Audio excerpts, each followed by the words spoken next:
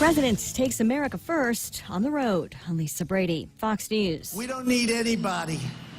We don't need anybody. President Trump talking about energy independence as he visits a new plant in Louisiana, citing an increase in liquefied natural gas exports as part of the reason for job growth.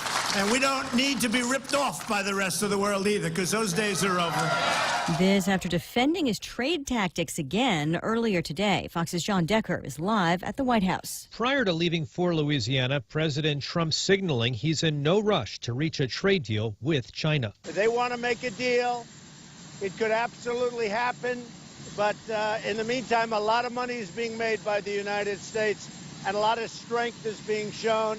This has never happened to China before. Although President Trump has received bipartisan support during his trade fight with China, the higher retaliatory tariffs this week announced by Beijing have raised new fears about the impact on farmers, retailers, and other businesses that rely on trade with China. Lisa? John, a partial rebound on Wall Street. The Dow up 209 at the bell.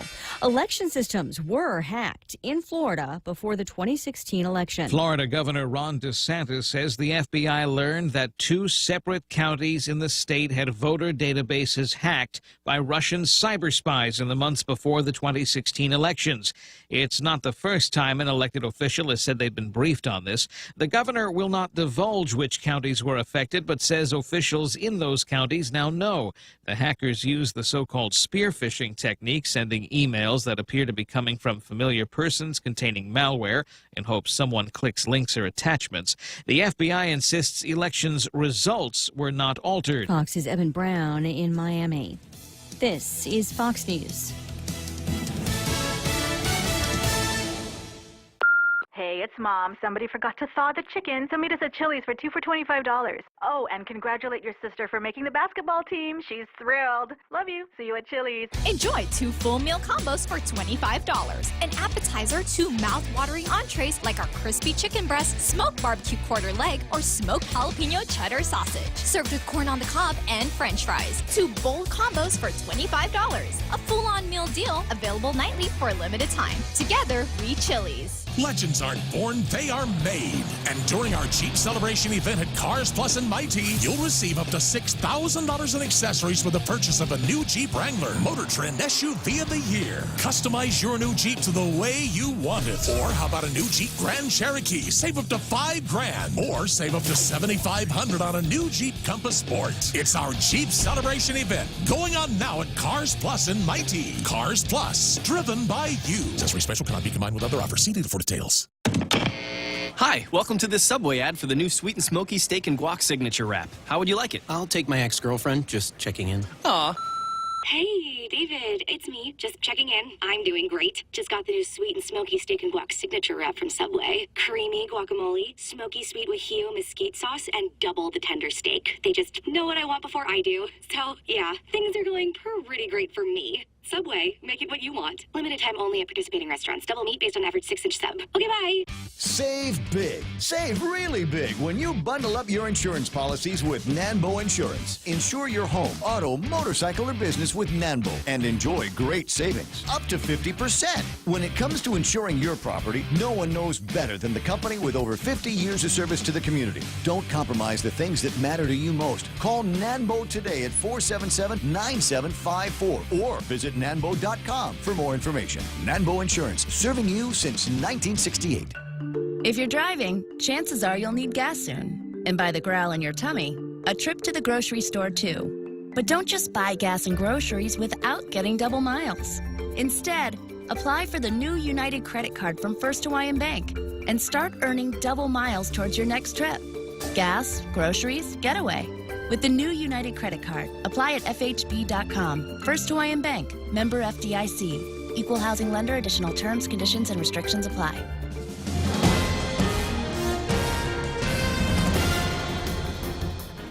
Half a day and good morning, Guam. News time here at The Point is 5 minutes past 6 a.m. this Wednesday morning. I'm Kevin Kerrigan. Here's a look now at some of the top stories from the Guam Daily Post. Guam continues to host the largest number of migrants from the freely associated states, according to a 2018 survey conducted by the U.S. Census Bureau. The recently released 2018 survey estimates there are 18,874 migrants on island from the Federated States of Micronesia, Palau, the Marshall Islands, and that's nearly half of the 38,114 total regional migrants counted during the last survey. Hawaii had the next highest estimated number of migrants with 16,680.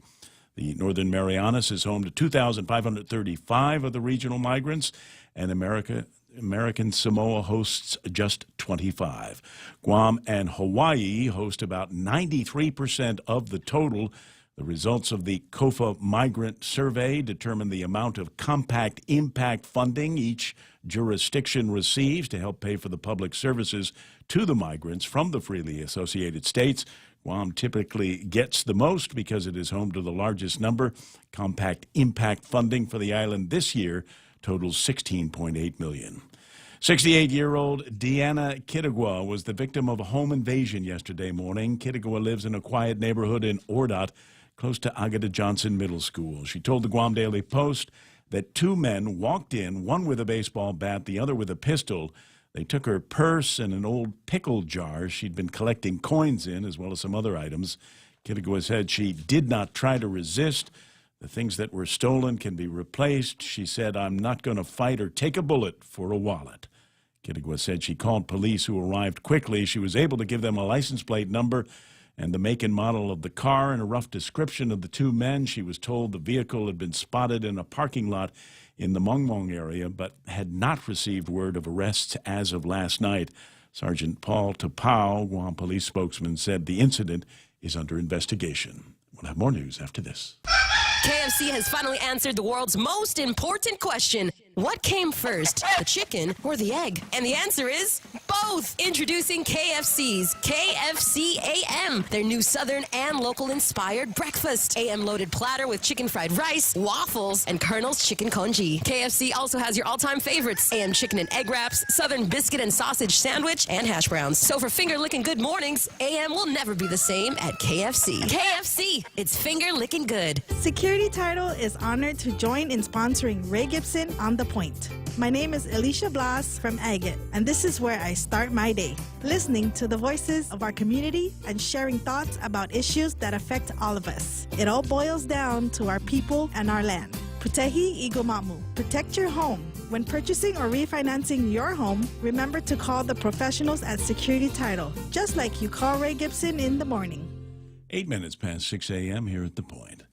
The Consolidated Commission on Utilities rescinded pay increases to 3 more executives at the Guam Power Authority last night, rolling them back to levels prior to November 27th of last year, the day the raises were discussed behind closed doors in violation of the open government law. Those 3 executives are Assistant General Manager of Administration Beatrice Limtiaco, whose pay increased from about $128,000 to nearly $145,000. Assistant General Manager of Operations Melinda Moffness, whose pay went from $145,000 to just over $155,000, and Assistant General Manager of Engineering John Cruz Jr., whose pay increased by about the same amount. Commissioner Judy Guthertz made the motion yesterday. Commissioner Mike Limtiaco seconded it. Beatrice Limtiaco is his wife. The rollbacks follow last week's reversal of pay adjustments to 6 other utility executives and lawyers and the CCU board secretary. The Attorney General determined that the CCU's actions had violated the law and the adjustments were void and needed to be paid back. Commissioner Simon Sanchez at the meeting yesterday said the CCU was given prior legal advice that executive session discussions on pay raises were proper. While it may seem wrong, he said, the CCU did not purposely act to violate the law, said Sanchez. 13 people signed up on Monday to submit bids on the gambling operations that'll make their return to the annual Liberation Carnival this year following a 2-year absence. The pre-bid conference was held at the Mayor's Council of Guam office in Agana, and only the 13 who showed up will be allowed to make bids, which must be submitted before 6 p.m. this Friday evening, when a public drawing will be held. The names of the highest bidders will be announced then, along with the amount they bid. However, Mayor's Council Executive Director Angel Sablan says the highest bidders still have to go through a vetting process before they are awarded the concession to run the games they bid on. Each vendor has to get a police clearance and register at the Department of Rev and Tax, and bid payments must be made by next Tuesday. The annual Liberation Carnival is set to kick off on June 5th, although Sablon says it may be delayed a few days to give the vendors enough time to get set up.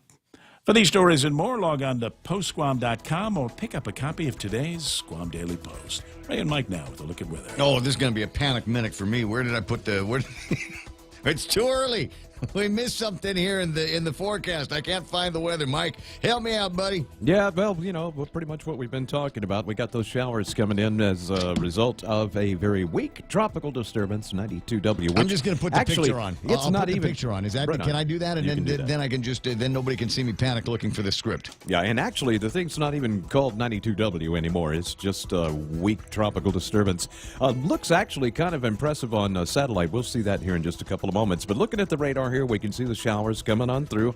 Chances are you may see a shower today, and that's good news because we really, really still need the rain. Weather report from Gigo says it rained earlier, and last night as I was headed home from my forays into the community, it was raining when I was on the road. Yeah. And I was digging that. Oh, it was nice. Because the road gets all slippery and everything, and you're not really sure how you're driving. I was doing sideways. I was like drifting. Nice. Yeah, I'm sure all of your neighbors appreciated that. And yeah, I just stay at home when it rains. That's why, because I know you're out there. Looking at satellite here, we can see what I'm talking about. Actually, fairly impressive on the satellite. Big blob way out to the east. That is the heart and soul of this weak tropical disturbance. And the trough extends from where you see the blobage south of the Guam Pointer over to the bigger blobage there. That is the elongated trough right there. And the wind is circulating in a counterclockwise fashion along that stretch of land there. Way. And that's just how it goes this time of year with these types of systems. Also looking at satellite, you can see the pinks. That means still a lot of dry air in the area and even a cold front nearby. Got all kinds of things happening in the weather right now. But for us, just a little bit of rain, and it'll be hot. Should we be putting up our earthquake shutters today? They had the big one down in Papua New Guinea, right? Yeah, I had a 7-something there, but 7.5 I think is what they changed. They downgraded it. No, I don't think so. But it's funny you would mention that because I got to thinking about it yesterday and I got to looking back into history, and actually it's been since 2002 that we had an earthquake over 6.5, and we normally get them a little more frequently than that. So, right. So I know what you're saying, and if it happens, it will be a miracle now that you've called it. On the other hand, if it happens, people are going to say, it's that devil Michael Knight. You brought it up. You called it. No, because I was asking about whether I needed to put earthquake shutters up. I wasn't asking for your predictions. What's James Howard say? He's got that website. He's got that website where they talk about the possibility that there might be something, James thinks the world could end at any moment. Well, no, he's correct on that. Yeah. I mean, for sure. I'm just wondering what the possibility is it's going to end in some kind of earthquake cataclysm, and will it happen today? I don't think so. I hope not. I got plans. Yeah, right. 6:13 in the morning. That's news and weather together here on The Point, brought to you by Bank Pacific. Where others put branches, they place roots. We have some really great home loan programs, but did you know we have great business loans too? Every day we're working with companies to purchase equipment, to buy or build properties, or make tenant improvements. We offer letters of credit, working capital, and term loans, and we make all of our credit decisions here. Commercial loans, commercial banking from Bank Pacific. Bank Pacific, where others put branches, we place roots. Equal housing lender, member FDIC. Viva Bank Pacific. Portions of the Ray Gibson Show brought to you by American President Lines. APL is shipping the future. Guys over at Micronesia Renewable Energy. Never been a better time to go solar, especially now that they've got the whole battery and solar systems. You can make your own little GPA at your house. The guys over at Guam Regional Medical City, first choice for your specialty care needs. And we talked to, who did we talk to yesterday? It was Brandon that we talked to over at Cars Plus, telling me all about the great Mopar accessories, up to $6,000 worth of Mopar accessories that you can get for your Jeep Wrangler when you buy one today over at Cars Plus. Don't forget King's Restaurant, where they've got the crazy 19 menu. Did I put enough emphasis on the crazy stuff? Their breakfast, lunch, dinner, appetizers, and desserts have all been reconfigured. Find them at King's in Tamuning and Harmon. Always open and always local. The Ray Gibson Show. Morning talk that matters. Call now. 888-TALK. That's 888-8255.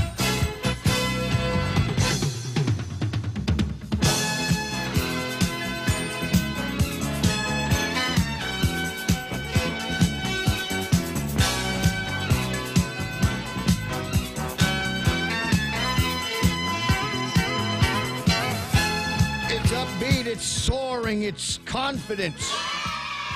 Talking about the music that I use in the beginning of the program here launches me into this kind of talk radio kind of, I don't know, thing that I get into for the next, locked into for the next 4 hours. And I kind of like it. Hope you like it too. Hope it's a great way to start your morning, and welcome to it. I did find the weather mostly cloudy this morning, becoming partly cloudy by midday, isolated showers. Winds out of the east 10 to 15 miles an hour. That's BS. Decreasing overnight, highs around 88, and overnight lows about 79 degrees. I say it's BS because I had to run against that wind yesterday, and it was one of those things. I went out as usual. I try to run at the hottest, most challenging time of the day, and I found that yesterday about 5 from Paseo North. Just a struggle against that wind. And it felt like it was crosswinding me on the way back, even to the car. But I tell you what, I'm not saying this because I'm like some kind of super athlete or something like that. I will say the challenge is worth the reward. Reward in this case, a big tall guy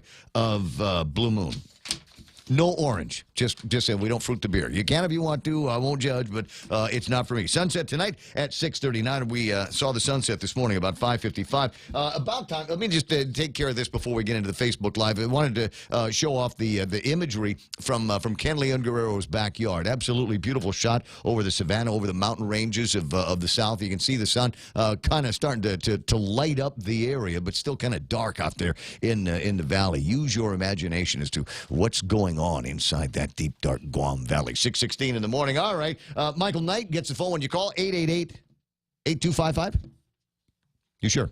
888-8255 is the telephone number here at this radio station. Indeed. And Michael Knight, joined by Kevin Kerrigan from the Guam Daily Post. And you'll hear a little bit of extra rustling here in the studio. Go ahead and turn on Nick Delgado's microphone so we can get him on camera. Nick Delgado in the studio because Kevin Kerrigan is going to be AWOL. What is it, a day or a week? What did you decide you were going to be doing? Oh, I don't know. At some point, Kevin is not going to be here, and so today is training day for Nick Delgado. That's right.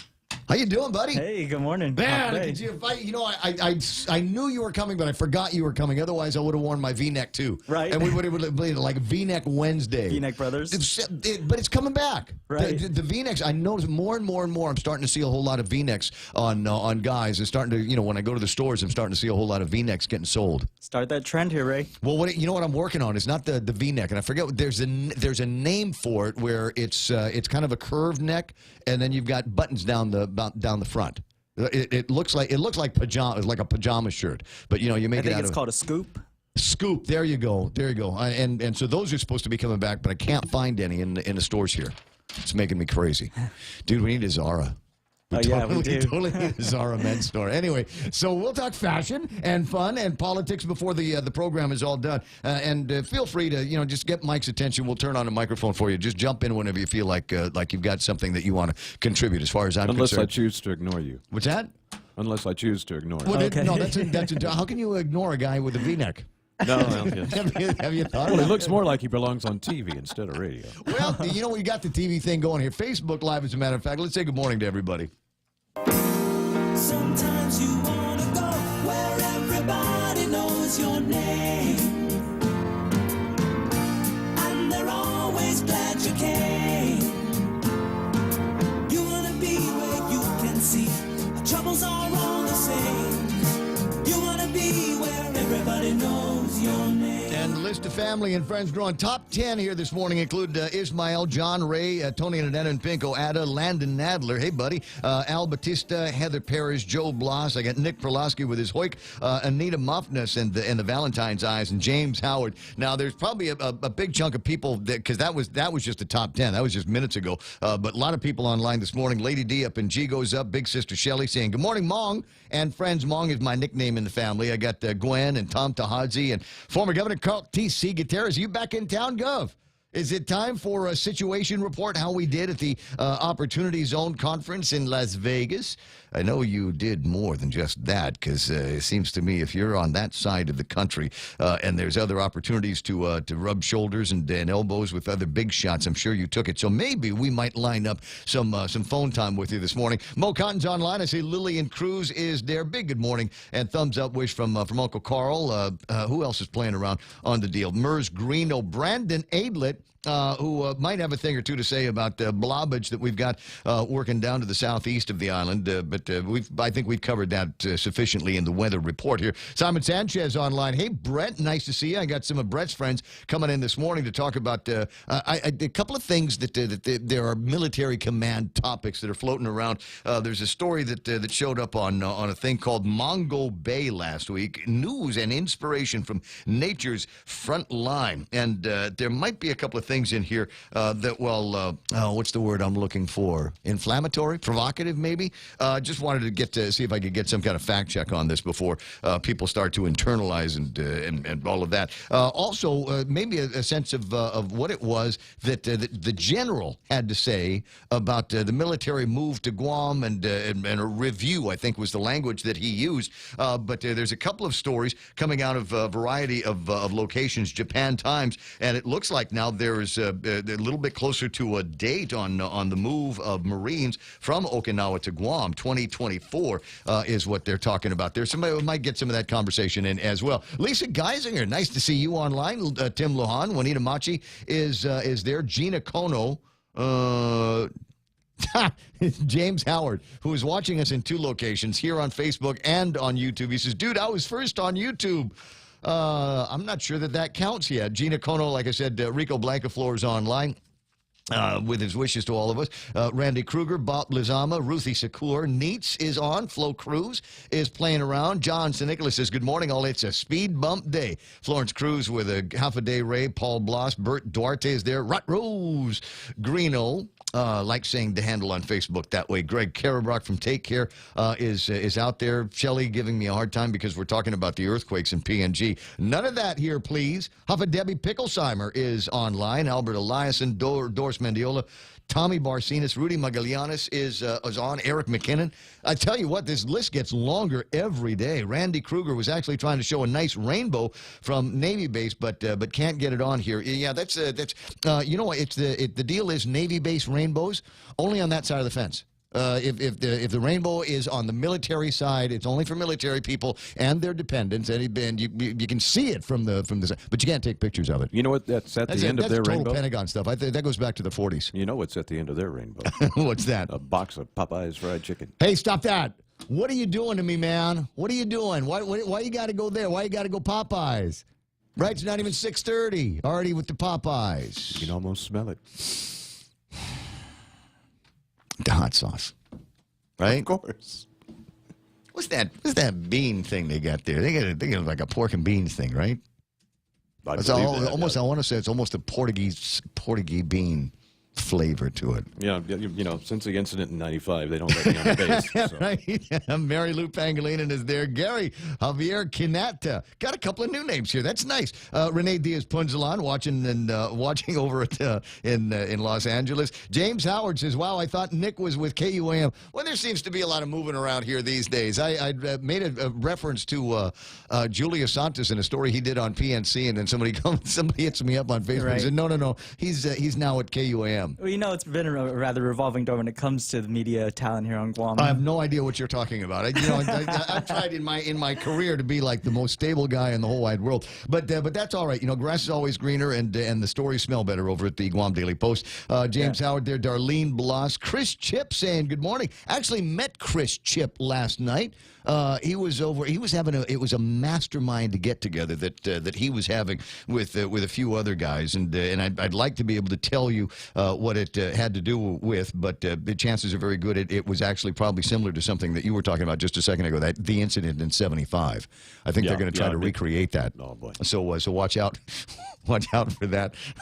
What a way to wake up right before work. Debbie Picklesheimer says, yes, red beans and rice. Ismail, nothing wrong with hippies and weed. Have no peace. See what? See that weed instead of weed? Huh?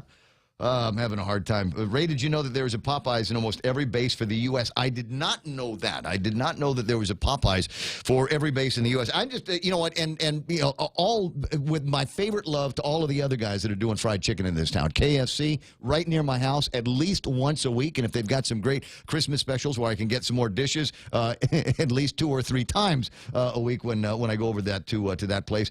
Chicken Joy's got some everybody's new favorite Chicken Joy chicken over at Jolly Bees. Did you have some? Yep. You know, I still haven't had any. Have you, Nick, Jollibees? Haven't had the pleasure yet. Kevin Kerrigan, Jollibees. Don't want to wait in line. There's no. Apparently, they've taken the rosary tent down.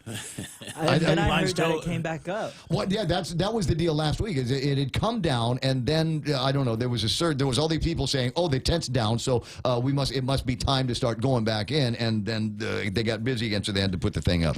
People all about the hype. It's all but it's apparently it's supposed to be pretty good. Yeah. Right. And the last time I had Chicken Joy was a couple of years ago, actually in Manila. So we'll see how it plays out. Anyway, 6:25 in the morning, and that's for now all of the names that I've got time to pronounce here on the Facebook Live. Big bunches of people joining in. Do me a favor, especially if you're new, click the share button on your Facebook Live. There's I'd love for you to be able to share this broadcast with people that follow you all the way around the island and even the planet. I think that'd be cool. So what was I looking at? I was looking at Ken's picture. Do I have another picture of something? Yes. Risk Factor. This is from James Howard, and as I said, he's got this website that he goes to, or it's an app or something like that, that seems to want to predict where the next quake might be. Yeah, it does so based on sun activity and some other things. That there could be some correlation there, and a lot of times the site actually is pretty good. The thing about it is earthquakes are always happening everywhere all the time. So for someone to say that they can predict them, I'm just not so sure. It's like government corruption. They're just somewhere, someplace, there's always some kind of corruption that is going on. The fact is we are living on a living planet. It is always adjusting and making its moves and doing its thing, and earthquakes is part of that. So, So anyway, that's the deal. Risk factor snapshot there, and you've got the bright light over where it says PNG, and then there's another one north of Guam, or due north of that. Where's that going to be? That's looking Okinawa Japan? area. Yeah, that's looking up around Okinawa area. Maybe. Well, no, that's even up around Tokyo. Maybe. No, I'm not going to worry too much about that. As far as I'm okay with a bunch of little ones because it means that those adjustments are taking place and pressure's not building up. Next picture I'm showing up on Facebook Live is Michael Knight's picture of what it looked like out in the backyard this morning. Yeah, it was nice and clear as I looked up towards the sunrise. Got a few more of those crepuscular rays. A little better than yesterday. Crepuscular rays, or is that the wires from the streetlights? No, definitely crepusculars. Yeah, especially on the left side of the picture. Okay, all right. So we got that going for us. Beautiful morning, and that's part of our daily assignments here. Is if you are outside, out of doors, did you catch a nice sunset last night? I was going for it, but like I said, there was a tall thing of blue moon waiting for me somewhere else, so I decided to go for that instead of the sunset. But if you got a great sunset from last night, or a groovy sunrise from this morning, or if you're up early and just want something to do, or an excuse to add us to your WhatsApp chat, 988-5874 is our number. So take a picture of something and send it to us there this morning. 888-825-5888-TALK.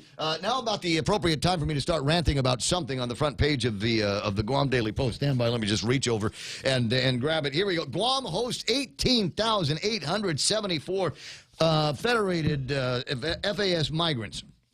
FAS is, what's the FAS? Federated States of Micronesia is FSM. FAS is Freely Associated. There we go. Thanks very much. Appreciate the backup there, Kevin Kerrigan. And so you think about the number. I'm going to round this up because apparently the margin of error on this thing for Guam and CNMI and Hawaii, apparently our margin of error on this is something like 3,000. I mean, it could be as low as 14,000 and change. It could be as high as 21,000 and change. I'm just rounding it up to about 19,000. I feel pretty confident with that number here. It feels like more, right? I mean, 19,000 people it's a lot, but I don't know why. It just feels like more. Maybe there's just more headlines about them. Maybe we see them more.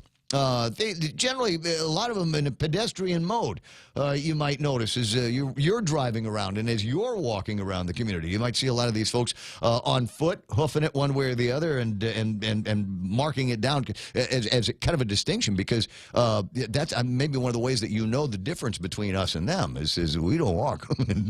You see a Chamorro on the side of the road, you pull over and say, is something wrong with your car? That's the way it's been since I was a little boy. All of a sudden, we've got these compact migrants that are living around here, and you go, okay, well, that's just them, no car, or somebody else has got the car, or they just like to walk from place to place. Anyway, so for me, maybe just a little bit more visible. But you got that story there, and if you add up the numbers, just FAS migrants, about 38,000 in total. And the question that I have is, who's still living in the freely associated states. And 38,000 people. How large is their population to begin with? It would seem to me that that constitutes an incredible manpower drain and brain drain out in that part of the Pacific. Very, very interesting numbers. And then there's another story that you'll see in the Guam Daily Post. It feels like a rerun, and I'm not sure why. $16.8 million in compact impact funds are coming to Guam. And Kevin Kerrigan wrote that story. Guam will receive $16.8 million in compact impact funding for the 2019 fiscal year. And you might be one of those people go, well, $16.8 million, not too shabby. Not too shabby at all. Help defray the costs, the impact, if you will, of the compacts of free association here on Guam. But if you have a calculator handy, you might want to take the numbers out there. $16.8 million, and you divide that by the 19,000 or so just FAS migrants that we've got here on Guam, and that would give you about $885 per head. Does that sound about right for education, health, welfare, etc.? Does that sound like that is an acceptable dollar for compensation?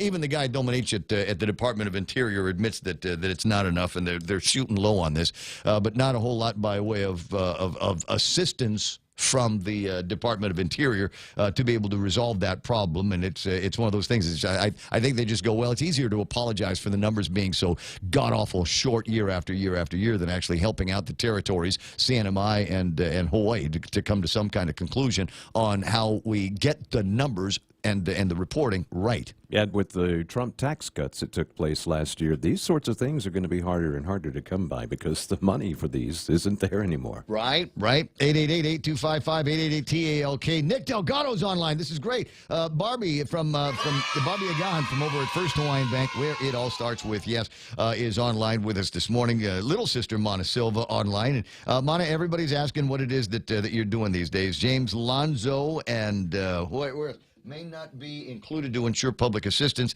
There's got to be more here that are probably not counted in that survey. I agree. It might be a lot of people, as soon as somebody started knocking on a door asking about names and numbers and where you're from, could be a lot of guys snuck out the back way. John Ray Taitano, a lot more visible on security footage lately.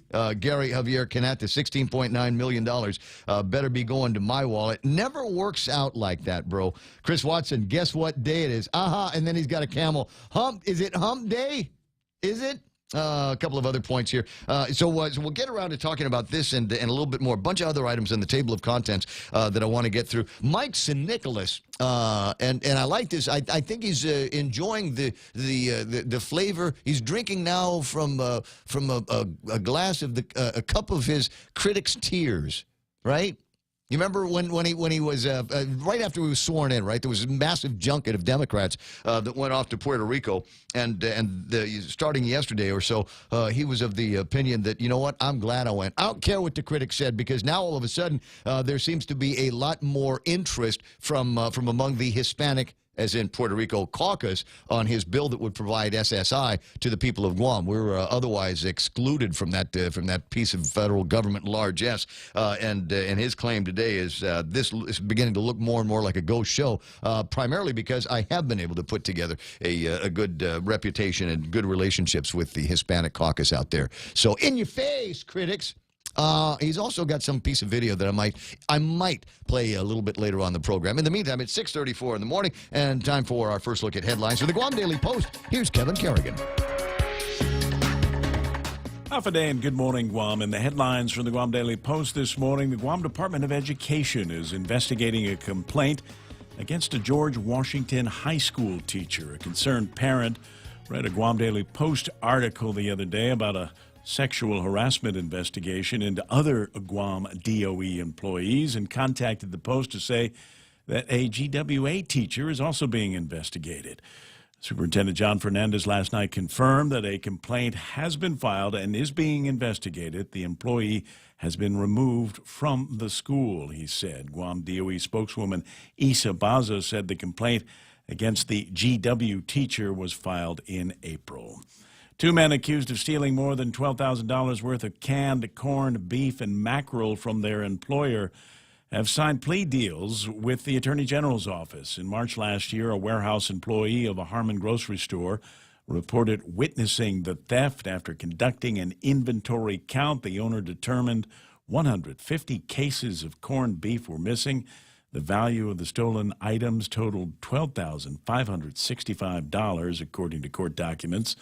31-year-old Edwin Gallo Campo, the warehouse manager, and 34-year-old Incinto Naimio, a former employee, were charged with theft of property and theft by receiving.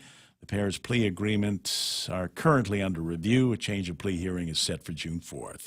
Guam Memorial Hospital has submitted a $191 million budget request for the upcoming fiscal year that includes a request for funds to cover pay raises for nurses. During a budget hearing yesterday at the legislature, Administrator Lillian Perez Posadas told senators the hospital expects revenues of about $104 million, and they're seeking an additional $87 million more to cover the shortfall in operations, as well as to pay for some capital improvement projects. Dr. Annie Bordallo, GMH Associate Administrator of Medical Services, said the planned salary increases for nurses is needed to keep the hospital's nurses from leaving to work somewhere else. The total amount needed to fund the nurses' salary increase is not yet clear. GMH's budget request has not been made public, and no copies were available for the public during yesterday's public hearing.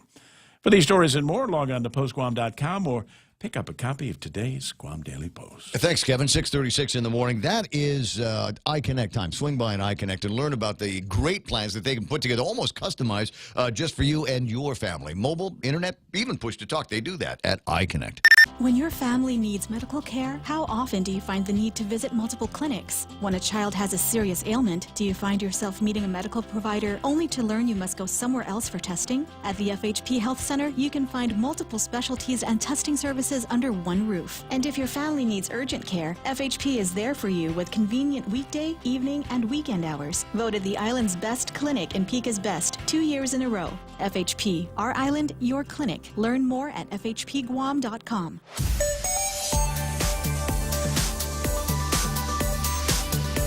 Traffic Gizmo time. Let me see if I can get some wisdom here off the screen, let you know where there might be some issues. Southbound Marine Corps Drive up in Jigo, right around the Payless area. You're going to see, you'll see things slow down a little bit, but it'll open back up, and you should not have any problem. I mean, if you're on the road right now, should be a straight shot. You know, keep your fingers crossed. You got green lights all the way. You could, frankly, get into the downtown Agutnia area in about 12, 13 minutes if you hold your nose right, because it doesn't look like there's anything on Marine Drive that's going to be slowing you down. A little bit busy on the intersections over by the Ocean Vista intersection, taking you into the airport area over by Home Depot, but that opens up handily before you even get to Marine Corps Drive. Route 16 looking good, moving into Route 10 looking good. Route 8 not so bad, a little bit busy over at the McMobile intersection, but once you pass that, straight shot into the downtown Agutnia area. 4 is running clean. In fact, 4 is running clean all the way around the island, even when it meets up with 17th, so no problems there. Everything looking good in Sumai. 6:38. Now is a good time to drive right now. Traffic here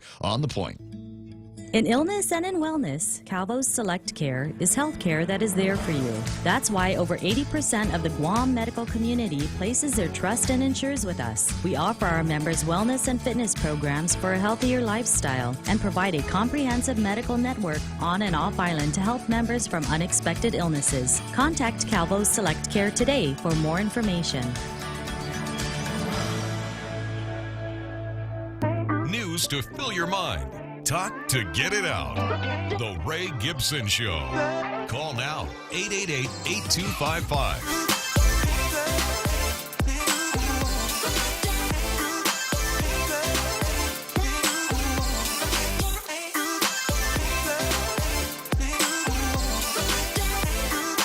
Got 20 away from 7 o'clock in the morning. 888-8255 is the phone number. WhatsApp at 988-5874. And looking over the headlines on the internet for Guam here this morning. It's one of those, I've told you about this. I get a Guam alert. So anytime there's something that mentions Guam in the internet, Google will flag it and send me a link to it. And this morning I got a couple of links that basically tell the same story. Okinawa-based U.S. Marines may start moving to Guam in October of 2024.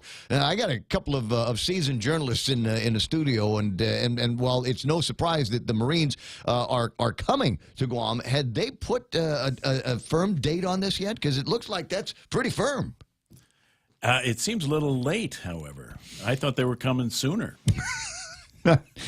I don't know. We've been talking about this for 20 years. That's right. I forget. It was supposed to be done in 2017, right? And I remember when that felt like it was far off. But yeah, that's the story. Japan Times in a story that they went out with about 9-10 hours ago. The planned transfer of U.S. Marine Corps personnel from Okinawa Prefecture to the U.S. Pacific Territory of Guam may start as early as October 2024 and be completed within 18 months, according to a Marine spokesman. The current plan will relocate approximately 5,000 Marines, of whom about 1,700 will be permanently based on Guam. The remainder rotated every half year.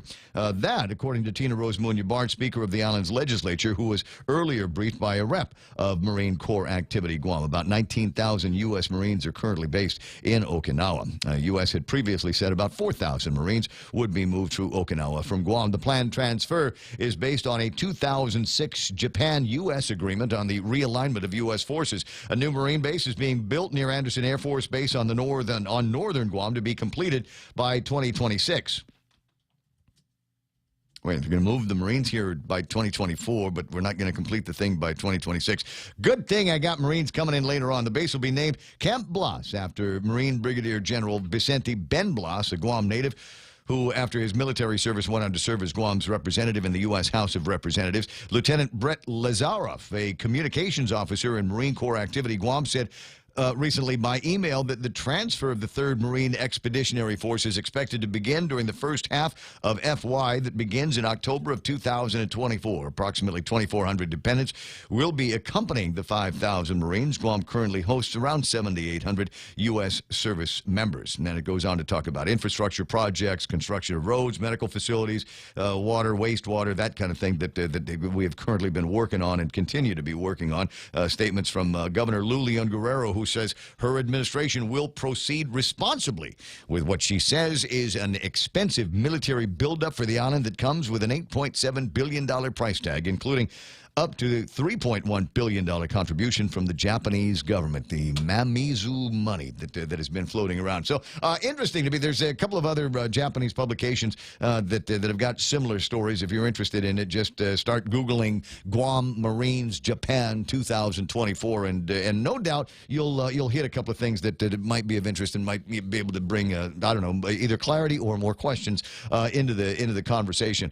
We do have a couple of interesting guests lined up. As I said, we got folks coming in from Marine Corps Activity this morning to talk about a story that you might have seen about Mongo Bay, and in this they lament the limestone work that is being done. It is one of the only places you can still hear the wing beats of an endangered Mariana fruit bat. I don't know if that's right.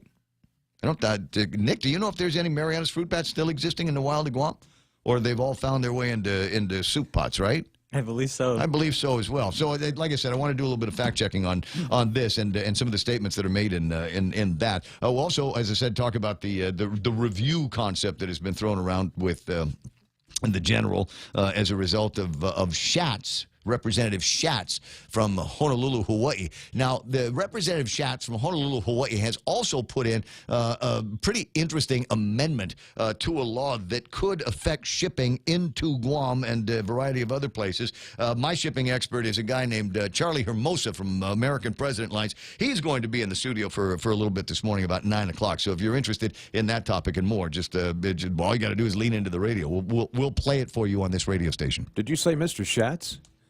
You mean the same? He thought he tooted, but in fact he shats? That guy. Just be careful how you say that. It's shots. Well, I don't know. I don't know how to pronounce it. I'm not from his district, but it looks like he's screwing around with ours, and so I'm just going to be protective. It's funny. I was looking for somebody's contact information, and found some communication between. And this goes back. You want to talk about military buildup stuff from a long time ago. It was a conversation, an email conversation I had with then Congressman and Robert Underwood about this guy Abercrombie and all of the things that it looked like Abercrombie was trying to do with the military buildup here on Guam and some of the things that he was trying to throw into Congress. Anyway, some really interesting stuff. Interesting times, as we say, with this military buildup and just the length of time that it's taken to get us to here, and now somebody saying, okay, 2024.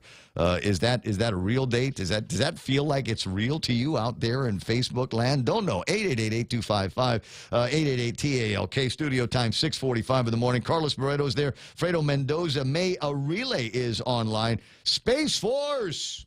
I can't disagree with that. In fact, every time every time you bring it up, you're absolutely right. Every time we start talking about the military buildup, Marines on the ground, and you and I in space, the Guam Space Force. Rich DeVera's online. Francis Salas. Something about Kenny Williams is there. Dennis Bensor wondering at 6:45 if he's the first today. No, I don't know. Can you play Mike Sinicolas' video from yesterday, his speech? You know what? I believe I can do that. Hold on a second. I thought I had everything queued up, and it's possible. This is going to be kind of disjointed. Mike, I'm going to need you to set up the Avra deal. And I couldn't even tell you about what it was. It's Guam, not Guatemala. Notwithstanding an innocent introductory error, it was a great honor to be the guest VIP speaker for a formal MOU signing between the Small Business Administration, the Minority Business Development Agency, and the Asia Pacific Islander American Chamber of Commerce. All right. That's the gist of the get-together and the speech that Mike Sinicolas delivered yesterday. Let me see if I can scare up some audio here on the way in, the introduction, and then maybe into the video. Mike's fine. Yeah. He's a Guatemalan politician currently serving as the delegate to the U.S. House of Representatives for Guam's at-large congressional district. He's a member of the Democratic Party. Sinicolas previously served as senator in the 32nd, 33rd, and 34th Guam legislature. How many are there? The cool part from his bio is that his paternal grandfather also served in the Guam Congress, and his maternal grandfather is the former Speaker of the Guam legislature. So, in his own right, in 1998, President Bill Clinton visited Guam and delivered a speech to a large rally gathered at Adamup. And as a young speaker, Sinicolas introduced President Clinton to the attendees.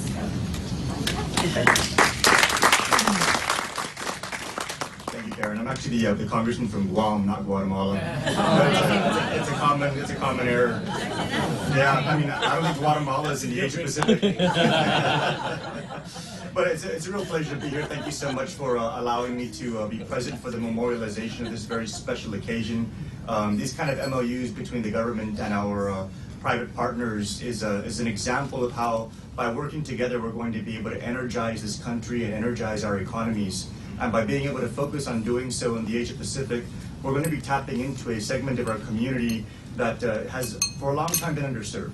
And for the SBA and the MBDA and ACE to be able to focus their efforts together to be able to address the issues in this community, I think it's going to be a very wonderful thing. Having been a senator on Guam for about 6 years, I've been able to see firsthand how important it is for us to partner up with the civic groups as well as the government. And these kind of partnerships are going to really open doors for a lot of communities. They're going to open doors for a lot of entrepreneurs, and those are the kind of opportunities that are going to really grow the economy in this country. And I would just like to extend an invitation to ACE to please consider Guam and opening up a chapter on Guam. Yeah, that's good. Yeah, absolutely. They're totally open to that. We have a lot of opportunities on Guam. As a matter of fact, Guam is the westernmost U.S. jurisdiction. We use the U.S. dollar. We're under the U.S. laws. And so if you're really wanting to reach out into Manila, Tokyo, Seoul, Hong Kong, we're 4 hours away from almost every single major Asian city. And so as a launching point for your businesses from America into Asia, Guam is a very strategic location. And it's for that reason that I've actually taken up a position in the Financial Services Committee. I've recently been appointed as the Vice Chairman of the Financial Services Committee in the House, which is very significant because a territory has never held a vice chairmanship, let alone a freshman member. Yeah. And I kind of broke with tradition because all of my predecessors previously were serving on the Armed Services Committee because Guam is a very important military location. But I think it's time for us to begin putting Guam on the map as a very important commercial destination. And so I would like to extend the invitation to ACE to begin exploring Guam as an opportunity for commercial prospects. And I would like to invite everybody in the room to please open up Guam, dust it off a little bit, and take a second look. Because we're not just a military base. We actually have some of the most sophisticated fiber optic networks in the world routing through Guam. United Airlines is a hub on Guam. And as far as tourism, we have more tourists per capita than anywhere else in the country. And so I really think that Guam has a lot of opportunities, and if we just kind of begin looking at it from a different angle, I think we can find a lot of strategic partnerships in this room. So I want to thank you all very much for the opportunity to be here, and Guam is very happy to have a seat at today's table. Thank you very much. Hey! He's got the sales pitch down, babe. He's got it's not just a military base. We got fiber optics. We got tourists from Japan. We got tourists from Korea around here. Everything except the white sandy beaches. He just could have laid it out like that a little bit more. Not bad for a couple of minutes of the speech. A little bit of flub from the hostess there that referred to him as the congressman from Guatemala, not necessarily Guam, but Mike St. and a little bit. I like to think of a home run. Comments on Facebook are resoundingly positive for all of that, and maybe even the Facebook lives that we've got here now. Not sure exactly where on the planet he is, but it'd be interesting to get caught up with him and get some comments on that, as well as the what was originally fallout that looks like it's going to turn into blessings with his relationship with people on the what is it, Hispanic caucus out in Congress. Lillian Cruz with clapping says, well done, Mike. James Schmidt's online. Mingo Ree. James Howard says he's like the Guam godfather. Cool, calm, and collected. Marlene Guerra is online. Prudential Menno asking, China and America trade war. What does it mean? I don't know. I'm not really worried that much about the trade war as much as there's some other saber rattling that is going on. North Korea yesterday with statements directing the United States of America to return the ship that we confiscated from them. They're sailing around the wrong waters with warnings, and the boat has been confiscated, and North Korea wants it back because I think that is their primary method of being able to smuggle things that they're not supposed to be smuggling between all the items that are on the embargo list that get smuggled. They're using that particular ship. Maybe when they give us our ship back, we'll give them theirs. Well, I don't know. They're going to be doing this tit for tat thing. You got to be careful because these guys are testing missiles, and while for the most part they have been failures to this point, they continue to test, and one of these days they're going to get it right, and we need to be wary of that. Plus, they also have allies in the region that we need to be wary of as well. Fredo Mendoza is there. Coach Dave Torrey is online there as well. 6:52 in the morning. Other items in the table of contents as I'm rolling through this thing, and as I said, my favorite thing is to get a copy of today's Guam Daily Post and go, all right, what here can I be outraged about? What else do I have that I can be outraged about? Woman, 68 years old, has been invaded in the home. She was there.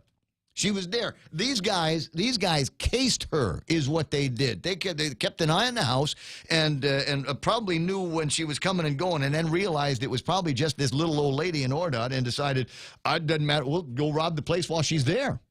So you knock on the door. Yeah, looking for Josh. Sorry, there's no Josh here. Oh, okay. Bye-bye. And when they realized that it was just her, by her lonesome, in the house, out in the boondocks, decided to gun up and weapon up, and then went in, and I cannot begin to imagine the fear that this woman had as these guys brush right by her in the house and start going through her stuff, stealing the purse, stealing a coin-filled jar, and it could have gone all kinds of south after that. Because we've got the kind of desperate thugs that we've got out here, and I worry about the CSCs. Criminal sexual conduct, but fortunately that didn't happen, and otherwise she is reported safe, shaken, I'm sure, but safe. And the big deal here is that it's out in Ordot, and Ordot Chelanpago. Wasn't that where the last home invasion was with the guy? It was in Ordot, Chalanpago. So we're starting to see, I don't know that it's some kind of a trend, but we certainly got some real bad dudes in that area. And the question I'm asking this morning, and the theme for today's program is, dude, let's home invasion the thugs. Let's go find out. The cops know who these guys are. The cops know where they live. You probably know. You know where the thugs are in your neighborhood. Dude, let's go mount up and let's go home invasion them. Let's go steal back our stuff from the thugs. You want to do that? There's got to be a way. I'm not advocating what do they call them, posses.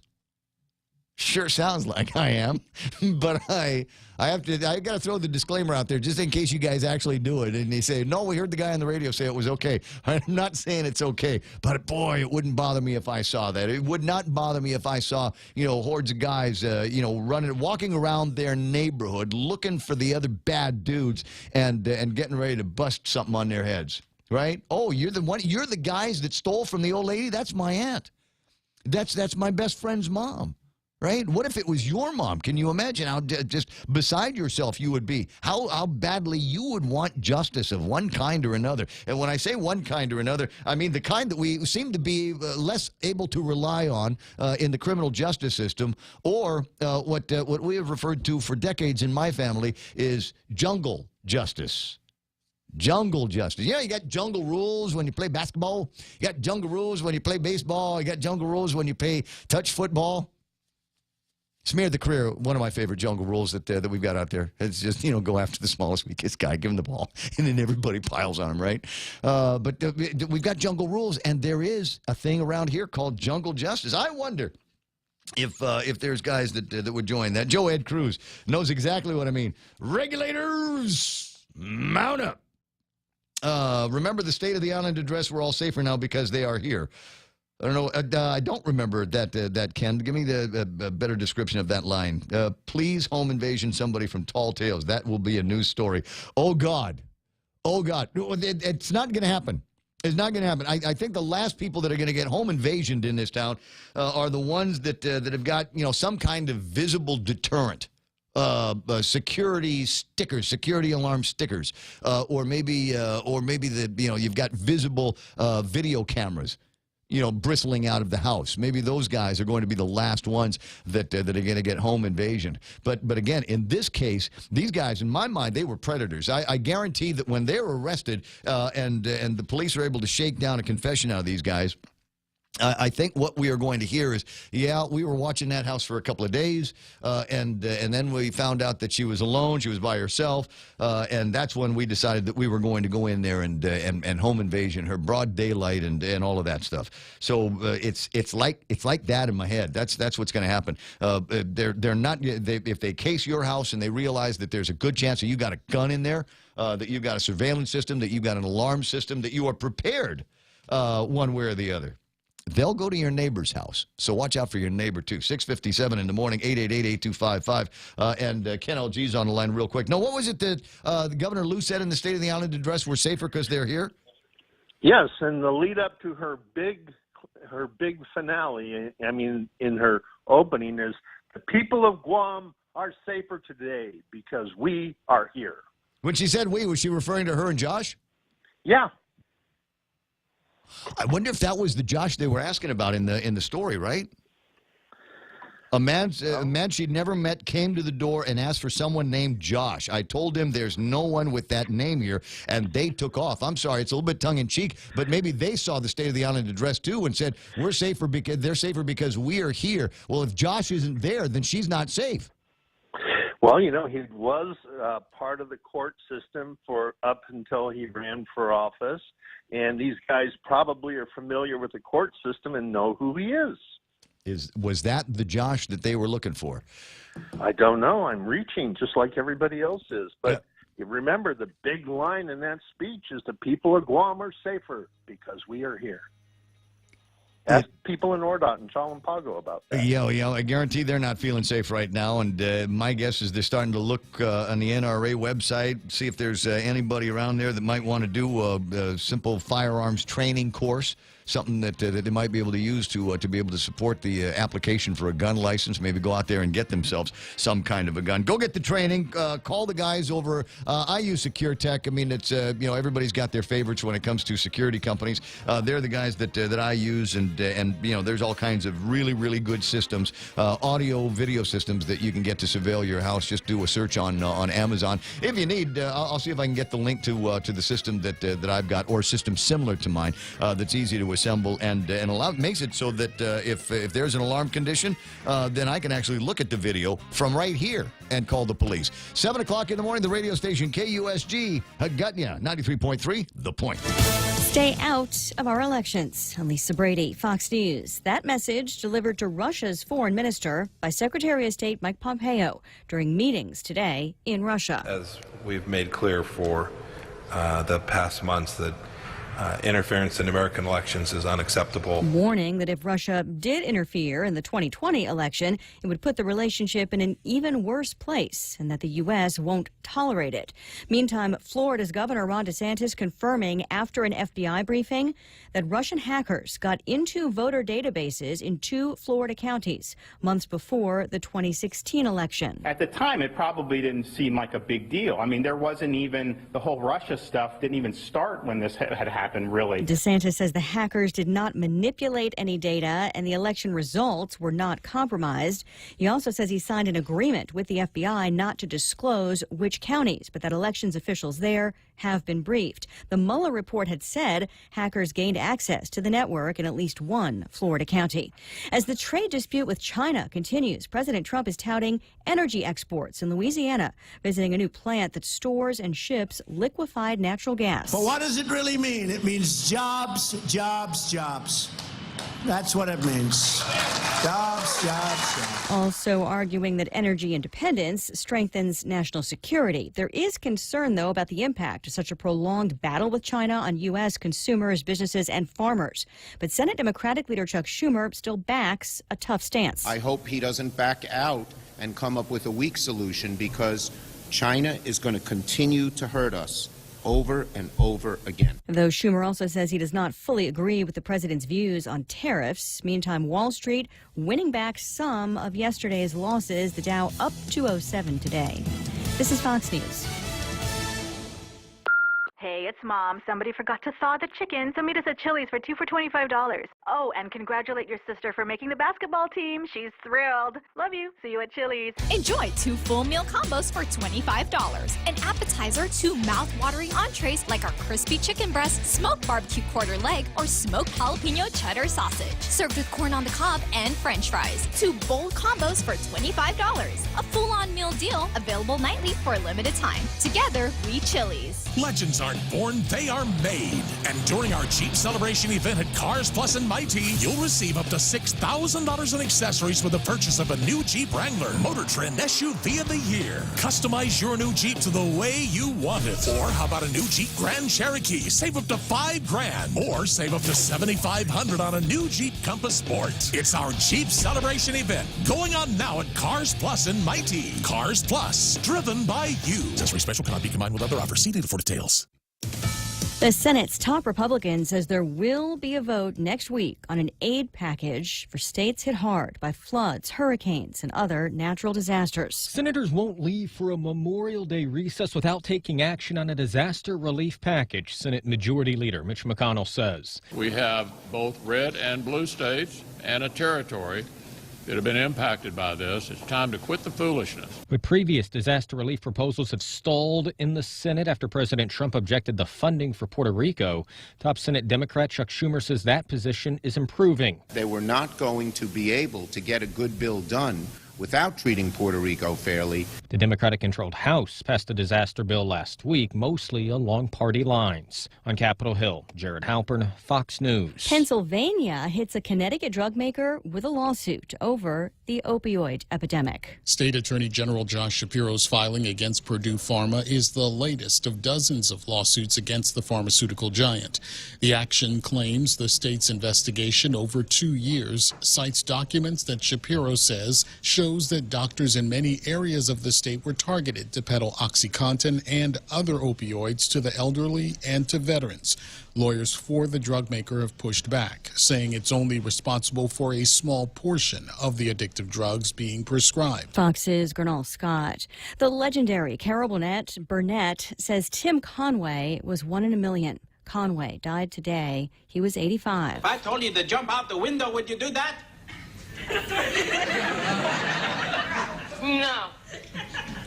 It's too bad. I had some hope for that. Best known for his years on The Carol Burnett Show, where he won 4 Emmys. He also did movies and other shows. Later in life, the voice of Barnacle Boy on SpongeBob SquarePants. I'm Lisa Brady. This is Fox News.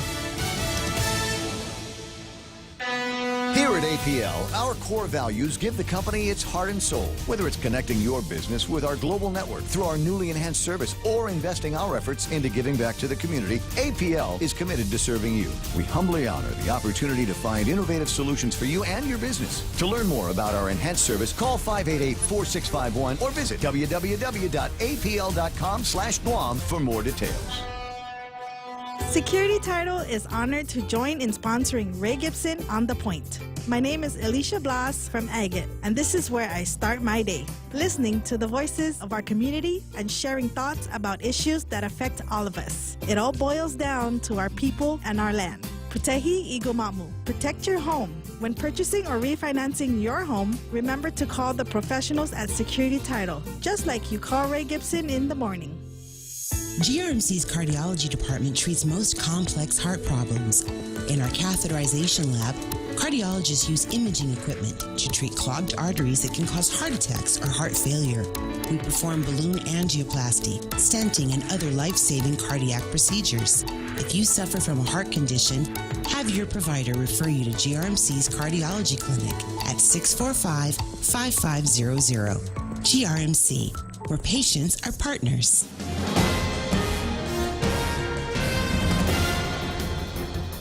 Half a day and good morning, Guam. News time here at The Point is 7 minutes past 7 a.m. this Wednesday morning. I'm Kevin Kerrigan. Here's a look now at some of the top stories from the Guam Daily Post. 68-year-old Deanna Kittigwa was the victim of a home invasion yesterday morning. Kittigwa lives in a quiet neighborhood in Ordot, close to Agata Johnson Middle School. She told the Guam Daily Post that 2 men walked into her home, one with a baseball bat, the other with a pistol. They took her purse and an old pickle jar she had been collecting coins in, as well as some other items. Kittigwa said she did not try to resist. The things that were stolen, she said, can be replaced. I'm not going to fight or take a bullet for a wallet, she said. Kittigwa said she called police, who arrived quickly. She was able to give them a license plate number and make and model of the car and a rough description of the 2 men. She was told the car had been spotted in a parking lot in the Mongmong area yesterday, but had not received any word of arrests as of last evening. Sergeant Paul Tapau, Guam Police spokesman, said the incident is under investigation. The Consolidated Commission on Utilities yesterday rescinded pay increases to 3 more executives at the Guam Power Authority, rolling them back to where they were prior to November 27th last year, when the raises were discussed behind closed doors in violation of Guam's open government law. The 3 executives whose pay will be rolled back are Assistant General Manager of Operations Melinda Mofnis, whose salary went from $145,000 to just over $155,000 last year. The salary for Assistant General Manager of Engineering and Technical Services John Cruz Jr., his salary was increased by the same amount, and Assistant General Manager of Administration Beatrice Limtiaco, whose pay went from $128,000 to nearly $145,000 following that closed-door meeting last November. Commissioner Judy Guthertz yesterday made the motion to roll those salaries back. Commissioner Mike Limtiaco seconded it. Beatrice Limtiaco is his wife. The rollbacks follow last week's reversal of pay adjustments to 6 other utility executives and lawyers and the CCU board secretary. Commissioner Simon Sanchez yesterday said the CCU was given prior legal advice that executive session discussions on pay raises were proper. While it may have been wrong, he said, the CCU did not purposely act to violate the law, said Sanchez. We'll have more news after this. Business travel just got easier. Take your data plan with you for only $10 a day to all 17 Data to Go destinations. Never worry about additional data roaming charges when you go where your business needs you. The US, China, Thailand, and so much more. Have the assurance you need to check emails, surf the web, and stay connected. Call 688-2677 today to make sure your account is Data to Go ready. Docomo Pacific. Better together. In illness and in wellness, Calvo's Select Care is health care that is there for you. That's why over 80% of the Guam medical community places their trust and insures with us. We offer our members wellness and fitness programs for a healthier lifestyle and provide a comprehensive medical network on and off island to help members from unexpected illnesses. Contact Calvo's Select Care today for more information.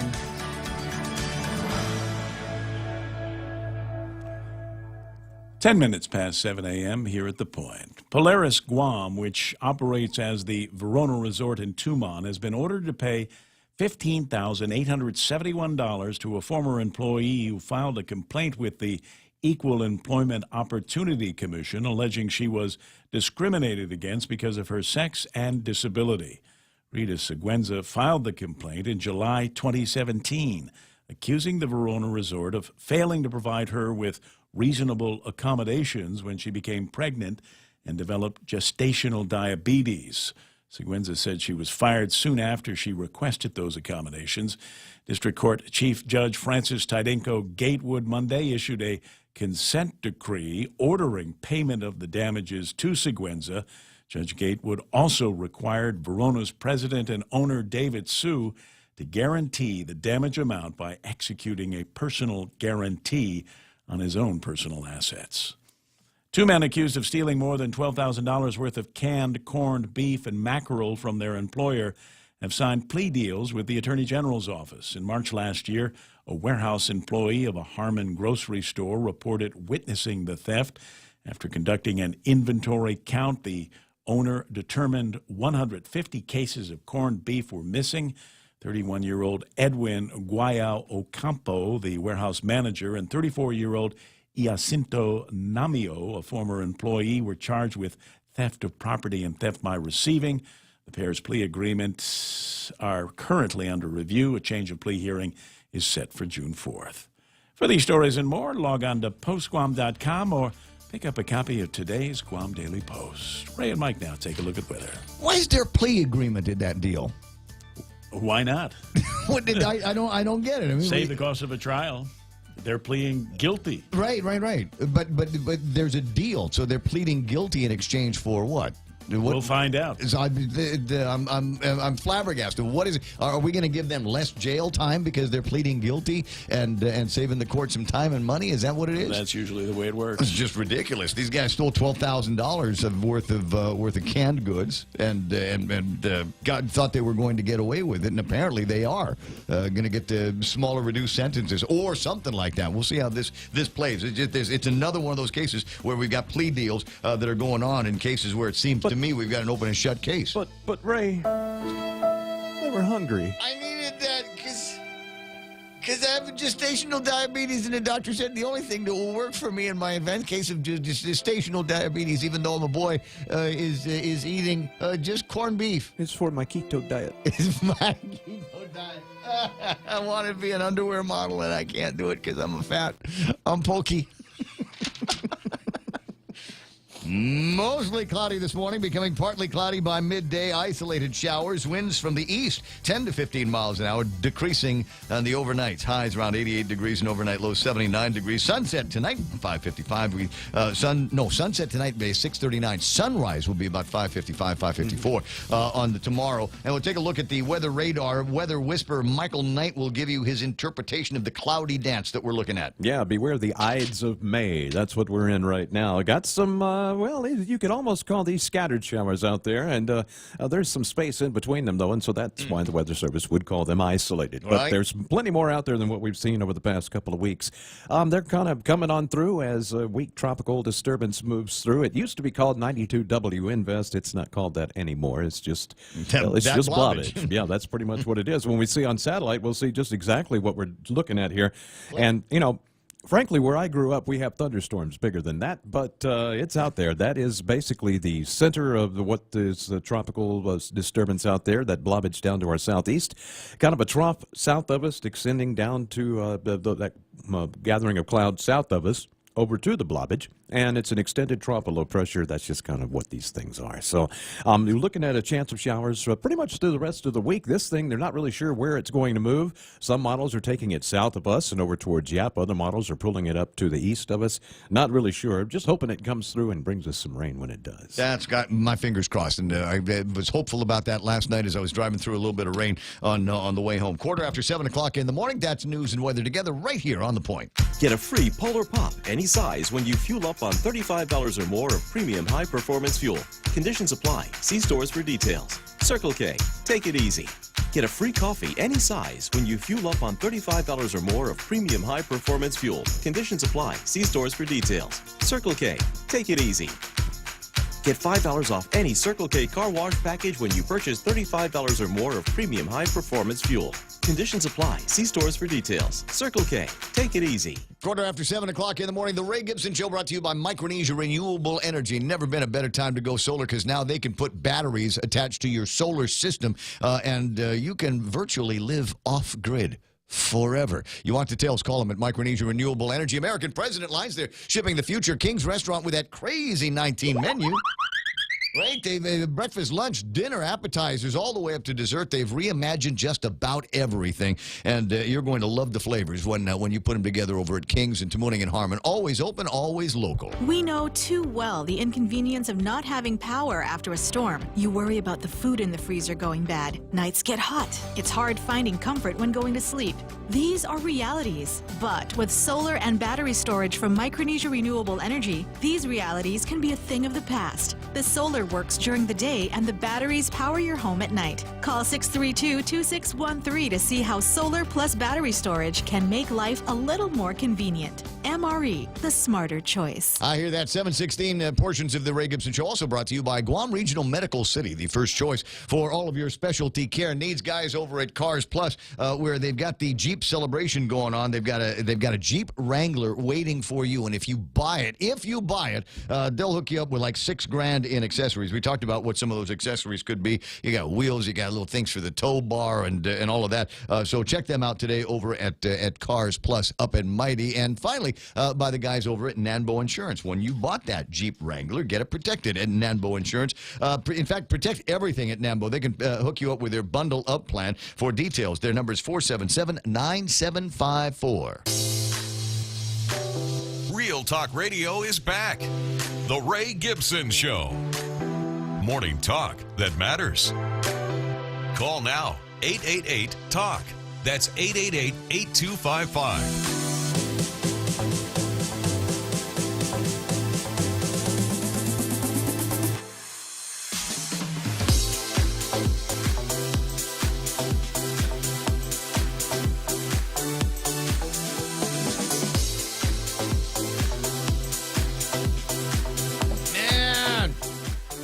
Just disappointing news on the Celebrity Death Watch. You know, we got Doris Day, who checked out yesterday, and who was it today? Tim Conway.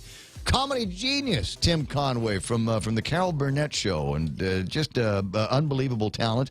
And you can go back and maybe do a thing on YouTube and see some of the stuff that he did with Carol Burnett. And it was, who was the other fella?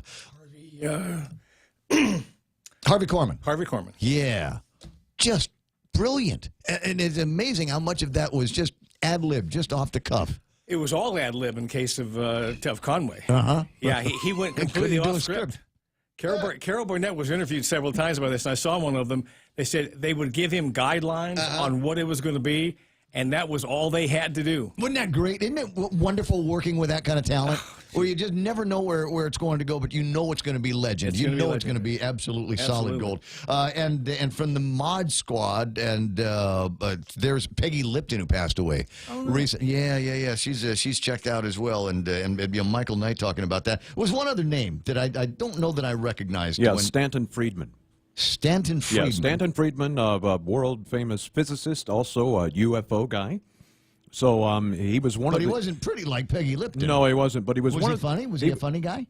He Could he could, make jokes? he could be, but he really wasn't. He was kind of a guy you just looked at and you were like, man, this guy, he must be a stick in the mud. Yeah. But for the UFO bunch and those that believe, in UFOs and the aliens tinfoil and hat things, crowd. he was, he was quite a spokesperson because he was one of the first really educated people to get behind the whole movement and say, yeah, these are probably real, and we would be stupid to think that they're not. Yeah. Prudential Menno talking about Red Skelton, who when I was a little kid, I mean, he was the king absolute king of funny.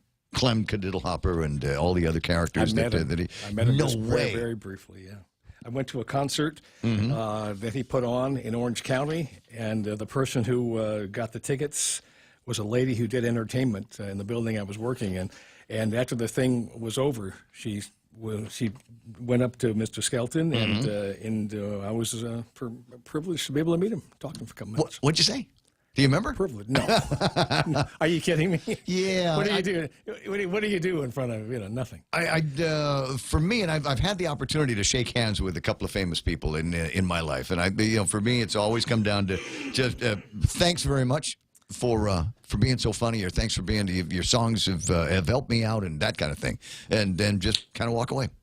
Just want to thank you for the memories. I met Charlton Heston in an alley. After get your hands off me, you damn dirty ass! He did a live play. It was about love letters. It was called, I think, and many actors had done this. But when I always wanted to see it, but then they lined up Heston and Stephanie.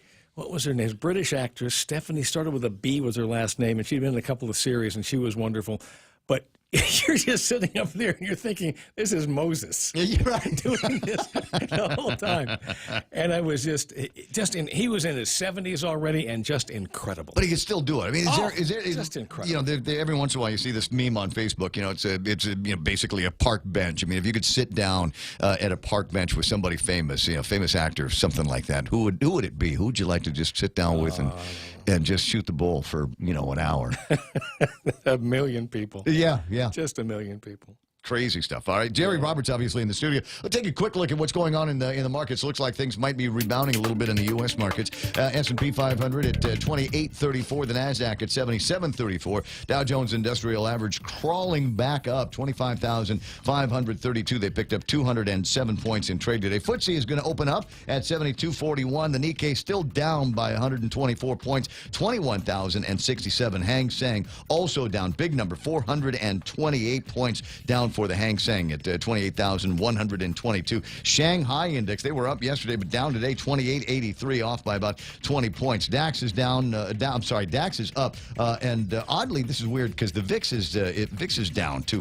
I usually consider VIX kind of a misery index. You'd think with the markets, especially the Asian markets, down as much as they are, the VIX would be down, at least a little bit up, but off by about 2.5 points in trade there. On the commodities, it's bad.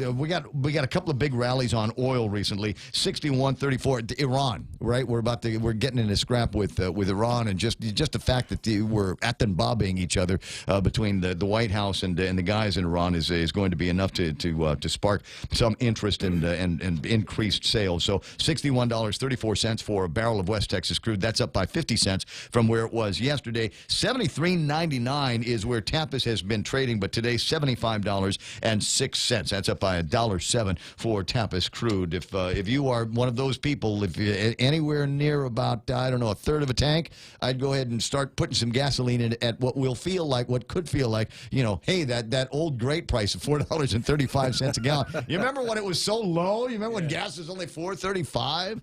We'll see how that plays out over the next couple of days, but that's where the markets are going. I was looking to see if there might be some kind of new news information on what's going on with this trade war that we seem to be in with China. The tariffs they're on. Trump questioning maybe utilizing setting up another $325 billion worth of tariff adjustments against China as well. And what's the Chinese response? Well, Jeff Cox of CNBC says they might be convinced to do something which some economists have referred to as China's nuclear option, which is sell off the U.S. Treasury bonds that they own. A lot. A lot of. A lot of. What's the number here? I'm trying to figure out where the number is. China currently owns $1.13 trillion in treasuries, a fraction of the $22 trillion in U.S. debt outstanding by 17.7% of the various securities held by foreign governments, according to data. Should the Chinese decide to walk away or reduce their role in the market, that, at least in theory, could create a substantial dislocation for a country such as the U.S. that relies so much on sovereign entities to buy its paper. What if that spreads like a cold in the family and we can't support our massive debt in this country? Yup. Nuclear option, they say. It's a major game being played by the superpowers. It's okay. Who's advising him? Who's advising the other guy, too? Well, there's that. Think about it. $8,000 or so is my understanding on where Bitcoin is. Today is not the official day for us to look at Bitcoin. We usually generally do that on Thursdays because Mike said so. But around 8,000, I think, from, is it Rico or Magallanes that said so? Anyway, we'll take a look at some of those numbers. But the interesting thing is that it's not dragging all the other, the altcoins, the other cryptocurrency coins. It's not bringing them up percentage-wise the same way. It's strange right now. You would think, right? Yeah, it hasn't been doing just kind of different markets out there. All right, a couple of things going on. I see Hannah Iriarte online, and that means that it's time for me to start talking about the harassment in the workplace session that they're going to be doing tomorrow over at the Department of Labor. If you want information, go to dol.guam.gov/events and get yourself signed up. It is absolutely free. Harassment in the workplace, small business opportunities coming up on May the 23rd, and disability law in the workplace, May the 30th. Disability law, free workshop with the Department of Labor. You don't want to be the next Verona. Verona got hit with a consent decree. I mean, never mind just a mad and angry look from the judge, an actual consent decree from the district court judge against Verona and all kinds of stuff, including the what is it? The attachment to security of the owner's personal assets. The personal guarantee. So you want to avoid that as possible. Here is your free insurance from the Department of Labor. You want details on that? As I said, get a hold of dol.guam.gov on the World Wide Web, and they'd be happy to set you up for your opportunity to go in there. Speaking of other wage and labor issues, yesterday I was railing against the idea over at the legislature, and unfortunately it's going to happen. It's foregone conclusion. We got 10 people behind it. I'm thinking of the 10 people that have signed off on this legislation. How many of them have actually run a business? Yeah, probably none of them, or maybe who knows? But the point is that's the only card they get to play anymore, is wage increases. Now, let me call a couple of people out, and not because of anything they've done wrong, because of things they've done right. First of all, Regine Bisco-Lee. We've been talking about her recently because she put that bill forth. Bill 1? Bill 1. Everybody loves it. Everybody loved it, to reduce the BPT. Clint Rogel. Now, I don't smoke dope. It doesn't matter to me. But, I mean, that's something he worked very hard on to get that bill passed. So they've both proven themselves to be effective in getting bills through. So I'm going to call both of them out, and I want them together. They can work on something even larger. This has got to go much bigger than just wage and salary increases. This has got to go to the issues that we've been talking about for a while. Getting off island and getting more businesses in here. Carl Gutierrez is one guy with a small team. This needs to be a concerted effort. You put some money behind it. And I'm talking about $3 to $5 million a year. I first talked into a Rotary Club 26 years ago about this. 26 years ago. This idea I floated out there because that's something I learned in Orange County at a big trade fair that was there. So we need to put teams on the road. When's the best time to plant a tree? 20 years ago. When's the next best time? Now. So you do it. You get these teams together, and you get the University of Guam involved in GCC, because we've got to, you can't attract companies to the island to bring their businesses and their investment here unless there's a trained workforce. It's got to be a concerted effort. All things moving at the same time. We were talking about this yesterday with Ken. Ken's argument is that the island keeps the wages artificially low, and I said that's not true. The fact of the matter is we don't have the jobs that will support higher wages. Exactly. I got a guy. I'll pay $20 an hour for a guy to come and see after my Cisco system here at the radio station, but I ain't going to pay $20 an hour for the guy that empties the trash. Right, and the guy that there's plenty of guys. I mean, if he doesn't want to work for what I want to pay him, I'll get another 2 or 3 guys, because there's no skill required to empty the trash can. And the trouble is, there's too many of those kinds of folks with those kinds of skills on the island and not enough of the guys with the Cisco skills on the island. And if you want to bring businesses in that are going to drop several $1 million in investment instead of going someplace else to do it, if we're going to compete for that kind of a market, you've got to have the talent here ready to go. Because when they say yes and they sign the paper, you've got to have people standing by to be hired. We got the English-speaking literate workforce out there. You know, we got to maybe not. If you take a look at some of the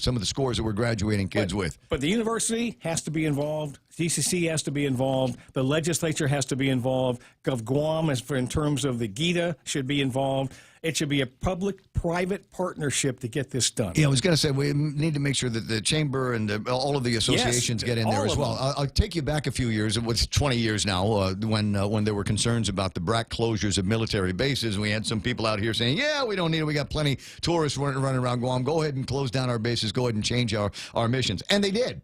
And then the Japanese stopped coming for a while. All of a sudden, their market hit the toilet, and we're looking around going, well, maybe we need to get a little bit more military presence on Guam. And they put together the Armed Forces Services Committee at the Chamber of Commerce. And those guys went out and lobbied and managed to get interest. I recall interest in home porting a carrier here on Guam. There was some talk about that. And then they said, well, how about we're not going to home port any carrier. How about we just move a bunch of Marines to Guam? What do you think of that? Maybe we'll do something like that, spend billions of dollars on Guam, and then import several thousand people to Guam that have jobs, that already have jobs. And maybe we'll have some of those skills that we're talking about.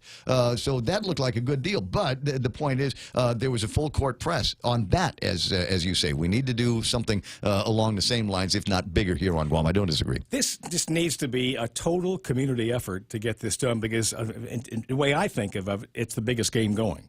Because this is the future.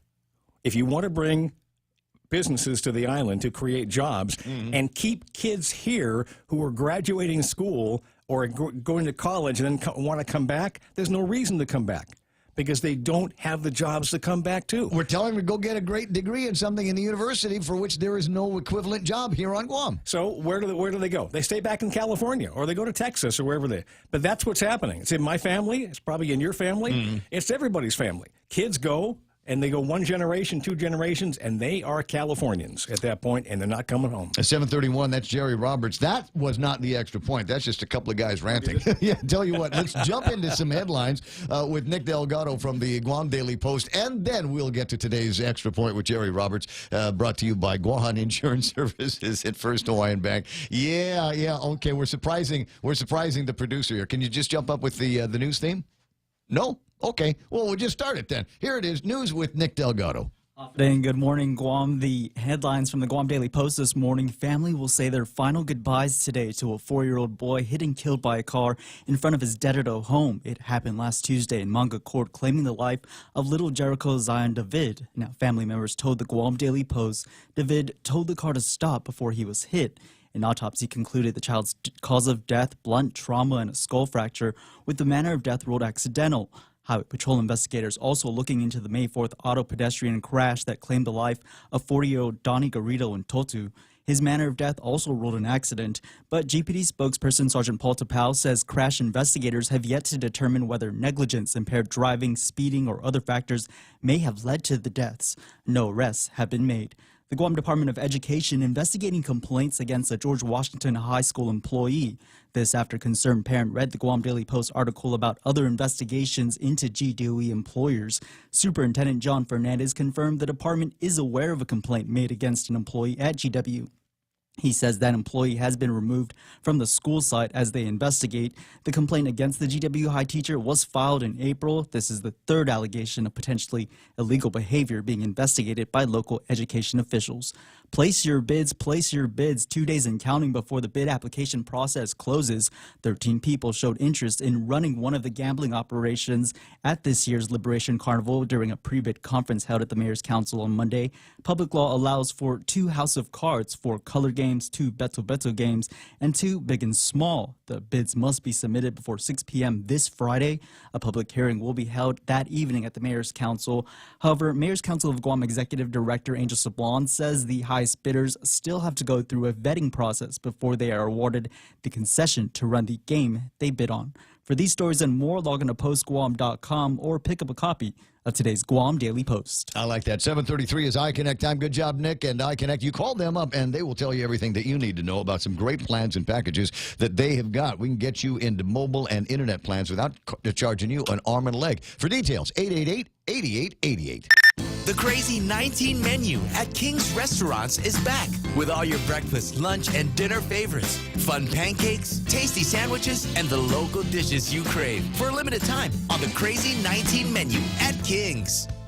Family Finance has been serving the people of Guam since 1959, and they'll continue to be there for you in the years to come. Whether you're looking to get a personal loan for that summer vacation or paying off those long overdue bills, Family Finance has got you covered. Apply for a personal loan from $1,000 up to $3,600 by calling Family Finance in Agutya at 475-4545, Upper Tumon at 647-5626, or in Dededo, 633-4473. Family Finance, serving the people of Guam since 1959. Yeah, a little bit later on, maybe a little bit more growling from two old white guys about minimum wage. But first, I got to take care of. I got to look at the traffic gizmo and see what's going on here. Traffic southbound Marine Corps Drive out of Dededo. Let me see. Is it backing up over by Wysings? Yes, it is. Imagine that. Surprise, surprise, surprise. Traffic on Route 3 by the schools and on the way to the hospital. Also backing up a little bit on as you're trying to get to Marine Corps Drive. Build in some extra time. Turn up the radio. Sing a song. What do we got here? And then traffic at that intersection southbound. A little bit busy, but it'll open up and should clear up entirely by the time you get past St. John's and the Kmart area. On the way onto Marine Corps Drive from the AB Wanpad International Airport area, as well as the Home Depot area. Watch for some delays over at the intersection where the gas station is. 8, 10, and 16. A little bit busy in both directions on Route 8, but that should clear up by the time you pass Happy Mart. If you're moving in that direction, Route 10 onto 8, 10, and 16. A little bit busy from around Untalon Middle School through Wendy's and more. Otherwise, Route 8's running fairly clear, for this time of day. Expect some delays at the intersection. Same thing with Route 4 into the downtown Hagutnya area. Nothing major in front of Navy Hospital right now, but it is starting to build up, and things starting to get ugly at... already ugly over at Sumai. So that's what we got for you. 7:36. Jerry Roberts in the Extra Point next. Let's go for a drive. Let's take a stroll. Let's gallivant. Let's go cruising. We all have different ways to describe how we get up and go in our cars. But whatever you may call it, you can do more of it when you save 6% off your fuel purchases at any Shell station when you use your eligible Bank of Guam Visa and MasterCard credit cards. So stop by any Guam or CNMI Shell station and start saving today. Visit bankofguam.com for more information. Terms and conditions apply. Bank of Guam, the People's Bank. Member FDIC.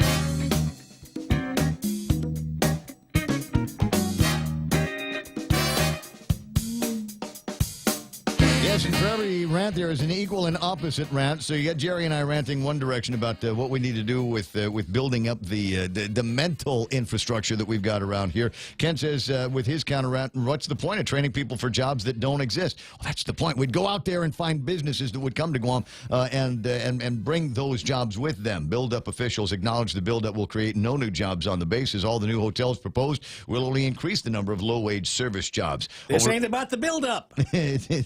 It's another buildup we're talking about. Over the last month, I learned about 3 more families moving to the U.S. searching for lower cost of living and better opportunity. Retail keeps sinking locally as low-paid people shift money to online purchases where they're not taxed in an effort to live within their means. And the rant drums on both sides of the issue beat on. You're absolutely right.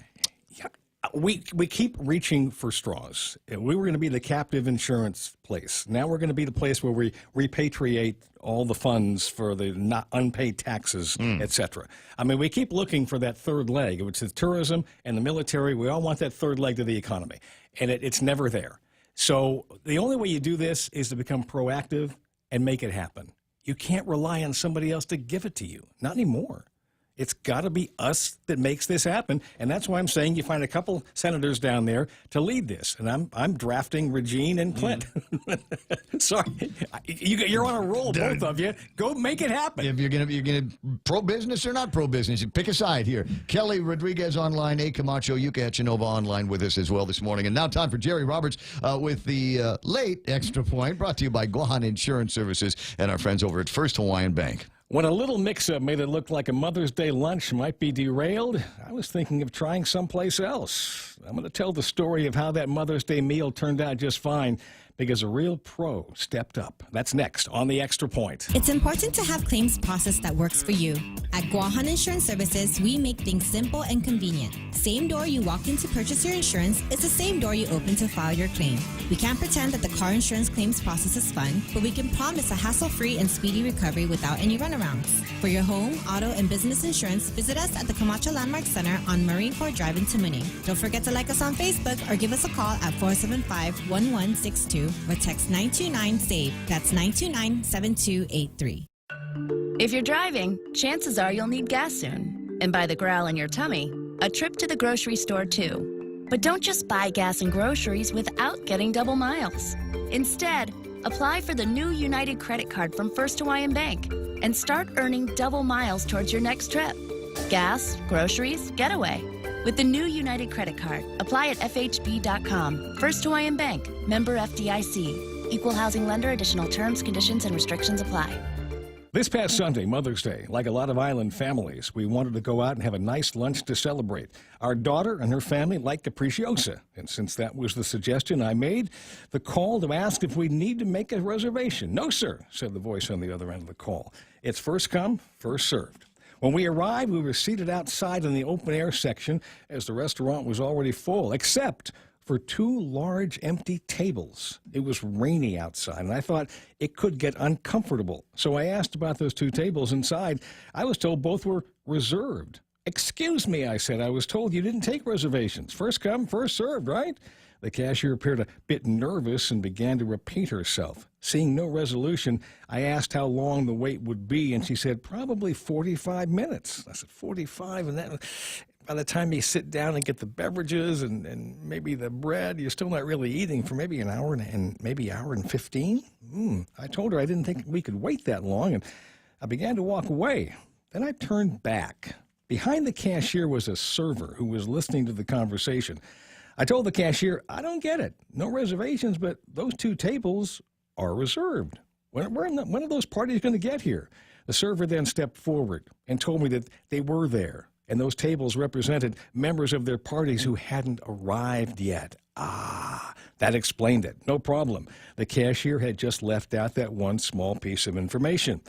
So I go back and tell the family we'd likely have to wait between 45 minutes and an hour to be served, and we all agreed that we would stay. Now, a few minutes later, however, that server came to the table, not knowing that we had agreed that we were going to stay. We were just kind of rustling around, and he's apologizing for any confusion and said he'd be happy to take our order. His name is Rusky, and while we weren't upset by any means, he took it upon himself to make sure our visit was enjoyable. He was able to answer our menu questions, got the order in, took care of our beverages, and all went well from there. It took a little longer than usual for the food to come out, but we understood. The restaurant was jammed, the kitchen was slammed with orders, and yet it was fine. Rusty was polite and attentive. He came back to the table a couple of times to let us know the food was coming shortly. After the main course, he brought us a special dessert, thanking us for our patience. Rusky is a pro. He helped the cashier out, communicating to me the issue with the reserved tables. He came to us quickly, giving us a chance to order before we might indeed think of leaving. He did a nice job as the server and then gave us that dessert as thanks for staying. He turned a potential negative into a strong positive. He made us feel well taken care of. That's the way you do it in the customer service business. When I went to pay the bill, I told the manager that Rusky did a great job for us. He smiled and replied that Rusky has been working there a long time and is one of their best. I have no doubt about that. Rusky gets it. He made a decision to take ownership of the situation, and he delivered for us and for Capricciosa. That's the extra point.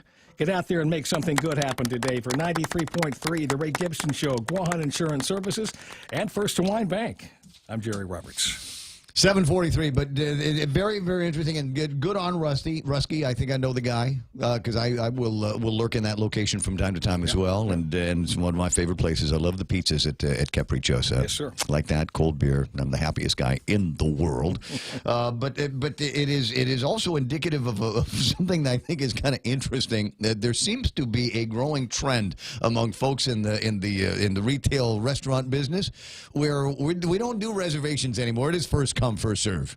And I kind of don't like that. I kind of want to be able to make a phone call at, say, noon today and say I'd like reservations for a party of 6 tonight at the place, and be assured that when I get there at 7 o'clock, there will be seats for me and my guests, and we'll be able to sit down and order our drinks and get our dinner in kind of in plenty of time. There's too many places now where you really want to go, but you're just kind of gun shy because you're not sure whether you're going to have to wait in line or not. Let me give you the flip side of that. I understand exactly what you're saying.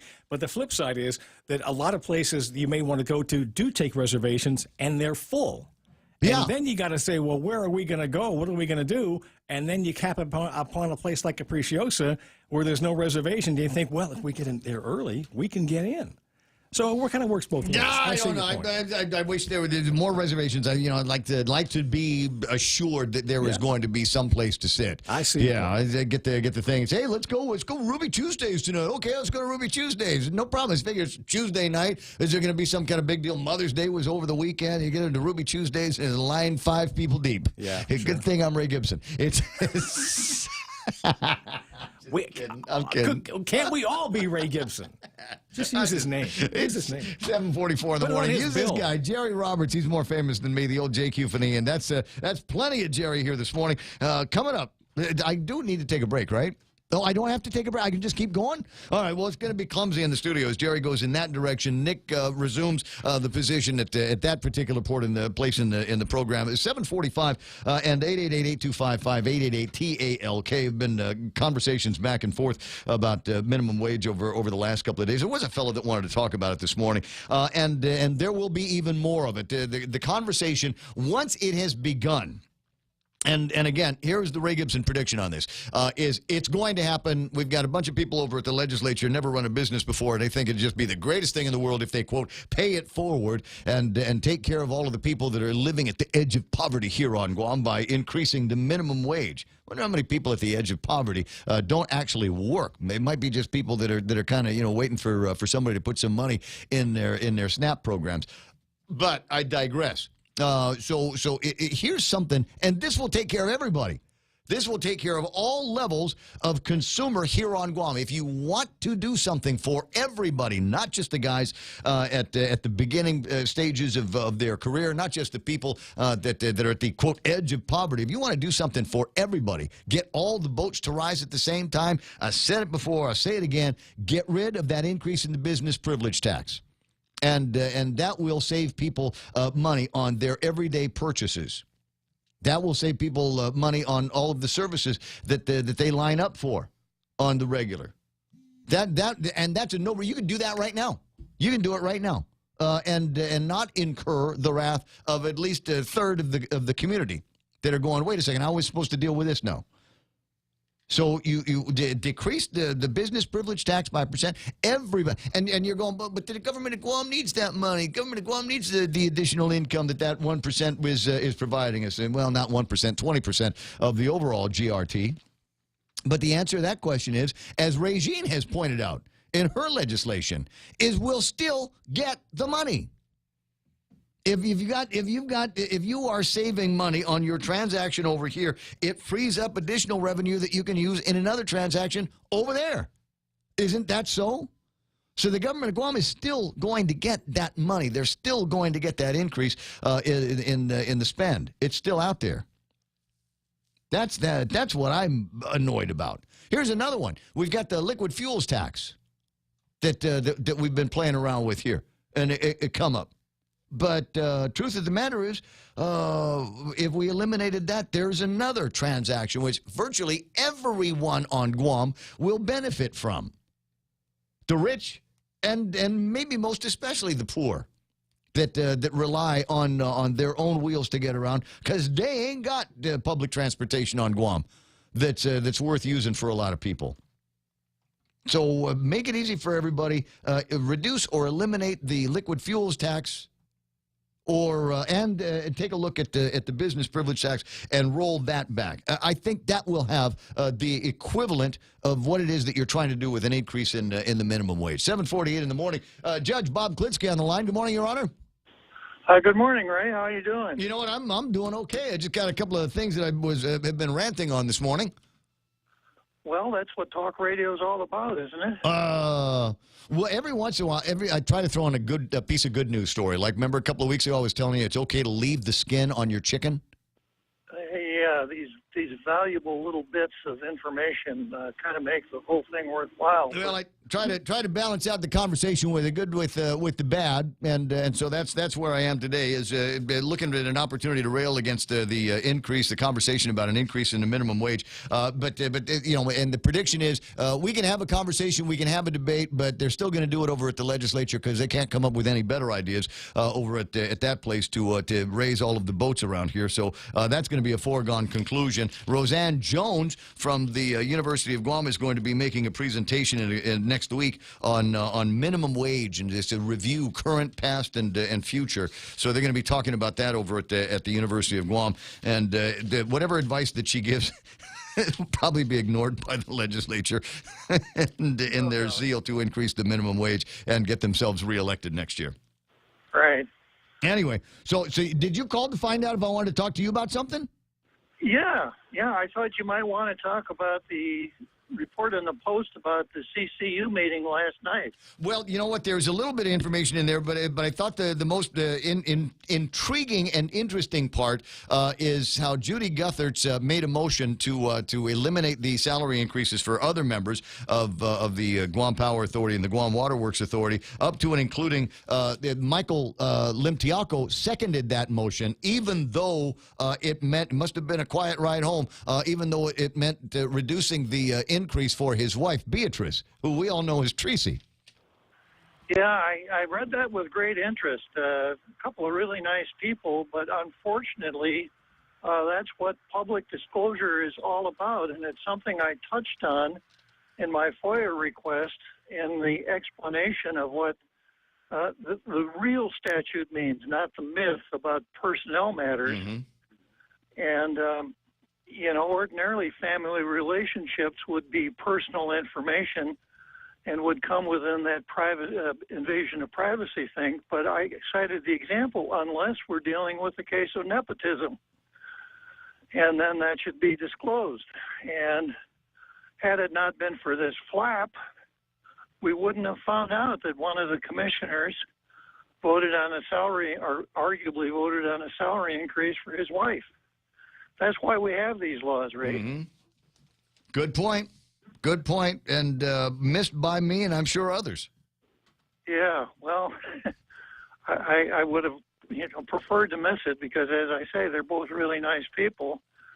But the CCU it started stumbling, and instead of recovering their balance, they want to stumble a little bit farther and a little bit harder.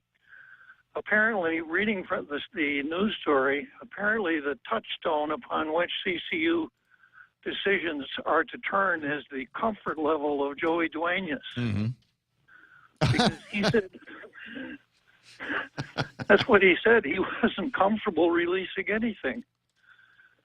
So go back to the statute. It's the same thing as when the secretary was mumbling something about we've got precedent. There's precedent. There's precedent. Doesn't make any difference whether precedent exists. There is still statute that drives the conversation and drives what they can and can't do.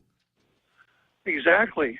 So no one ever said that serving on some of these high-powered boards is going to be a source of comfort for those who throw their hats in those rings. Note from Ken Leon Guerrero, Mike Limtiaco was seated in January. That was obviously after the vote had taken place in November, as he is a new member of the Consolidated Commission on Utilities. Yeah, but you see, we need to know these things. Mm-hmm. And there's a perfectly good explanation that could have been made had the meeting been held in the open and had the minutes been available to us. Then Roger. we would know that. Yep. And go ahead. No, I was going to say that's being echoed by Mike and Tracy. He was not on the CCU in November of 2018, so could not have voted on Tracy's increase. However, obviously he disclosed that last night in the conversation as he seconded the motion to rescind the pay raise. Sure. And had the CCU been open from the beginning, we wouldn't be doing these we wouldn't have to be guessing on who did what for whom and when it happened. That's the point of transparency in government. Mm-hmm. The point, the object is not to make Joey Duenas comfortable. Then Joey goes on, Joey and Judy Guthridge go on to say, well, you know, what we need is litigation. So, what?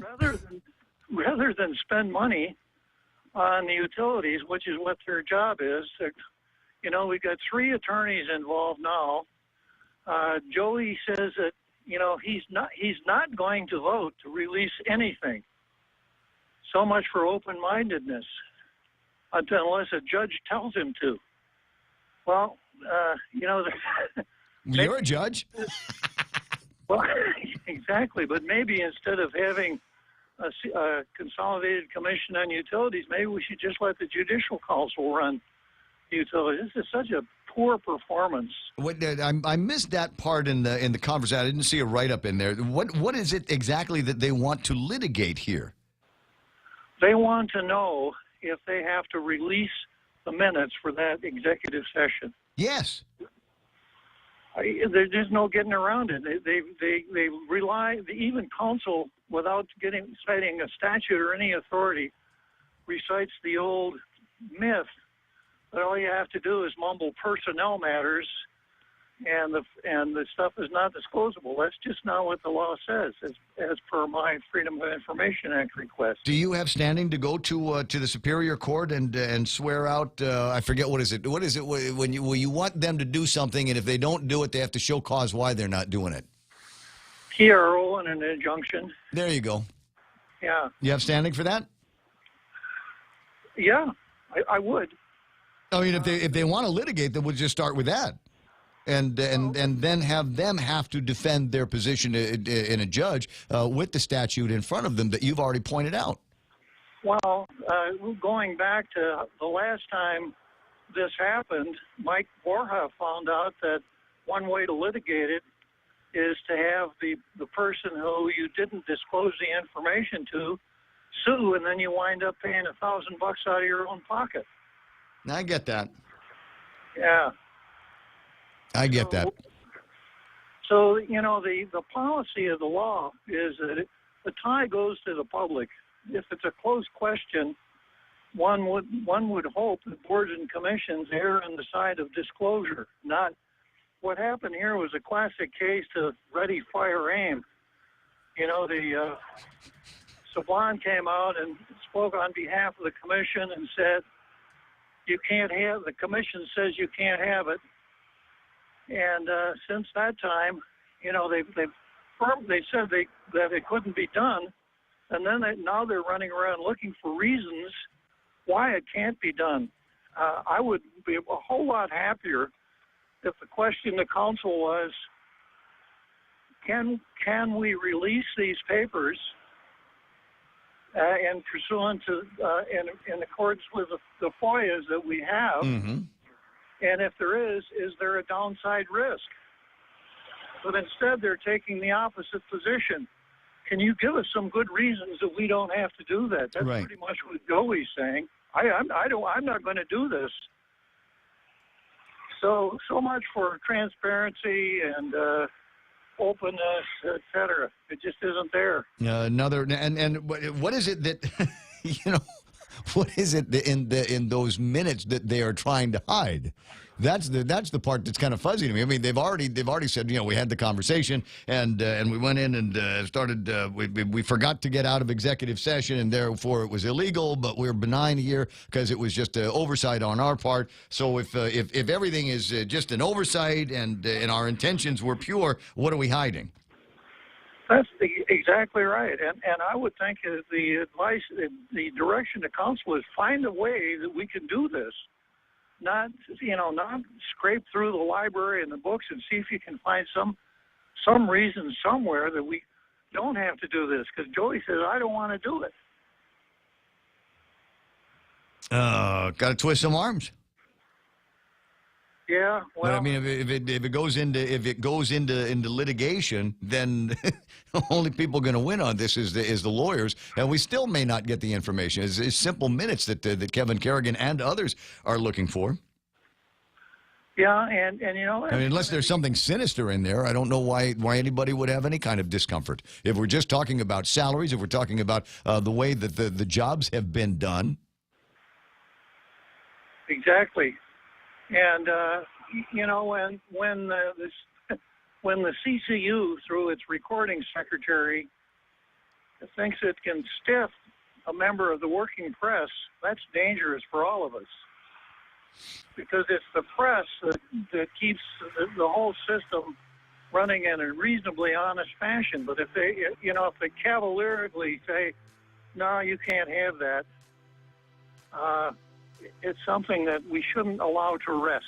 Well, maybe somebody in the press got deeper pockets than me might be able to support the payroll for a lawyer to go in there and sue for the information that we're looking for based on statute.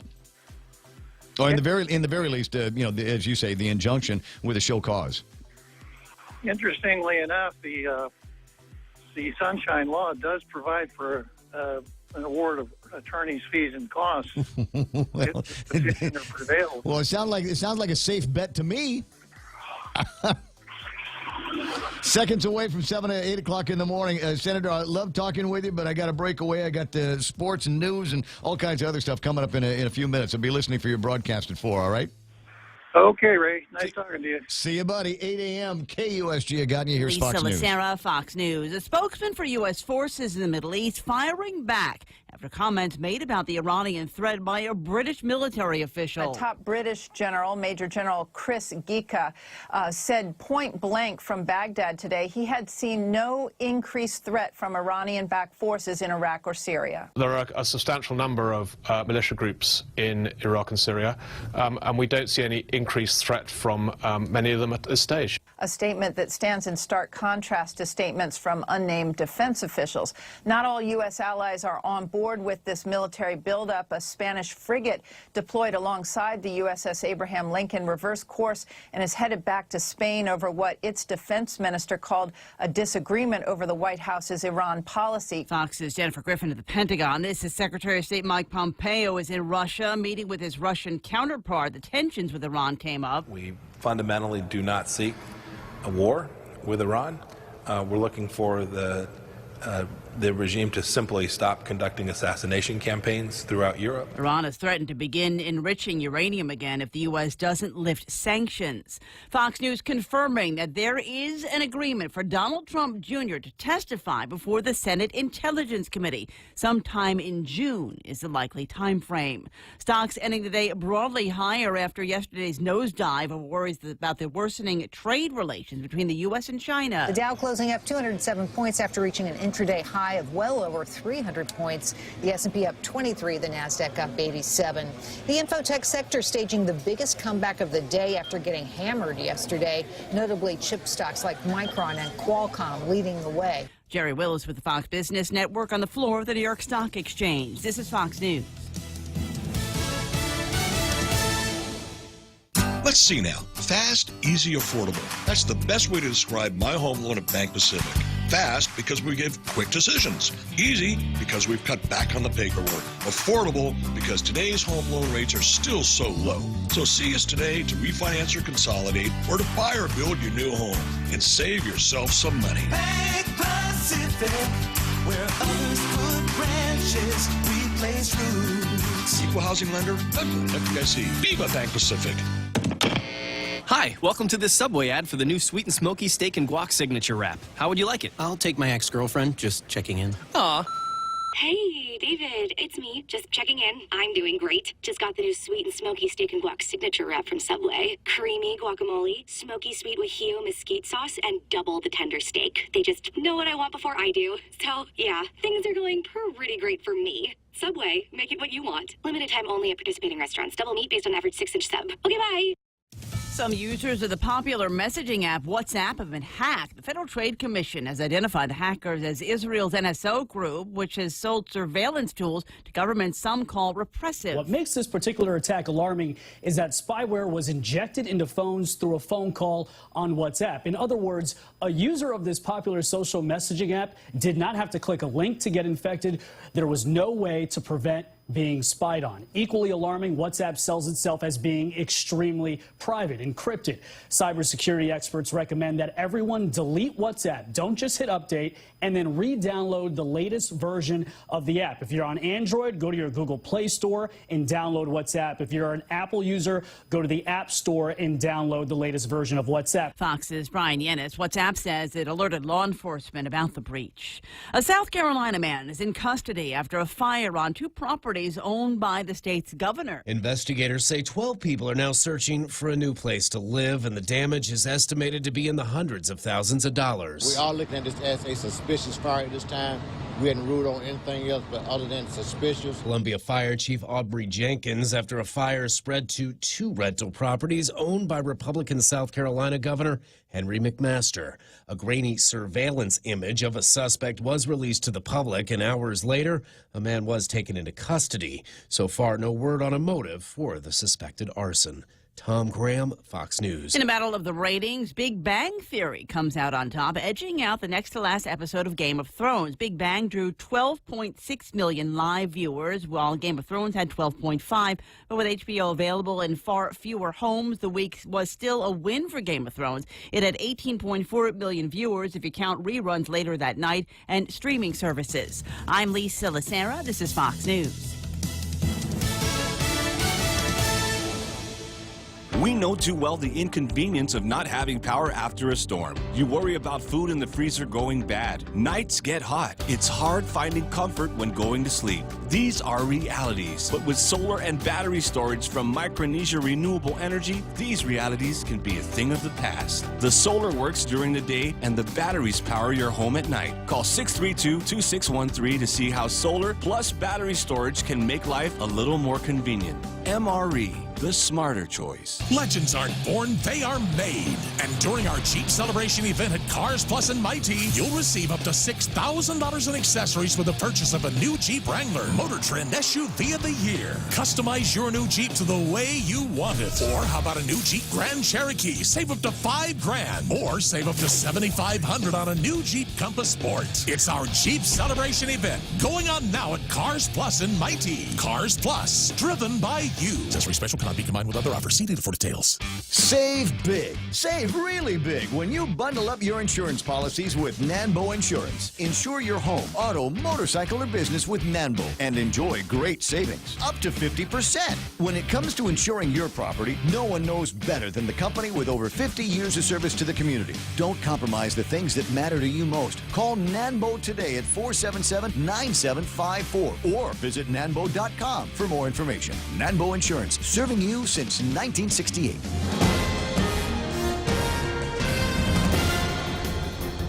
Half a day and good morning, Guam. News time here at The Point is 7 minutes past 8 a.m. this Wednesday morning. I'm Kevin Kerrigan. Here's a look now at some of the top stories from the Guam Daily Post. The Consolidated Commission on Utilities yesterday rescinded pay increases to 3 more executives at the Guam Power Authority, rolling them back to where they were prior to November 27th last year, when the raises were discussed behind closed doors in violation of Guam's open government law.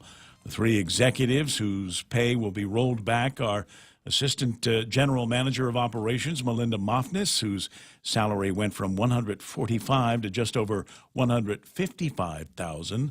The salary for Assistant General Manager of Engineering and Technical Services, John Cruz Jr., his salary was increased by about the same amount during that closed-door meeting last November. And Assistant General Manager of Administration, Beatrice Limtiaco, whose pay went from $128,000 to nearly $145,000. Commissioner Judy Guthertz made the motion yesterday, and Commissioner Michael Limtiaco seconded it. Beatrice Limtiaco is his wife. The rollbacks follow last week's reversal of pay adjustments to 6 other utility executives and lawyers and the CCU board secretary. Commissioner Simon Sanchez yesterday said the CCU was given prior legal advice that executive session discussions on pay raises were proper. While it may seem wrong now, the CCU did not purposely act to violate the law, said Sanchez. 68-year-old Deanna Kittigwa was the victim of a home invasion yesterday morning. Kittigwa lives in a quiet neighborhood in Ordot, close to Agata Johnson Middle School. She told the Guam Daily Post that two men walked in, one with a baseball bat and the other with a pistol. They took her purse and an old pickle jar she had been collecting coins in, as well as some other items. Kittigwa said she did not try to resist. The things that were stolen can be replaced, she said. I'm not going to fight or take a bullet for a wallet, said Kittigwa. She called police, who arrived quickly. She was able to give them a license plate number and make the make and the model of the car and a rough description of the two men. She was told that the vehicle had been spotted in a parking lot in the Mongmong area yesterday, but no arrest had been made as of last night. Sergeant Paul Tapau, Guam police spokesman, said the incident is under investigation. We'll have more news after this. Hey, it's Mom. Somebody forgot to thaw the chicken, so meet us at Chili's for 2 for $25. Oh, and congratulate your sister for making the basketball team. She's thrilled. Love you. See you at Chili's. Enjoy 2 full meal combos for $25. An appetizer, 2 mouth-watering entrees like our crispy chicken breast, smoked barbecue quarter leg, or smoked jalapeno cheddar sausage. Served with corn on the cob and french fries. 2 bold combos for $25. A full-on meal deal available nightly for a limited time. Together, we Chili's. Security Title is honored to join in sponsoring Ray Gibson on The Point. Half a day. I'm Rita Tidegui of Manila, and this is where I start my day, listening to the voices of our community and sharing thoughts about issues that affect all of us. It all boils down to our people and our land. Ingatan ang iyong tahanan. Protect your home. When purchasing or refinancing your home, remember to call the professionals at Security Title, just like you call Ray Gibson in the morning. 10 minutes past 8 a.m. here at The Point. Polaris Guam, which operates as the Verona Resort in Tumon, has been ordered to pay $15,871 to a former employee who filed a complaint with the Equal Employment Opportunity Commission alleging she was discriminated against because of her sex and disability. Rita Seguenza filed the complaint in July 2017, accusing the Verona of failing to provide her with reasonable accommodations when she became pregnant and developed gestational diabetes. Seguenza said that she was fired soon after she requested those accommodations. District Court Chief Judge Francis Tydenko Gatewood Monday issued a consent decree ordering payment of damages to Seguenza. Judge Gatewood also required Verona's president and owner, David Sue, to guarantee the damage amount by executing a personal guarantee on his own personal assets. Guam Memorial Hospital has submitted a $191 million budget request for the upcoming fiscal year that includes a request for funds to cover pay raises for nurses. During a budget hearing yesterday at the legislature, Administrator Lillian Perez Posadas told lawmakers the hospital expects revenues of about $104 million, and they're asking for another $87 million more to cover the shortfalls in operations, as well as to pay for some capital improvement projects. Dr. Annie Bordallo, GMH Associate Administrator of Medical Services, said the planned salary increases for nurses is needed to keep the hospital's nurses from leaving to go work somewhere else. Total amount needed to fund the nurse salary increases not yet clear. GMH's budget request has not been made public, and no copies were available for the public during yesterday's public hearing.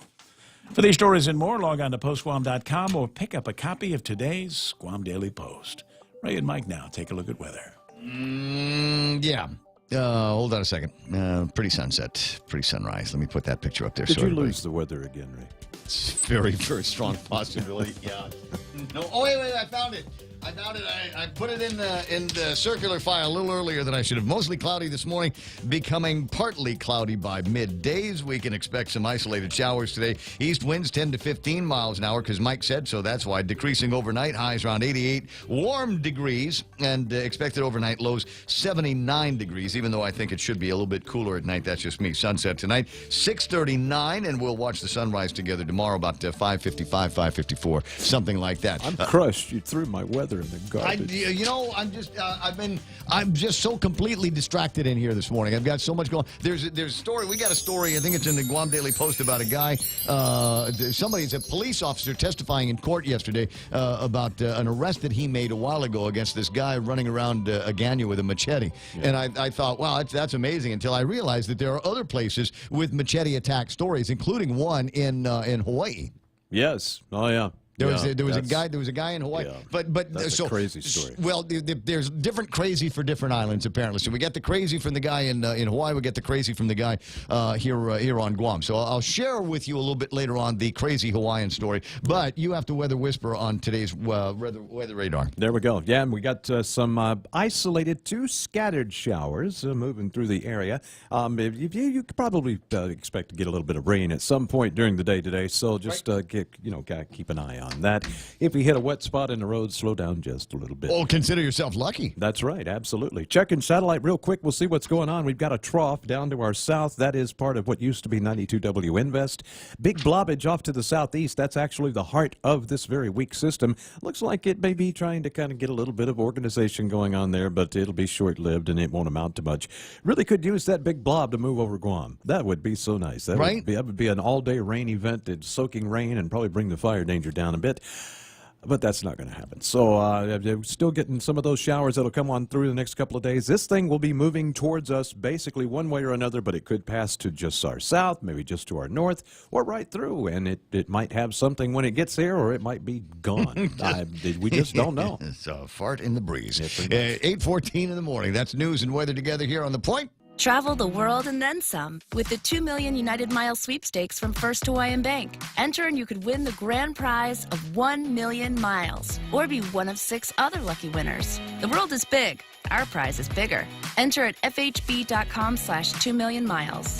No purchase necessary. Void where prohibited. Sweepstake starts on May 1st and ends June 30th, 2019. Open to legal residents of Guam and CNMI. Ages 18 years or older. Visit 2millionmiles.com for official rules. First Hawaiian Bank. Member FDIC. Equal housing lender. Quarter after 8 o'clock in the morning. 888-8255-888-TALK. Portions of the Ray Gibson Show brought to you by Guam Regional Medical City, the first choice for all of your specialty care needs. APL, they're shipping the future. Micronesia Renewable Energy. There's never been a better time to go solar than right now, now that you can hook up batteries to your solar system. So they charge all day from the sun, and then you can run them all night without having to go back to John Benaventia, the Consolidated Commission on Utilities. At least that's the way it works in theory. For details, check out the guys at Micronesia Renewable Energy and go eat today over at King's Restaurant. They've got a brand new Crazy 19 menu, which features all your favorite breakfast, lunch, dinner, appetizers, and desserts, but they've kind of recast them. Different ingredients, different presentations, maybe even some different flavors, right? You can get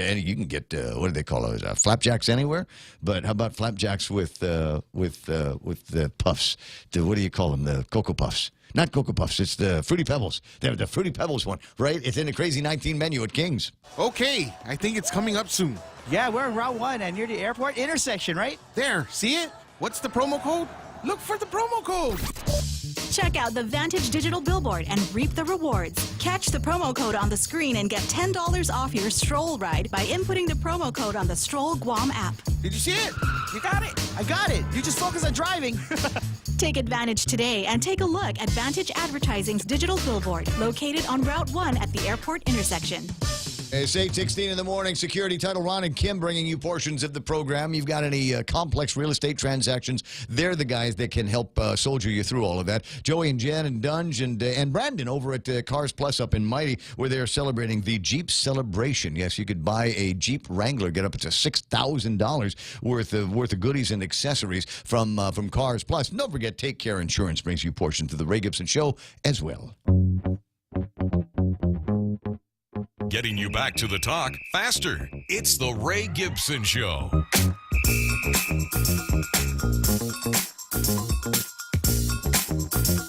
You can call me Ray if you like. That's all right. That's fine. 8:17 in the morning. 888-8255-888-TALK. Joey says, when did I say that? Simon Sanchez is famous for saying, what the people don't know won't hurt them. Remember, Ray? And Simon Sanchez actually online saying, hi, Joey.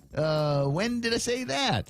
Charlie Hermosa's online. So is David Evans. Jess Limtiaco, let me see here, says many conservative pundits believe if you give business owners tax breaks, that would translate to greater economic activity. But if you give minimum wage earners an increase, somehow it won't have the same effect. You know, it's an interesting observation, interesting debate, Jess, that we're all going to get into on this, because it does have an impact on what happens in the macroeconomics of the island of Guam. But in my case, minimum wage, as far as I'm concerned, it's going to happen. There's nothing that I can say. There's no logical position that I'm going to be able to put together that is going to have an impact on 10 people over at the legislature that are hell-bent on re-election. But I will suggest that there are other ways to accomplish the same thing without an artificial increase in the value of the work that is being done and the value of the jobs that aren't necessarily increasing. There's not additional value on a job just because we're paying more for it. You know what I mean? So you want to do better for everybody in this community? Rich, poor,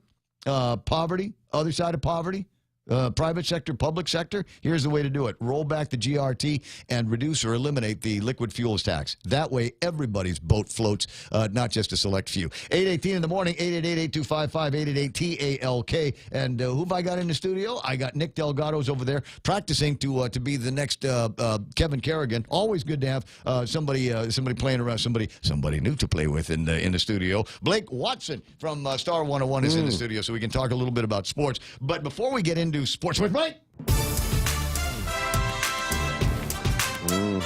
Yeah, so I'm cruising Facebook this morning, and there's a note from Mark Colby, something about, well, it was fun, but it's all done now, and apparently Mark Colby is not being asked to return for any more GML announcements. Good morning, Mark.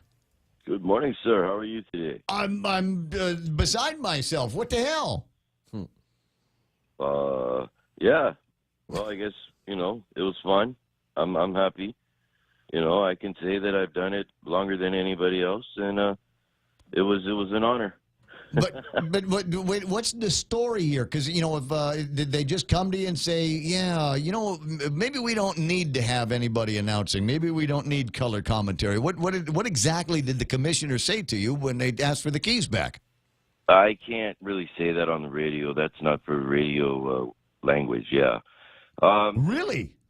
Yeah, I'll admit, I've had issues with the commissioner for like 10 years.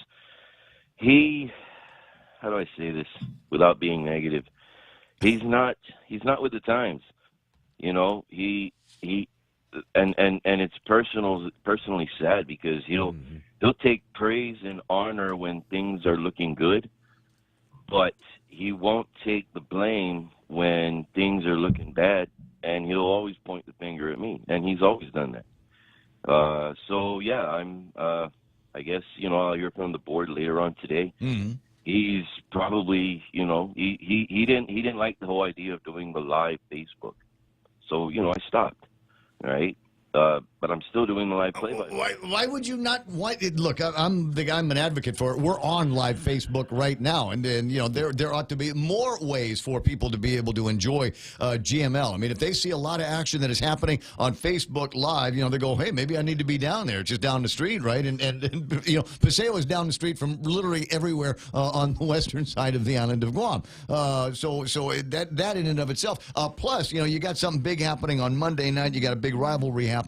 And we can watch it on Facebook, or you know what? This is going to be a big deal. This is going to be one that we want to be there for, right? So you've got different options. The same as running it on the radio, for heaven's sakes.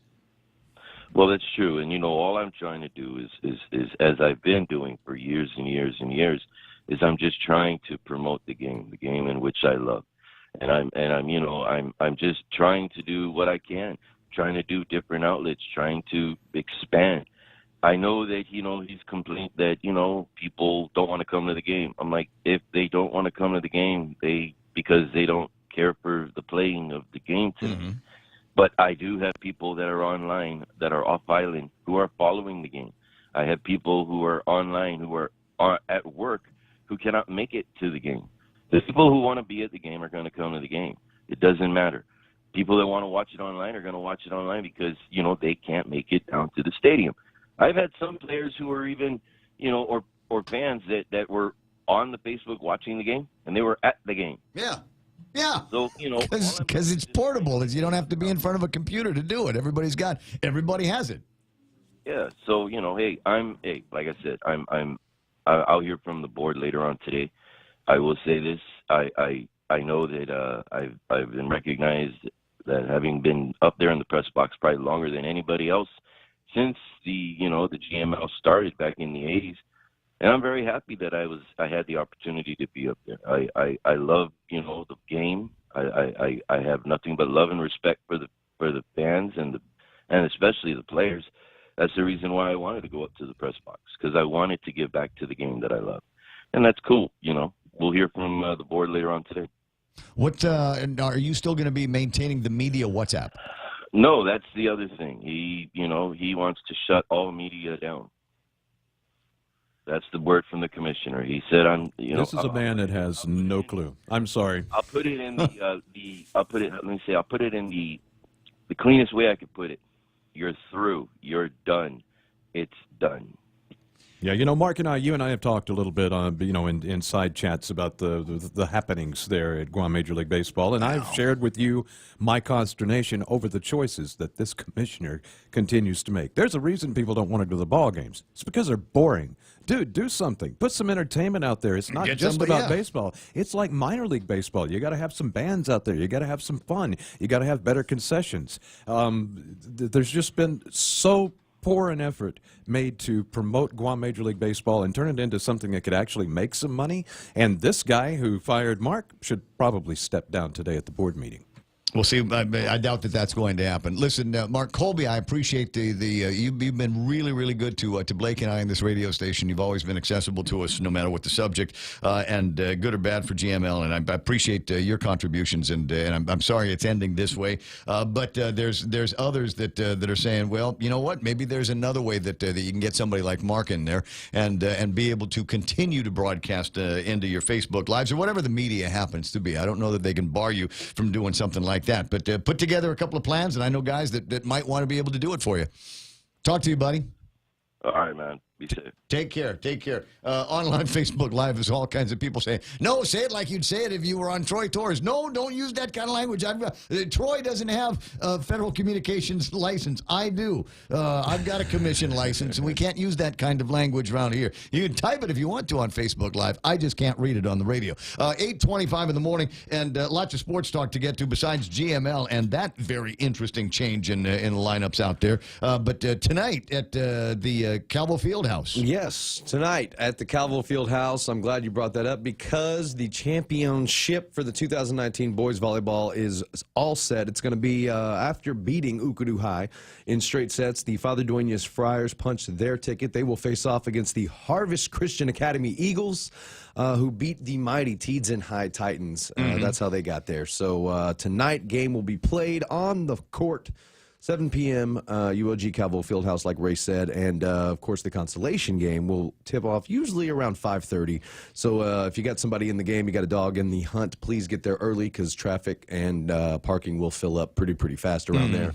But, yeah, it's all going down. 5:30 this evening, consolation game between Teedson High and Ukudu, and then the big show, the championship between Father Duenas and Harvest will happen around 7 p.m. Elsewhere, the high school girls soccer, they also have semifinals this evening. I don't have any specifics, but I do know that St. John, going into the weekend, or over the weekend, rather, they punched their ticket. So they got through the first round. They're probably awaiting a winner of today and the rest of the week's results. So I'll try to get those in as they roll into my inbox and roll towards me and all that good stuff. You know, I always forget that Guam has like an actual rugby team that travels around the nation and the world. United Arab Emirates. We won some big. We beat China, I think. We beat a couple big teams within the last 5 years. Think of China as being a hotbed of rugby. Yeah, but they have a lot of people. They have, They have a lot to pick from. Fielded like a gillion people just for tryouts. That's why it was a big deal. Because you don't think it's like India as like being a big soccer powerhouse. But when you think about how many people they have and how much that they can choose from, sure. Here's the basics of the sport. It was a big deal when Guam beat them in soccer, even though they're not like a good soccer team. But they have 1 billion people compared to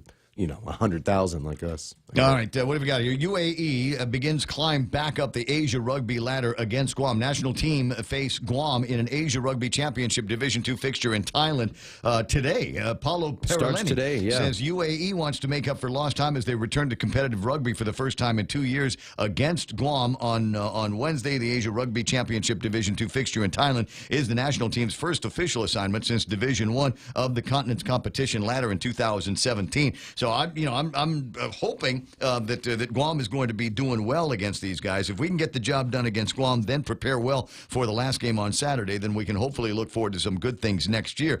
Personally, I want Guam to beat them. Yeah. Well, they're so far off to a good start. They did play a friendly leading up to this tournament. They played a friendly a couple days ago. Anyway, against a Philippine residents team. They played over in Philippines. They beat them 22-18. So so they went in their little Is that a big score for rugby? I mean, not knowing anything about rugby. I want to say 5. I think I want to say a try is 5. 5 points, I think. So and then maybe 3. Anybody? Nick, what do you know about rugby? Do you know anything about rugby? No, not a bit. Sorry. Scoring. Where do I buy the shorts? That's the question.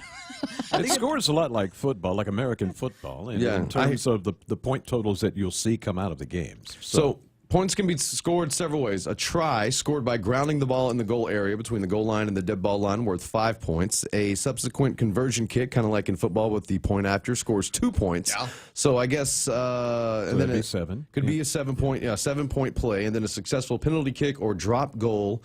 If you're too far out and you think you can drop it through and you kick it through, that is 3, right? Yeah. So I guess that's kind of where you get your 22 against 18 is because 5, 2, and 3 are the increments of scoring in rugby. Okay, and 7, I guess, if you butt up a 5 and a 2 together. Where's the goals?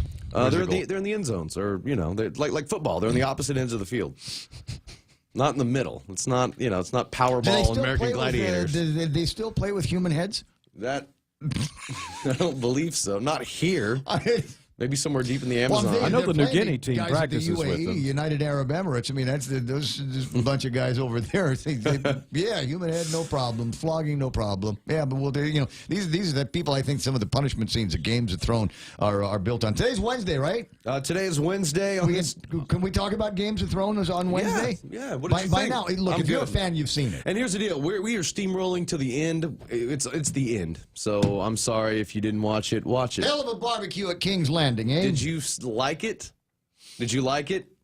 Okay, the part that I liked, and I can hear people clicking the radio right now, going, "Oh my God, no! I still haven't seen it. Don't do this." Okay, well then turn it off. We're talking about it right now. The thing was on Monday, Tuesday. You had all kinds of time to catch up on the show. But let me just say, Daenerys surprised me. The level of anger and the desire for retribution and the desire to eliminate the Red Keep completely.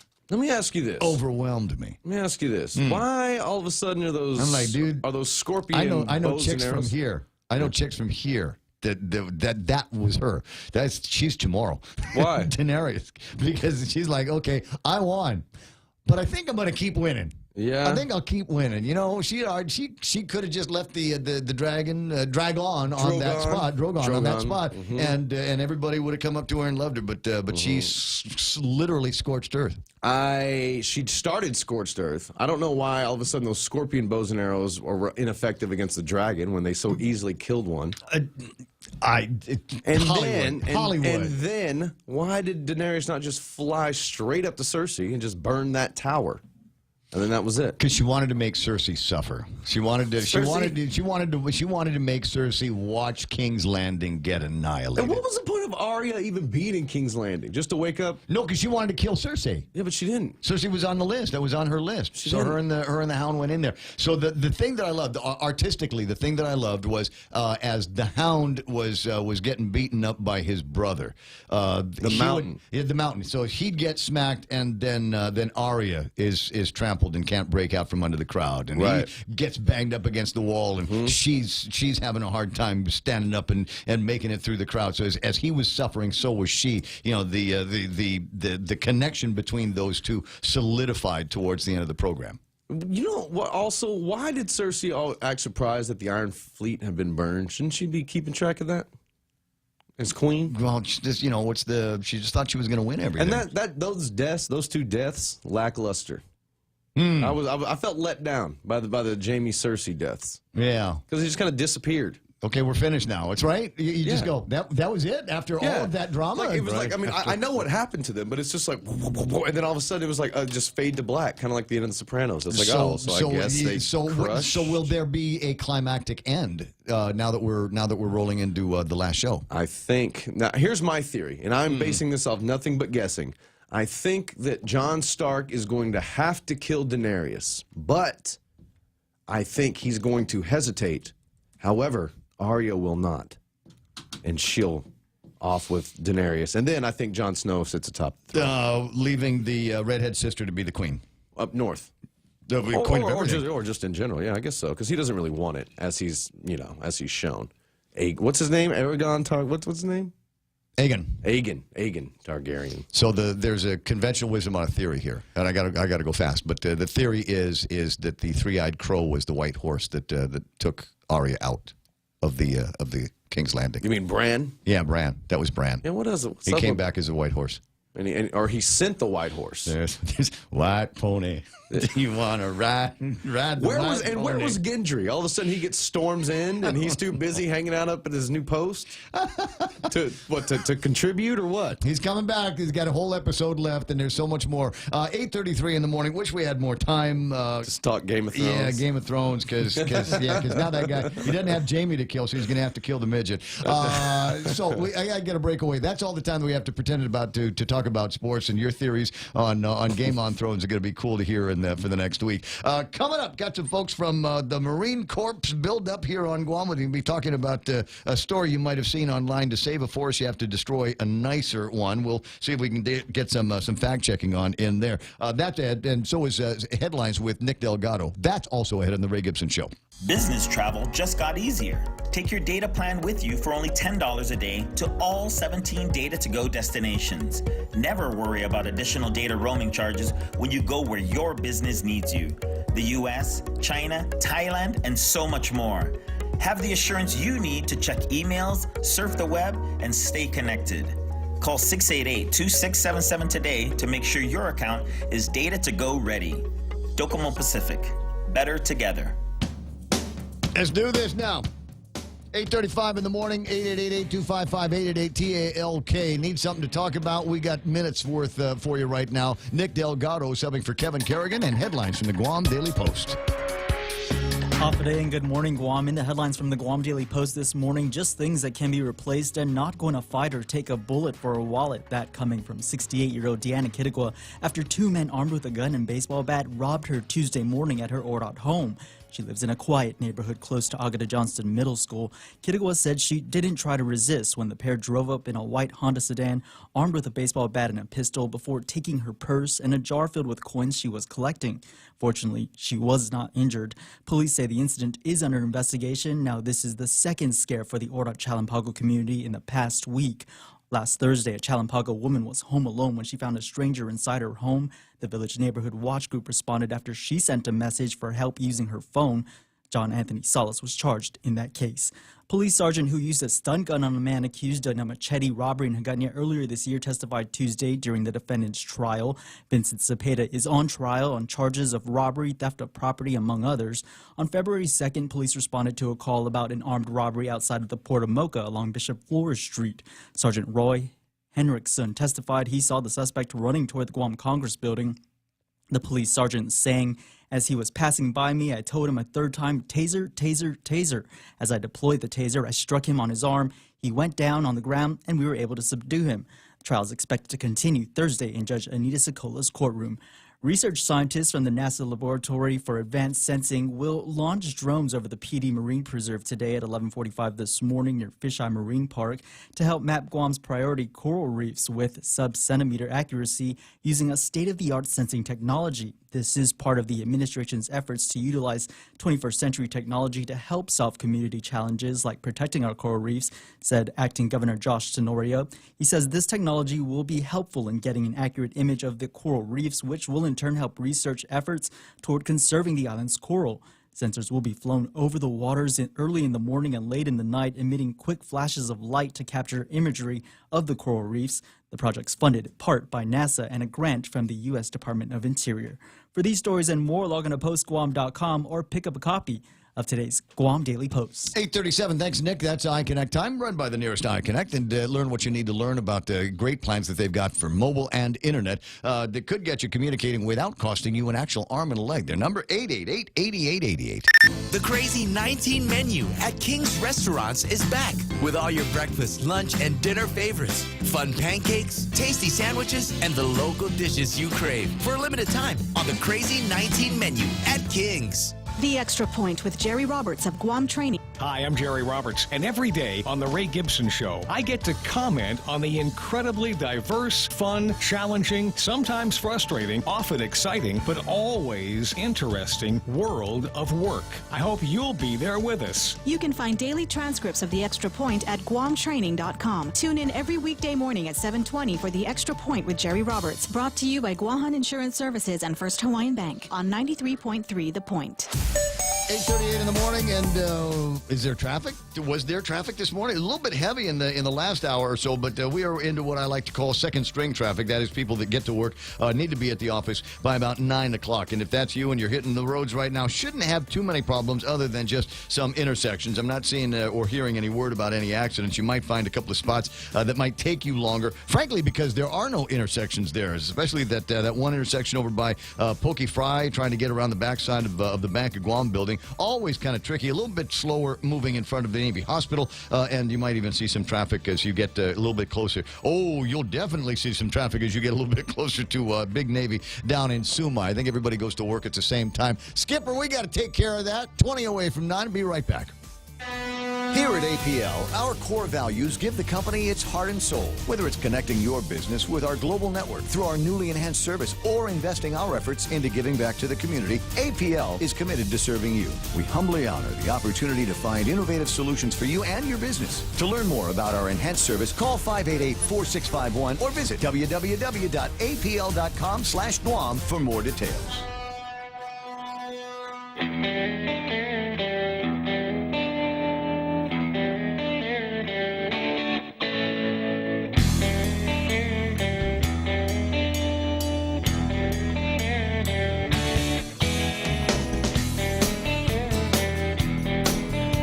From 9 o'clock in the morning, and you got the telephone numbers. Don't be shy about using them. In studio, a couple of folks. I want to say that they're names that you'll recognize. They're names that I recognize because I participated in a couple of briefings and know them socially and unsocially. But folks that I know that are here with the military buildup, the Marine buildup that we're currently undergoing. I got Kelly Rodriguez is in the studio. You don't need to put those on. Okay. No, because it'll mess with your hair. But I got, we don't want that. No, Kelly Rodriguez in the studio. What's your title again with this band? I am the Deputy of Communication Strategy and Operations for Marine Corps Activity Guam. Boy, that's a weighty title. I know, right? Do you It lose sleep sounds at night really when you- important. I'm just managing director, but just a managing partner. And then there's Al Borja, and Al, you and I have had a chance to talk in the studio before about some build-up related items and mitigation. We might have. I'm the environmental director for Marine Corps Activity Guam. I think the latest meeting we had was at Joint Region Marianas, I believe. We were together. Outstanding cookies. Yes. No beer. I kept waiting for that. I was like, okay, after this, Moses, let's go. It's right down the hill, right down the street. And then we'll have fun off-the-record conversations. This conversation, definitely on the record. A buddy of mine, Carl Peterson, sent me a copy of this. I'd seen reference to it on Facebook and in a couple of places, other social media. And it's from an outfit called Manga Bay. To save a forest, you have to destroy a nicer one. Kind of a provocative title on this. U.S. Marines target forest in Guam, and I thought, for the benefit of the listeners, it might be good to be able to go through some of the statements that are made in this article. Not a poorly written article. Nina Finley did, I think, a good job of being able to frame a large picture of what's going to be happening here. But I wanted to find out a little bit about some of the stresses that she refers to and others refer to on the environment, and perhaps what you guys are doing about it. Absolutely. I think that's fair to start with. Anyway, a couple of places that, just going through my notes and things that I'd highlighted because I wanted to get kind of a fact check on it in the very first. She refers to Retidian as one of the only places you can still hear the wing beats of an endangered Mariana fruit bat. Do we still have fruit bat up there, Al? Yes, we do. Actually, we've spotted. Actually, we do bat monitoring as part of our conservation measures in the biological opinion that was issued by the Fish and Wildlife Service. So we do know that there are bats on Guam, and they're still around. I mean, we don't have as far as I can remember, we don't have a formal colony of bats, but we do get bats that are maybe immigrants from Rota, for example, when they have typhoon events over there. Oh, winds blow them in this direction. Yes, correct. So we do spot them, and we do have conservation measures that are associated with how far away, when we spot a bat, do we have to stop activities, etc. Really? Yes. Really? Yeah. I mean, that's the level of mitigation. So because they're so endangered and such special creatures, if you see one, everybody stop what you're doing? Yes, I believe it's 492 feet. If we spot a bat as part of our bat surveys, we do them dawn and dusk, right? So we, before we move on with vegetation clearing, our what we call our biomonitors, they actually go out and perform these measures to protect the fruit bat, from harassment, etc. Yeah, because they're tasty. Well, we try not to eat them. Maybe not that type of harassment. You can try not to eat them. I tell you what, I go down to Bali every once in a while, not showing off, not dropping names, but and they have there's the trees along the esplanade are populated by huge colonies of fruit bats, and dawn to dusk, that's when they start flying in and around, and so I keep looking at those things, doing the old Chomo thing, trying to call them down. So I'm like, here's a pot. It's coconut juice. You want to swim in this? There's another statement made in the preamble of the thing. Talks about the project is slated to bulldoze 400 hectares or 1,000 acres of limestone forest. Is that number accurate? It sounds like a big number. My recollection is it wasn't going to be 1,000 acres. That's massive. Yeah, it's 1,000 acres of recovery habitat. So recovery habitat doesn't necessarily mean it's all limestone forest. There could be fragmented areas where there's grasslands, for example, but it's very rare to find an actual fully intact limestone forest on Guam. But we just give a general look at a recovery habitat and say, hey, if this was able to support fruit bats or other threatened or endangered species, that was factored into our consultation with U.S. Fish and Wildlife Service. Okay. And so U.S. Fish and Wildlife Service, they have the mandate to protect listed species, and recovery habitat are one of those factors that are subject to those consultations. Explain that patchwork thing to me a little bit more, because in my head this is beginning to look like where they're saying, okay, we've got there's 1,000 acres and it's one big 1,000-acre size plot, but it's not necessarily that. There are bits and pieces. Correct. So it'll be 1,000 acres, but it's not necessarily centralized. Correct. And the thing about it is, so for the 1,000 acres of recovery habitat that we had to construct within, because we are building new facilities and developing for the new Marine Corps base and training facilities. We have to enhance an existing patchy framework of disturbed forests as well. So and in addition to that, we have to set aside conservation areas. I believe the number is 5,234 acres. So I think the article, it's well written. I think they interview. I think there's a clear bias, but go on. Sure, and I'm not here for that. But my main thing is to explain to everybody that there's a bigger picture to this. So the set aside of conservation habitat 5,234, that's unprecedented. My understanding is correct. Even in the Gov Guam or private sector, there's really no formal designation or set asides for conservation. They manage areas.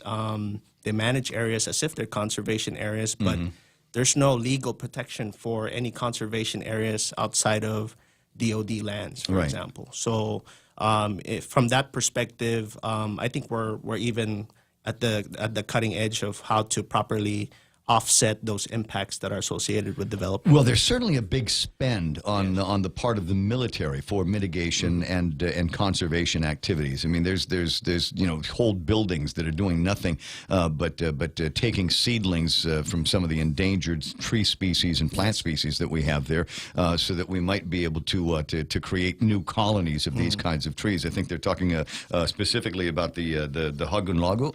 Yes. So we the northern Hudson Lago. Hudson Lago. That's why I was confused. It's Hudson Lago. You're much more than me. Northern tree, right?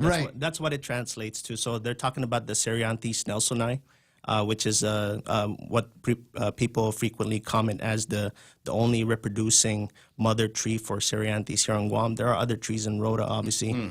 There's juveniles here on Guam as well. So it's not just the only tree, but we do recognize that it is endangered. And as part of our consultation, we committed to outplanting and maintaining 30 individuals of that tree, essentially in perpetuity as long as a DoD mission is here on Guam. We will be raising and protecting Cereanthes tree, up to 30 individuals. And so you're doing that for that particular species of plant. Are you doing something similar with other species? Yes. Known and unknown. I mean, there's all kinds of. I get a chance to hike up in that area from time to time, Absolutely. and it's amazing to me the diversity of the fauna. Yes, actually, I have the flora. So Lauren Gutierrez works with me. She's a well-known botanist, horticulturalist.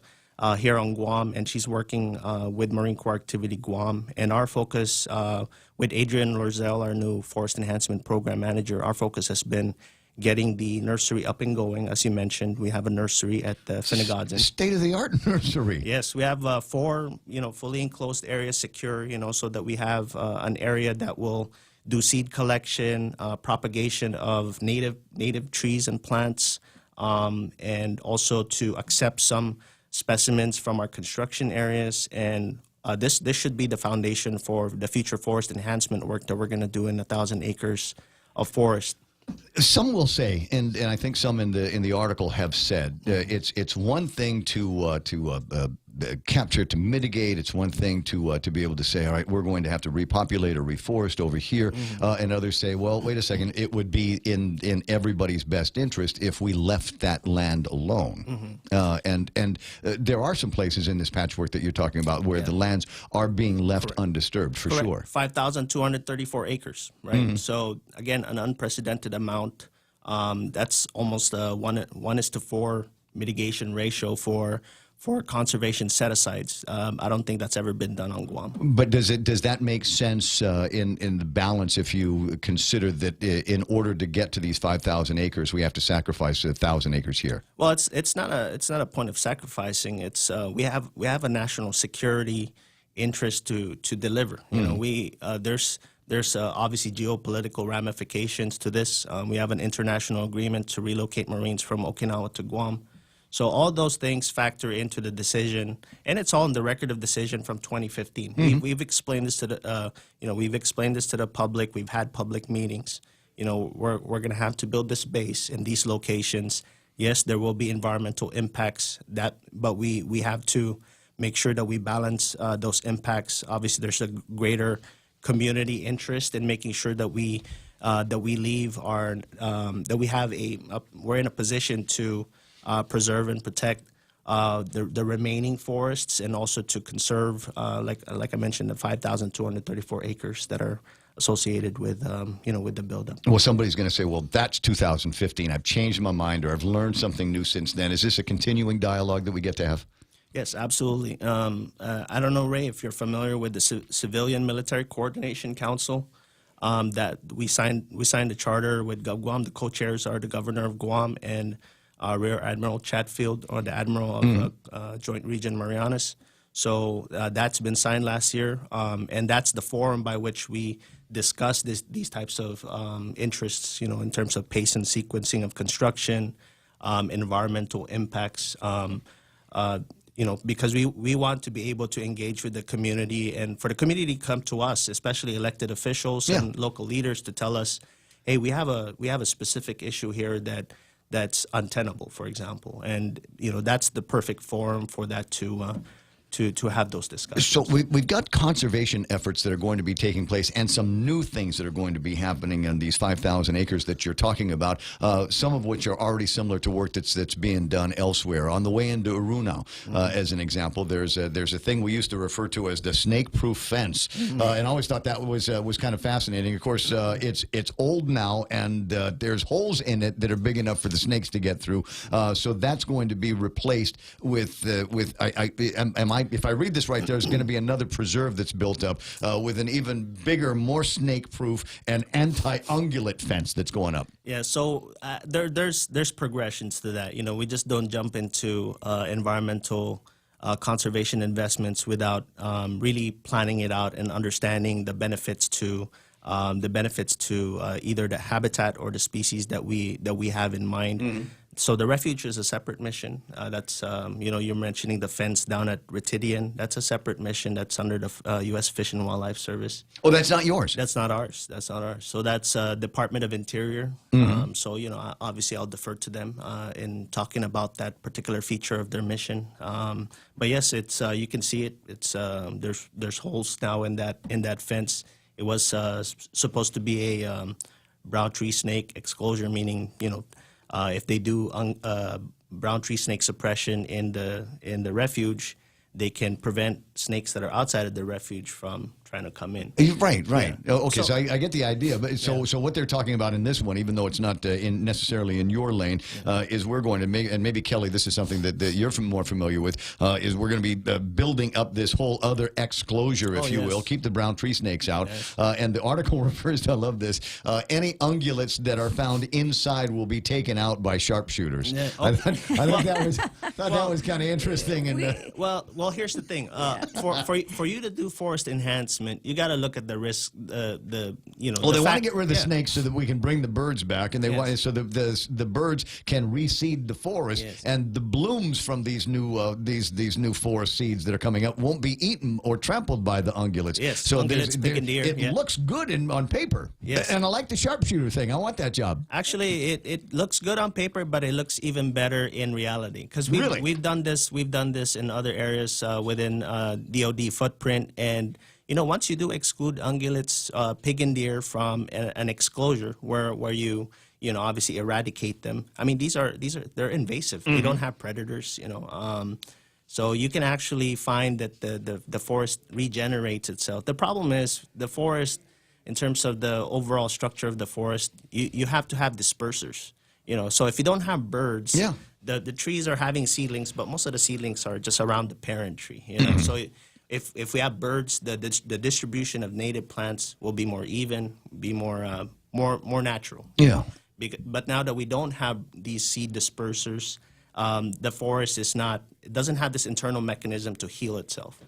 So that's what we're going for, right? A forest that doesn't have ungulates to browse on seedlings, but also has birds to disperse seeds throughout the forest and make it a functionally better habitat. Right, and we got to tell the story about ungulates a little bit more because there are a lot of people that seem to have real issues with the fact that there are going to be people that go and shoot deer on a wholesale basis, and as much as they can try to bag as many pigs as possible on a wholesale basis. Naturally, some of that stuff is going to get eaten, some of that stuff is going to go to waste, and there are people that have got some real problems with that. But the fact of the matter is they really are causing an impact on the environment virtually island-wide. Yeah, and actually I've seen in the news people down south, up north, complaining about pigs going into the yards.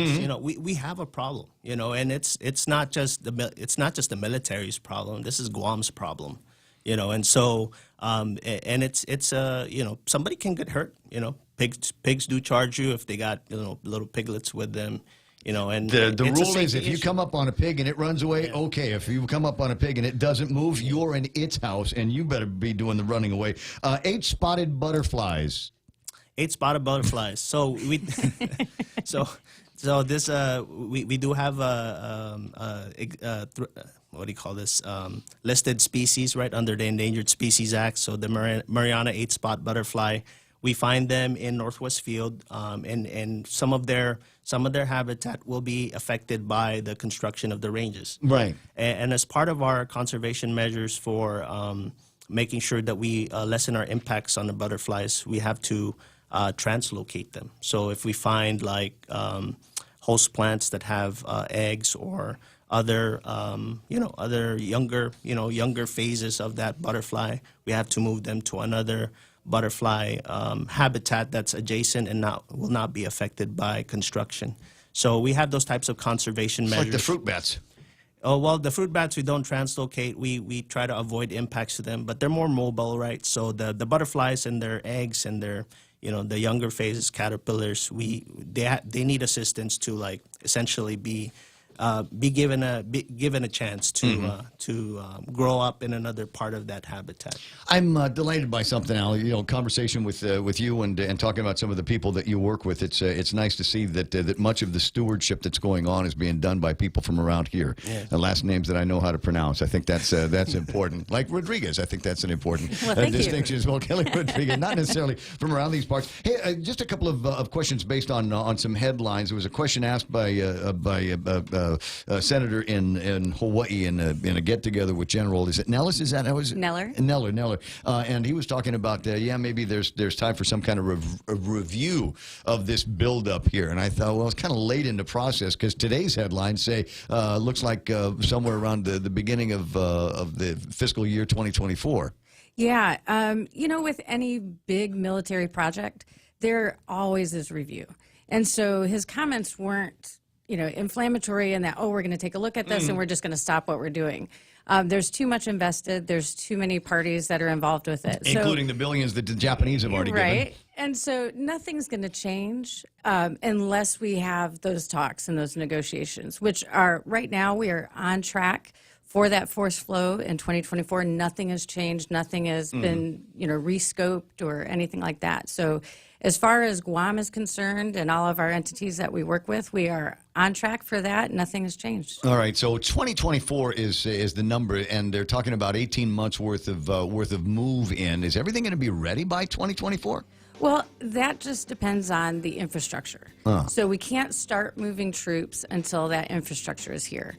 So right now we are on track for those vertical buildings to be going right around that 2021 area. So they should be done and completed by the time that 2024 number rolls around, and they'll start the force flow.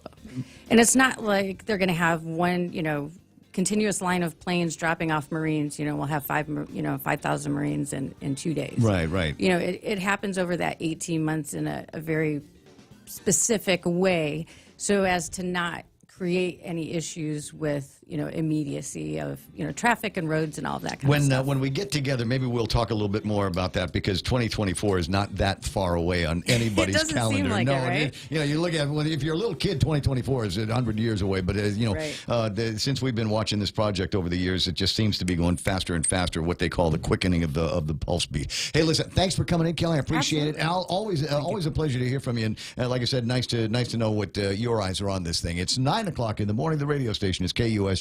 Here's Fox News. He's not going to go through this again, basically daring them to hold him in contempt. At the 11th hour, though, the committee said, we don't want to do this. Can we work this out? And so for the first time in months, the committee agreed to what Donald Trump Jr. had been asking for, and that is a return engagement, limited in time and scope, 1 to 2 hours with limited follow-up. They cite all kinds of things in this letter, including his 25 hours of testimony, the fact that his testimony before the Senate Intelligence Committee had been cited in the Mueller report, and the fact that they wanted to compare his answers to those of a convicted liar, Michael Cohen. Fox's John Roberts at the White House. President Trump says he will continue to negotiate from what he called a position of strength as trade tensions with China wear on. A lot of money is being made by the United States, and a lot of strength is being shown. Treasury Secretary Steve Mnuchin is expected to head to China to continue negotiations.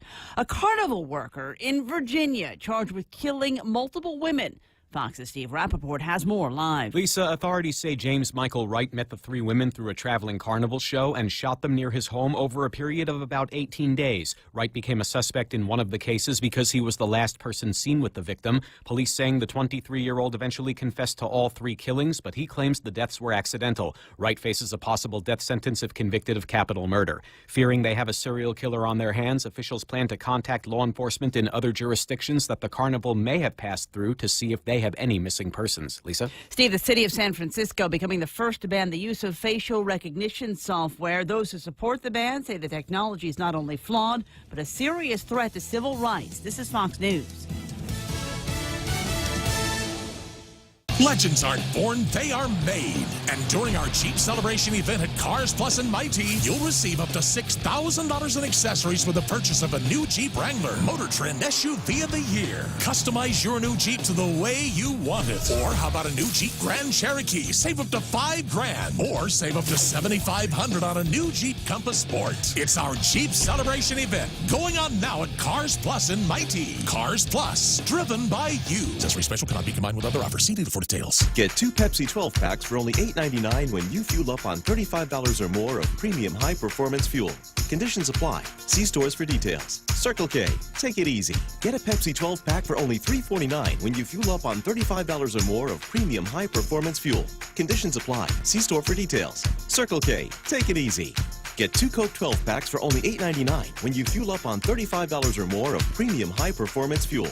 Conditions apply. See stores for details. Circle K, take it easy. Police in South Texas released video of an officer-involved shooting. 44-year-old Pamela Turner was captured on cell phone video seeming to say that she was pregnant before an officer shot and killed her Monday night in Baytown, east of Houston. Police say she wasn't pregnant and had a warrant out for her arrest. The cell phone video also showing her resisting arrest and grabbing the unidentified officer's taser and using it against him before he opened fire. If somebody takes your taser away from you and starts tasing you, there's a very good likelihood that it's going to escalate and get very, very bad for the officer. Police Lieutenant Steve Doris, the officer on paid leave, standard procedure, pending the investigation. Jeff Manasso, Fox News. British Prime Minister Theresa May will try again next month to secure Parliament's backing for a Brexit deal. Tiger Woods addressing the lawsuit filed against him over the death of an employee at his Florida restaurant. Speaking ahead of the PGA Championship later this week, Tiger Woods was asked about a lawsuit filed against him, his girlfriend Erica Herman, and his restaurant, The Woods, by the family of an employee who was killed in a car accident driving home after his shift last year. We're all very sad that Nick passed away. It was a terrible night, a terrible ending. Lawyers for the family of Nicholas Immisberger allege that the golfer and his girlfriend, who serves as operations manager at the Woods restaurant, allowed the 24-year-old to drink to excess after his shift and then drive home, getting in the wreck that took his life. Immisberger was discovered to have a BAC more than 3 times the legal limit. The Immisberger family is seeking applicable damages. Matt Napolitano, Fox News. A former business manager for Stan Lee has been charged with 5 counts of elder abuse involving the late Marvel Comics mogul. Charges have been filed against 43-year-old Kia Morgan, including felony allegations of theft, embezzlement, forgery, fraud, and false imprisonment of an elder adult. A warrant has been issued for his arrest. I'm Lisa Lacera. This is Fox News.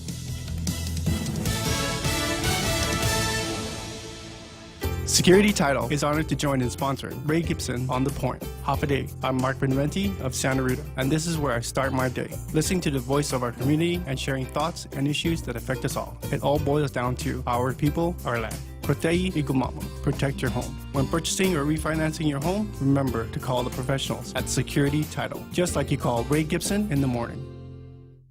Portions of the Ray Gibson Show brought to you here by the guys over at American President Lines. In fact, there's a guy from APL going to be on the radio here in about a half hour or so. Micronesia Renewable Energy, never been a better time to go solar. Guam Regional Medical City, first choice for your specialty care needs. And I got guys from GRMC in the studio right now. We'll talk about a new kind of specialty health care need that we'll divulge to you in just a second. Cars Plus, where they're doing the Jeep celebration. You buy yourself a Jeep Wrangler from Cars Plus today, and they will throw in $6,000 worth of accessories to truly customize and make it your own. And it wouldn't be the big splurge and the big hubbub about advertisers and friends of the program if I didn't talk about the crazy menu at King's. Trying to surprise the producer here by going crazy like that. Banging.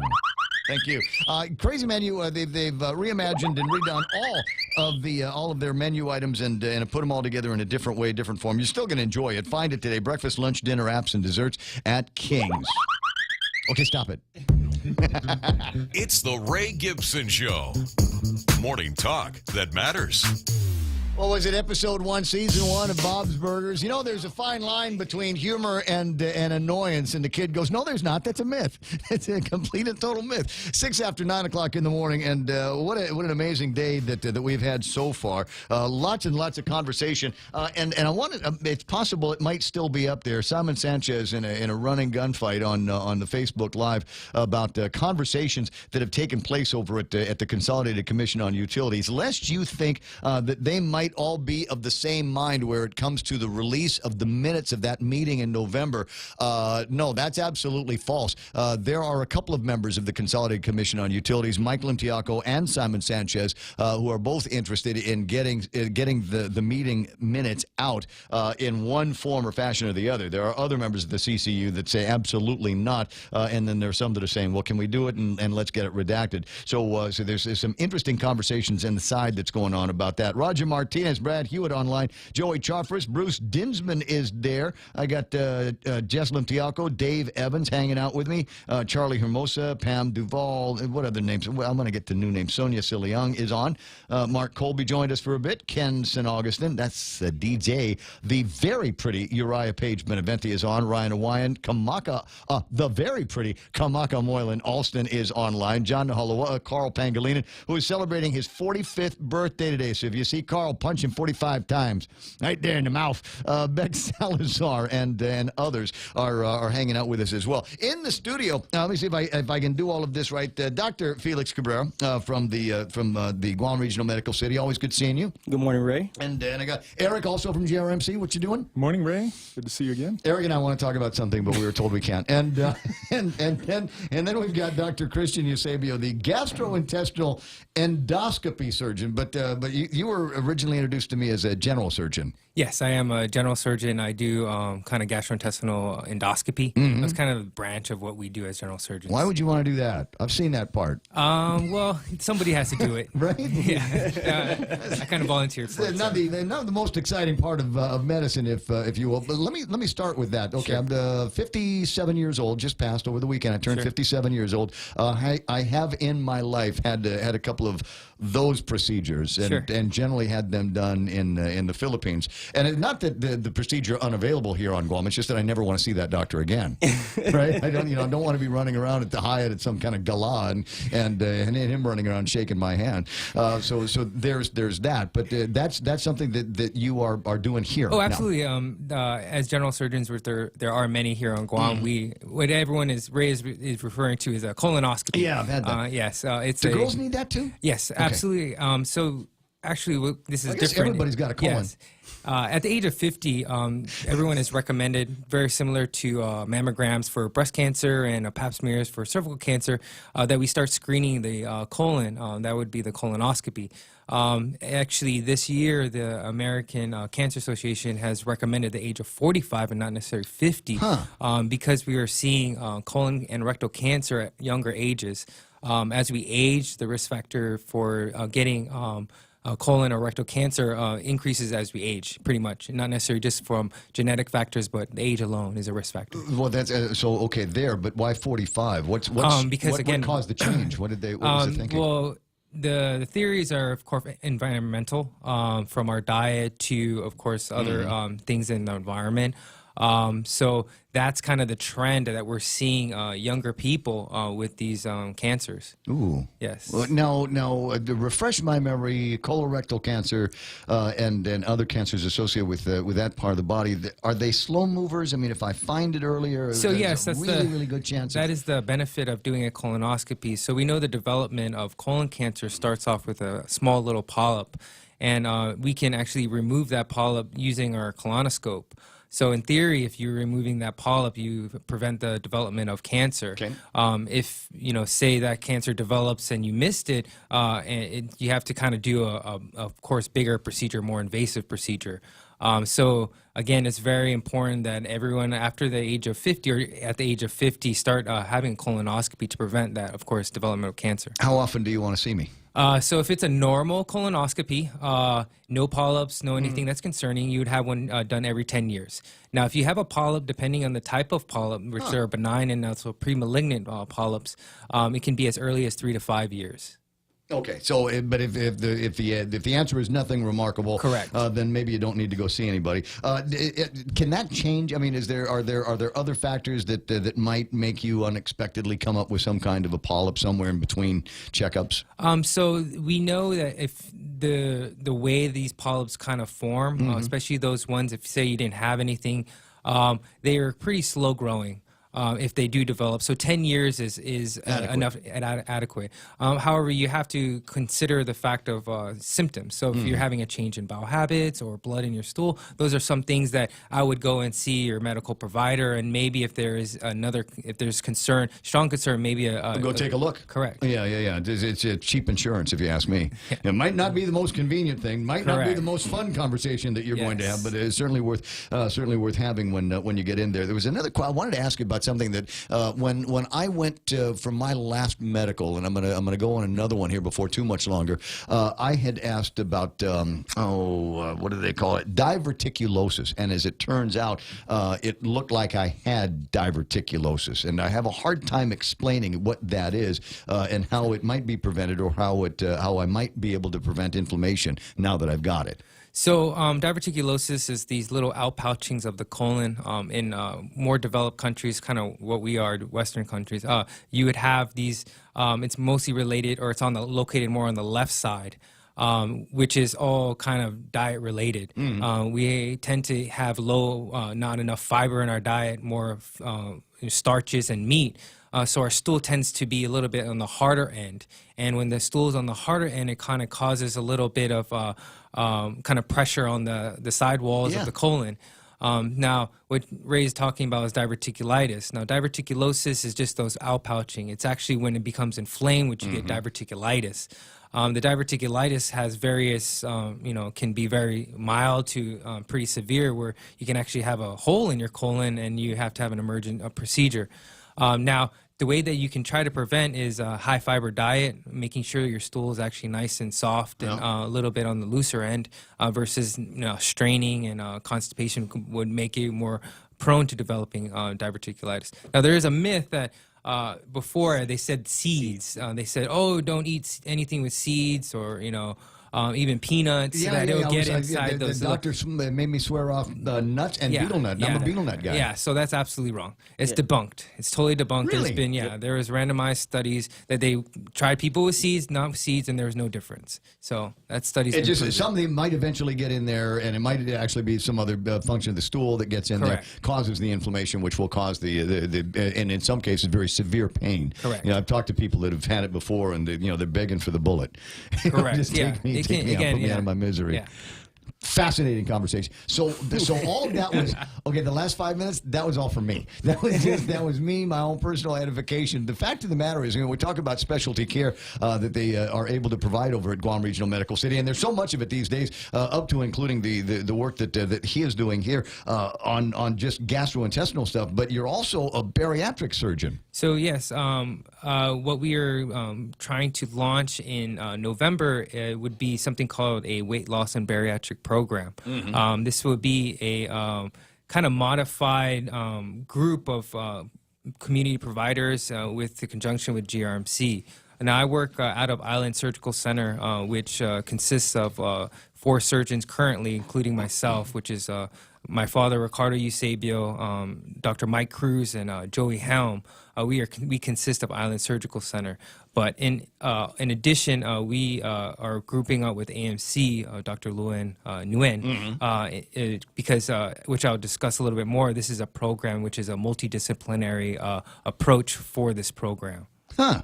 There's a lot of moving parts already. I thought it was just going to be one of the, like our usual GRMC conversations, where you need some kind of specialty care. You need to go see a neurosurgeon. You need to see the heart guy. You need to see the foot guy. Then just go over, get a referral, go to GRMC, and then you're good to go. But in this case, it's a collaboration. Absolutely, and that's what we wanted to highlight, especially today, is that this is a collaborative approach between 3 main organizations on the island, healthcare organizations, and it shows that the cooperative effort here is a testament to our dedication that this is a problem that really needs to have a solution, a local solution.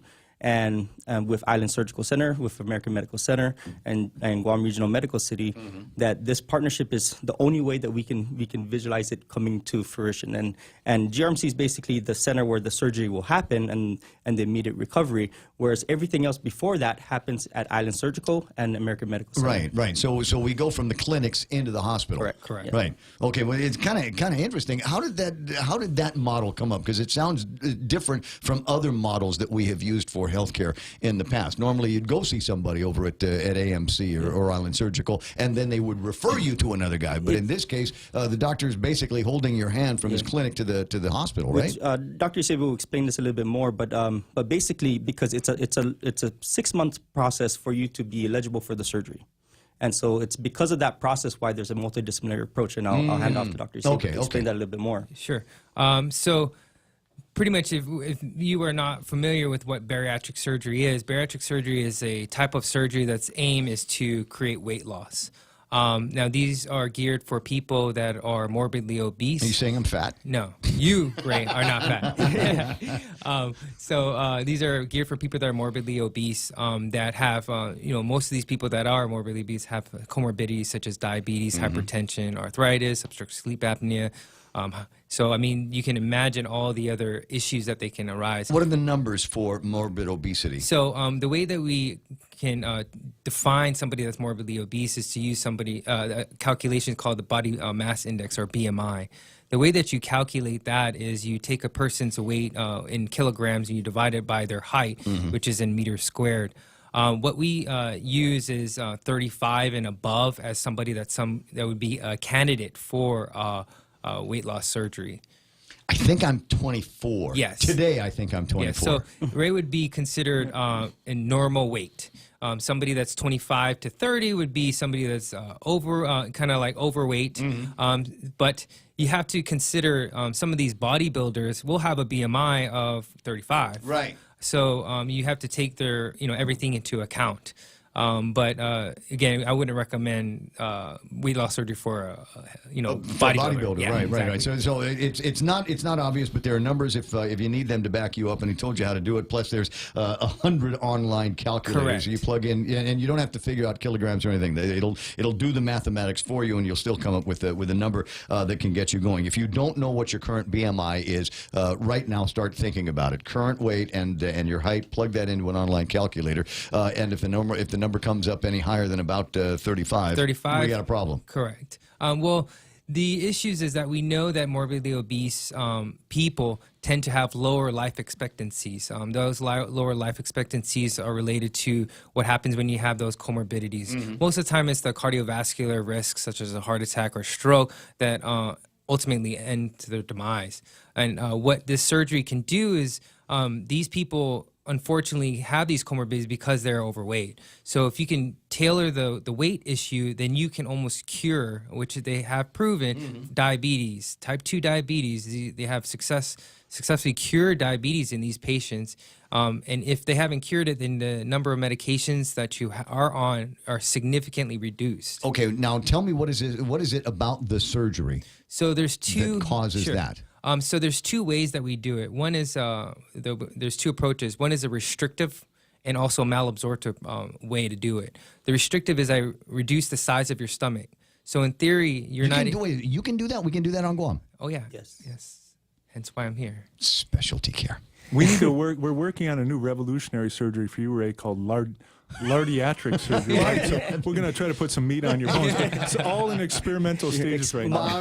Stomach expansion. I wish. All kinds of people have tried that over the years, but that would be an interesting concept. So we've got the technology, you've got the tools, you have the know-how to be able to actually make somebody's stomach smaller. Yes, we do.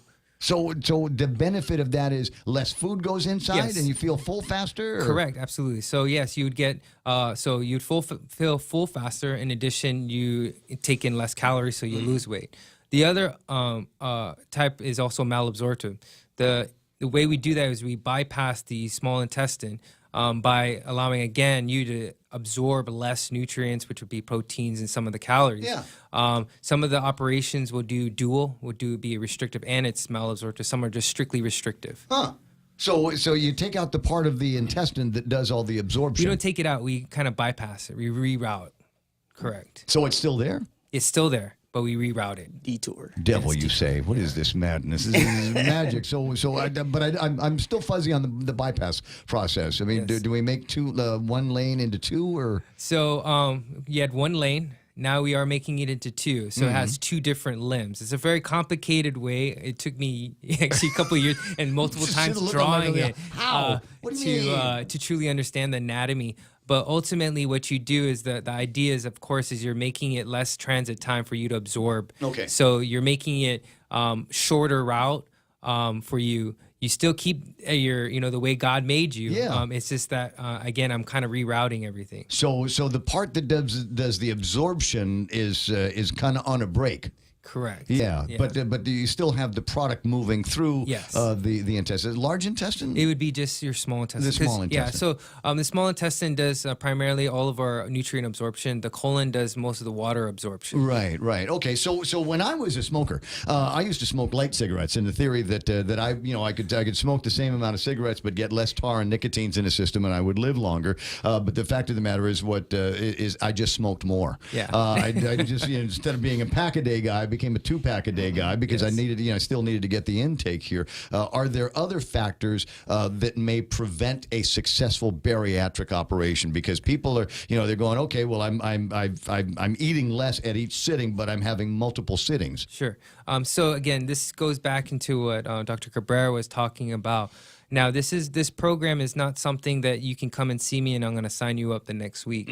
This is a 6-month program. And when you're in this program, you meet me. You also meet either a family practitioner or an internal medicine doctor. You also meet a dietitian, a psychologist, and also a therapist. This is, again, a multidisciplinary approach. Wow. You have to be in this program for 6 months, and we have to feel that you would succeed in this program, or you would benefit from the surgery. Now, a lot of these people, the weight that they have gained is not necessarily, it's how they view food. And food is a crutch for them. So we need to be able to have some behavioral changes or modifications before that. And to your question, yes, absolutely. I can make the stomach as small as possible, but if we need to help you along the way to have better lifestyle changes. Right. Well, I mean, that makes sense at a lot of different levels. There are people out there that for whom an eating disorder has nothing to do with the fact that they like cheeseburgers and cake. I mean, it's replacing something else that might be missing in their life. Now, where does that other expertise come from? Island Surgical it's actually takes care of Island Surgical. AMC takes care of AMC, and GRMC is basically the place where the job gets done. Who else have you kind of insourced for this? So that's where AMC, Dr. Nguyen, he runs the Nugent program, which is he does try to have more of a holistic approach, and I like a lot of his ideas. So that's the person who I'm going to be working with, and of course making sure that they're on a correct diet prior to the surgery, and we ultimately want them to start losing some weight while they're in the program. Yeah, they need to show an initiative. That they're and this is a commitment. This is a lifestyle and life-changing commitment.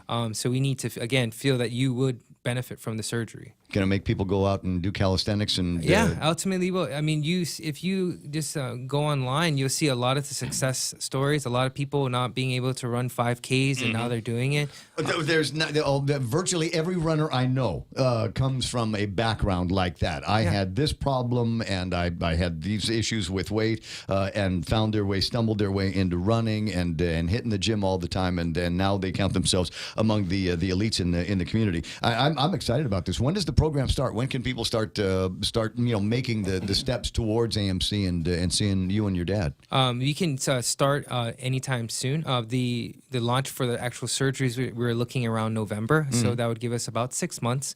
We've kind of seen people trickling in, so I've kind of done some consultations. So if you are something that you feel interested about, I would talk to your medical provider to refer them to Island Surgical Center, and I'll start talking to you and see if this is what you would benefit from. How much something like this cost, Doc? So I'll let I think Eric... nationwide, if you look at bariatric surgery, you use these numbers, and we haven't, it depends on how long's the OR time and how long's the stay. But I think you'll see generally 20 to 30,000 is a surgery. If you look in national averages. Yeah. But remember, these are billed charges, and in the hospital business, there's contracted rates. So what's it cost a patient? Let's say generally you're looking to whatever your deductible is and your out-of-pocket annual maximum. That's really all you're looking at. And it's going to be an inpatient stay, right? It's not an outpatient. Well, so I got to call my see if it's a covered health benefit, insurance right? company to find out if it is. In many cases, is it? If I'm not mistaken, I think your health insurance is Staywell, and I don't think that's a covered benefit right now under Staywell. God, but you're you don't good. have to worry about that. Once Well, no, again, but I don't, but- there's other folks, but maybe we need to check. I think Staywell. It's not like they might not consider it because, like Dr. Christian was saying, that ultimately a success in this might be someone who went in the program and didn't need the surgery. They actually through the 6 months lost Figured it weight. out And themselves. they don't need the surgery anymore. So that's still a success. But the other part of this is if we take care of this here, this procedure here could help eliminate other procedures down the road that would come along with these comorbidities. And that's why the health They're plans more will be expensive. interested. That's why why they'd be interested. It's never been available on Guam before, so that's probably another reason why some have not considered adding it as a benefit. But let's take for instance if you're Medicare. Yeah. Medicare has a deductible for inpatient in 2019 of $1,364. So, as a patient, that's going to be what you pay because, the other part is all handled by the health plan, Medicare, and the hospital. If in fact they if take it's care a of it. Gov Guam 1500 plan, you've got a $1,500 deductible, and I think you've got a $2,000 out-of-pocket annual maximum. That's the most, that you would likely face. So that's from a patient's perspective. That's what you look at. So the long and short is over time here, you might be one of those people for whom you have tried literally everything. Every diet that's come down the road, every new exercise program, every new gym that's opened up in the past, and you still haven't been able to get anything going. Perhaps with a more consolidated and I hate to use the word holistic, but I'm going to, but with more of a holistic overview that might include surgery, this could be the thing that actually changes your life. Is there a target age that you're looking at here? We like to think about all people, but it's after a certain age, it might be more difficult for people to adjust and be able to deal with the impact of the surgery. Well, yes. So typically it's about 18 to about 65. But there are cases, and I think we need to make sure that we use it as an individual basis because, some of these people look fantastic at 75. And you think that they're going to live till like 90, so that they could benefit from it. So I just don't think that we do. Should exclude just because of age, but I think that it should be on an individual basis. Are there any factors that would automatically disqualify somebody? Well, one is I need to make that you, again, I think in the 6-month program, we should be able to figure out whether or not you're a good candidate. But if the risk of the surgery is too high, ultimately I tell my patients my main goal is safety. So if I don't feel like it's safe enough for me to induct you to go to sleep, and I'm concerned, then I will not go through with it. So we talked about the morbidity, morbid obesity being at what, 35? You said? Yeah, BMI of 35 and greater. Okay, so what if I'm 34? Where's the fuzzy logic? I mean, do we get any of that? Do we go, you're kind of almost? Yeah, I think it's very important to note that the term obese has negative connotation to it, of course, in general society. But the reality is it's a medical diagnosis, and a BMI over 30 is obese, and that's where it starts. So, for example, if you're 5 foot 6 inches tall, that's 185 pounds. Right there, you're at 30, and so people, you look at somebody who's 5 foot 6 and 185, you probably wouldn't even think that they're obese. But the reality is the medical definition is that they are, so it doesn't take that much more to be at 35 or 40 or 45, and so because of that, the percentage of obesity on the island of Guam is about 1/3 or so, right? Yeah. Oh yeah, easy. Yeah. At least what the CDC has shown was a third. The more shocking thing, Ray, was there is a study that was done with the public schools, I heard that. It was just our kids are overweight, are more obese than the U.S. mainland. So I mean, with our kids becoming morbidly obese at that age, they're going to be morbidly obese as adults, which is a problem. And for which many people don't recognize because it is beginning to look like the new normal, and it is very one of the more common sights that I see is you get little kids 10, 11 years old and walking around with these big things of sugar iced tea. And that's it looks like that's going to be their meal for the day. So I mean that's very little to contribute to healthy living. It's a fun treat, but I see people you're just drinking far too much of that and other sugary drinks. But hey, I'm not the guy that is. I'm not perfect, so I'm not gonna judge anybody. But there are other ways. Somebody is listening right now saying that you're talking about me. Where do I go? Who do I see? Yeah. How can I get started today? I'll go ahead and say that. So if you want an appointment with Dr. Christian Eusabio at Island Surgical Center, you can call 646-0441. Extension 4. Or, sorry, 044124. So 0442, 0443. Oh, I see. Got you. Yeah, so 646-0441, and then, or 6442 or 643 to 6444. I see. Okay. Okay. Right. So it goes up the rotation. So that's how we can get a hold of you. Yes. And that's start. That's day number 1. Correct. Okay. Yeah. And you got a lot of time on your hands because I think it's all going to evaporate. I think there might be a lot of people that say I want this. Well, I think that again, initially the way in my program where I was trained at, we do a free info, but I just don't know what kind of how we're gonna, how the population on Guam is going to react to this.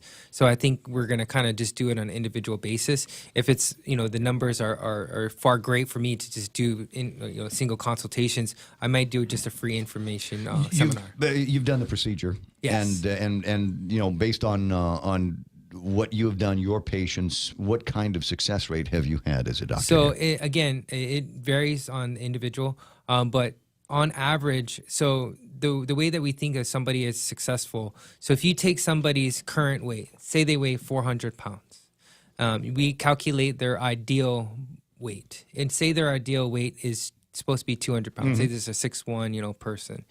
Now they are 200 pounds over excess.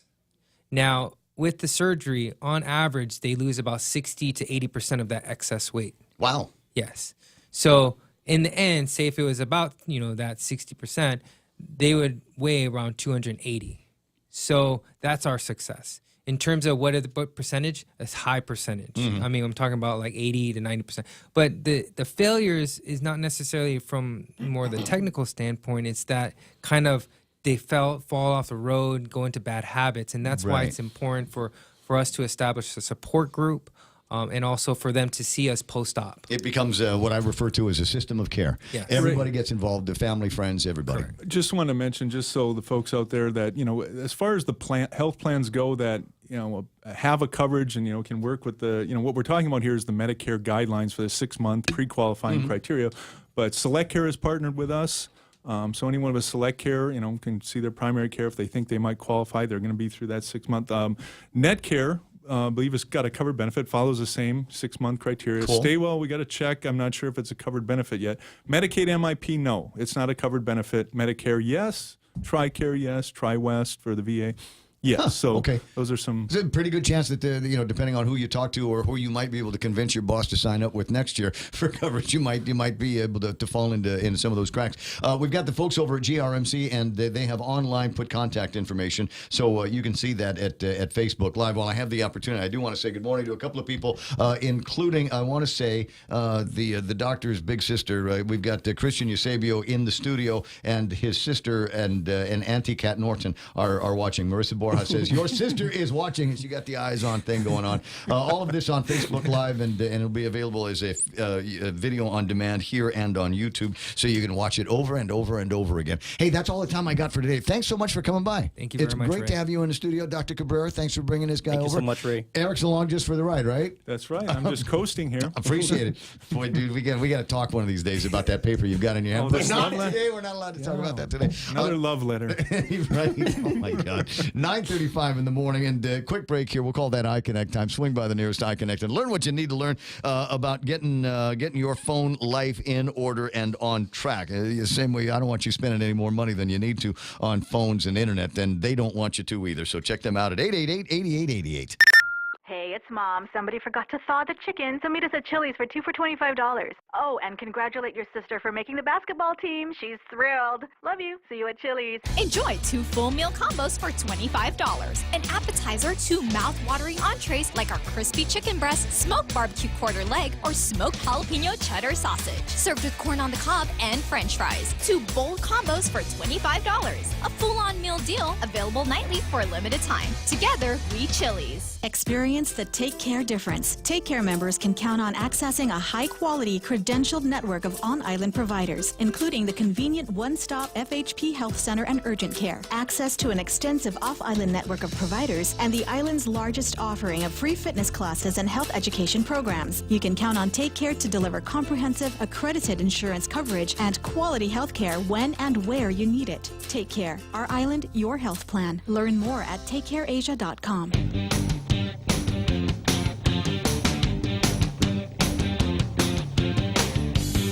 Yeah, that's a tricky one. Boy, how do you follow up a conversation about colonoscopies and bariatric surgery? Going to be kind of tricky. Again, for details, there's telephone numbers for GRMC and phone numbers there for the other Dr. Eusabio. I was like, wait a second, I know Dr. Eusabio. You're not him. He doesn't have any hair. He's, oh, that's my uncle. That's my uncle. They get Eusabios with MDs and DDs all over the place. 888-825-5888-TALK. The other day, Juan Carlos Benitez in the studio of the radio station came by for a visit, and we just want to talk a little bit about opportunity zones and things like that. Before we got into that conversation, he started talking about something that would have an impact on shipping on Guam. He didn't mention all of the players in the game, but he did specifically mention American President Lines. Charlie Hermosa is in the studio, and he's, as many of you know from previous interviews, is the boss of the shop for American President Lines here on Guam. Good morning, Ray. And Thank you. But now, before we do anything else related to a conversation about an amendment that is being put into a piece of legislation in the working part of the NDAA in Washington, D.C., the both of us have got to wish a happy 45th birthday to certainly among our favorite people on Guam. I'm not going to say he's our favorite guy, right? But he's top five? Top five. Top five. Sure. Top five, definitely. Happy birthday to Carl Pangolin, and that's Happy Carl birthday, Carl. with a K. And I think just absolutely. This is Carl. He posted a picture of himself already on Facebook, wishing himself a happy birthday. Just so that you know. Right. That's how I remember this stuff. Anyway, so Juan Carlos in the studio talking about this amendment, and we'll back up here, and it's from the representative from the great state of Hawaii. What's his name? Senator Chats. Oh, it's Chats. That's how it's pronounced. At least that's the way I say it. Okay, because I've been saying Shats. And everybody says that sounds like it's past tense for something, and I can't go anywhere on that. But it might also be pronounced Shots. I'm not entirely sure. And we should probably find out, because the guy seems to be doing a lot of meddling here. He's asking, Marine generals about rethinking. Maybe you ought to have those guys in Hawaii if we're going to worry about airlift. What are we talking about? Hawaii or CONUS? I don't know why we're doing all of this buildup on Guam. What's that all about? No, absolutely. And just quick fun fact. So General Neller, he was as a young Marine officer checking in. He was my commanding officer in 6th Marine Regiment. Oh, get out of here! Yes. It's a very small world. Well, I was going to say, there's as many Marines as there are in the world. It's still just the one Marine family. Every once in a while, they let a Navy corpsman in, and you can hang out because you're going to save our lives when we get our butt shot in battle. But for the most part, Marines are kind of. Oh no. And General Mattis was my follow-on CO. Mad Dog. Mad Dog was my CO in Afghanistan. Isn't that crazy? That's very, very crazy. So two great leaders. But going back to it's amazing how that's one of the questions I've been asking is. How do we allow, or not allow, but how does somebody from Hawaii, state senator come in and we don't have a senator here. So put in policy that would severely affect Guam and the CNMI. So right now, as the amendment states, it would pretty much take out not just APL, but the other participants within the MSP, which is also Central Gulf and Waterman. Okay, now we got to let's very careful about acronyms on the radio. MSP stands for the Maritime Security Program. How does that work? So basically, the Maritime Security Program is a program of 60 ships that participate within DoD, and they provide. It's a matter of national security. So they're able to go into zones or regions that normally other companies wouldn't be able to go into. There is a stipend within the NDAA that provides, sort of assistance to be able to support these regions. Okay. And everybody who participates within this program gets a stipend. And in a time of war, DoD sends up the flag, and we're there to support from a logistic and transportation standpoint. Okay, and so we have a number of ships. Now, are these ships, how do I refer to them? Is it Jones Act ships? They, for the most part, they are not Jones Act ship, right? So right now, for example, our vessels are not Jones Act ships. They're U.S. flag and U.S. crewed.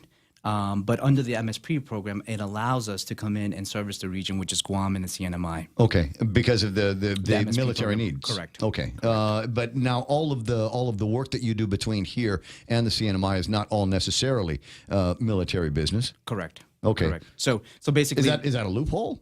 No. So Is that's it also allowed? Yeah. Okay. It's allowed.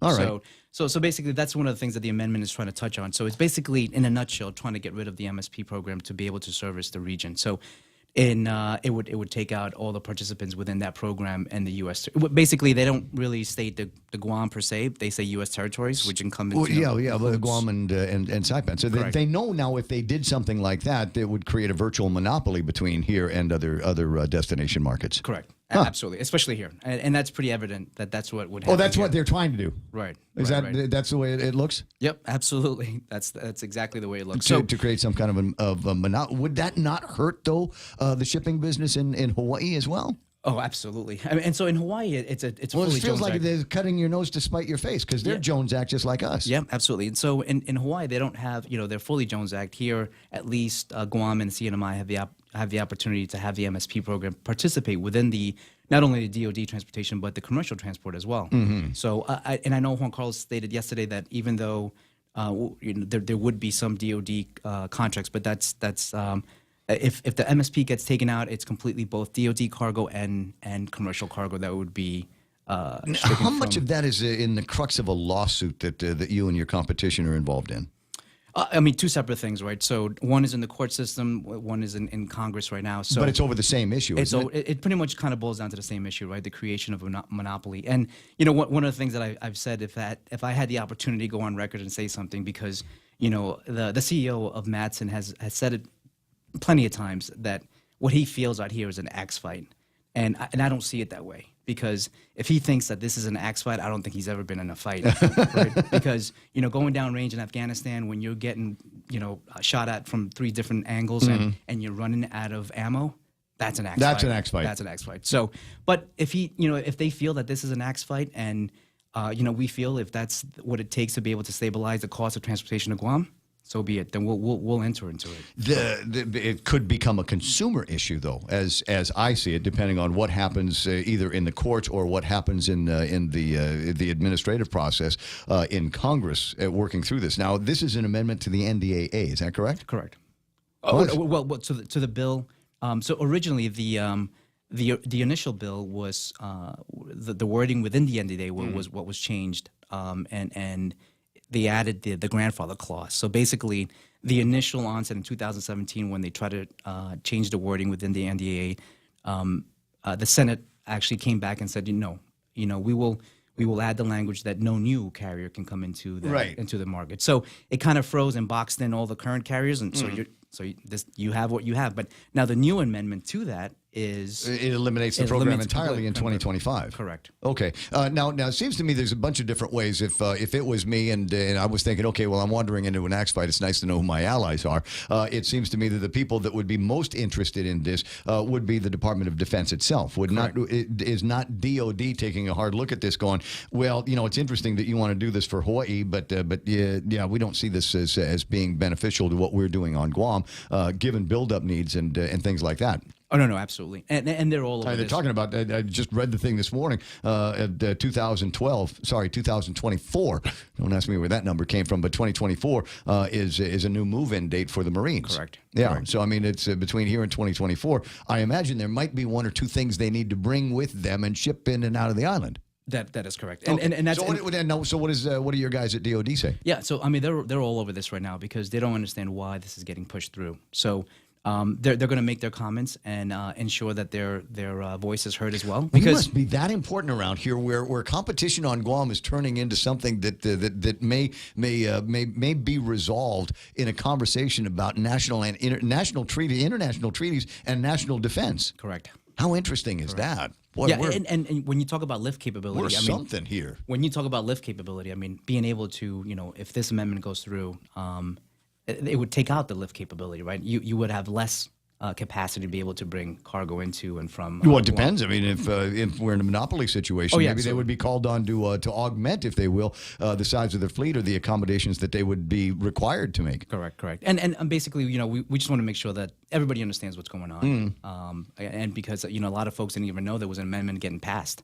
So it was news to me until last week. So I've seen a little bit of the write up on this. Now the other allies that you need to be talking to obviously are going to be people from around here. If it does become an issue that affects consumers and commerce on Guam, i.e., there's only one person bringing in Spam and Budweiser, then it seems to me that you ought to have guys at the Chamber of Commerce taking a look at this. Oh, that is correct. That is correct. Yeah, have they ruled on it? Have you seen anything from them yet? Yeah, no. Unfortunately, we did get a comment back from the chamber, and at this point, they're not going to take a position on this, which is we have to respect that decision. We're going to go back, and we're going to go back. Unfortunately, they took a position where they would not be taking a position on this subject. So, we're going to go back and present other information and data so they can take a look at it, but. That's where the chamber sounds kind of yellow streak to me. Yeah, it's very unfortunate. When I got that email, I was very. Talk to anybody at the governor's office? Yes. So the governor has. They prepared a letter, and she's off island. I know she is off island. They were able to get us a letter in support of the program, the MSP program. We pushed that through. Mm-hmm. We also have a letter from the governor of Saipan as well.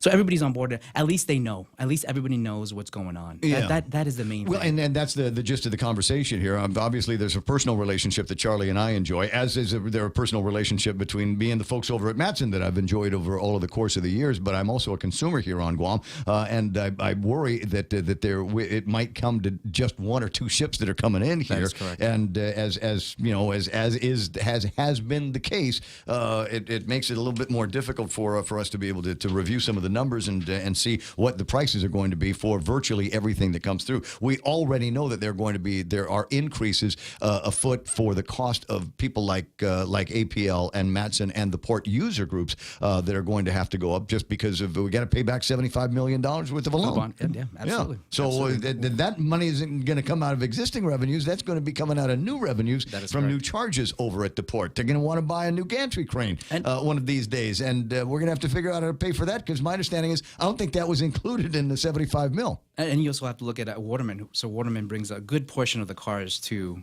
the island. So, we would have to see and wait exactly how the prices of the cars. Now, will this affect prices of cars? Will this affect cost of goods in military facilities, exchanges, commissaries? No. The contracts they have their own little shipping deal, don't they? Correct. That is correct. So there's a USC contract that is set, and the rates are set pretty much on a yearly level, and.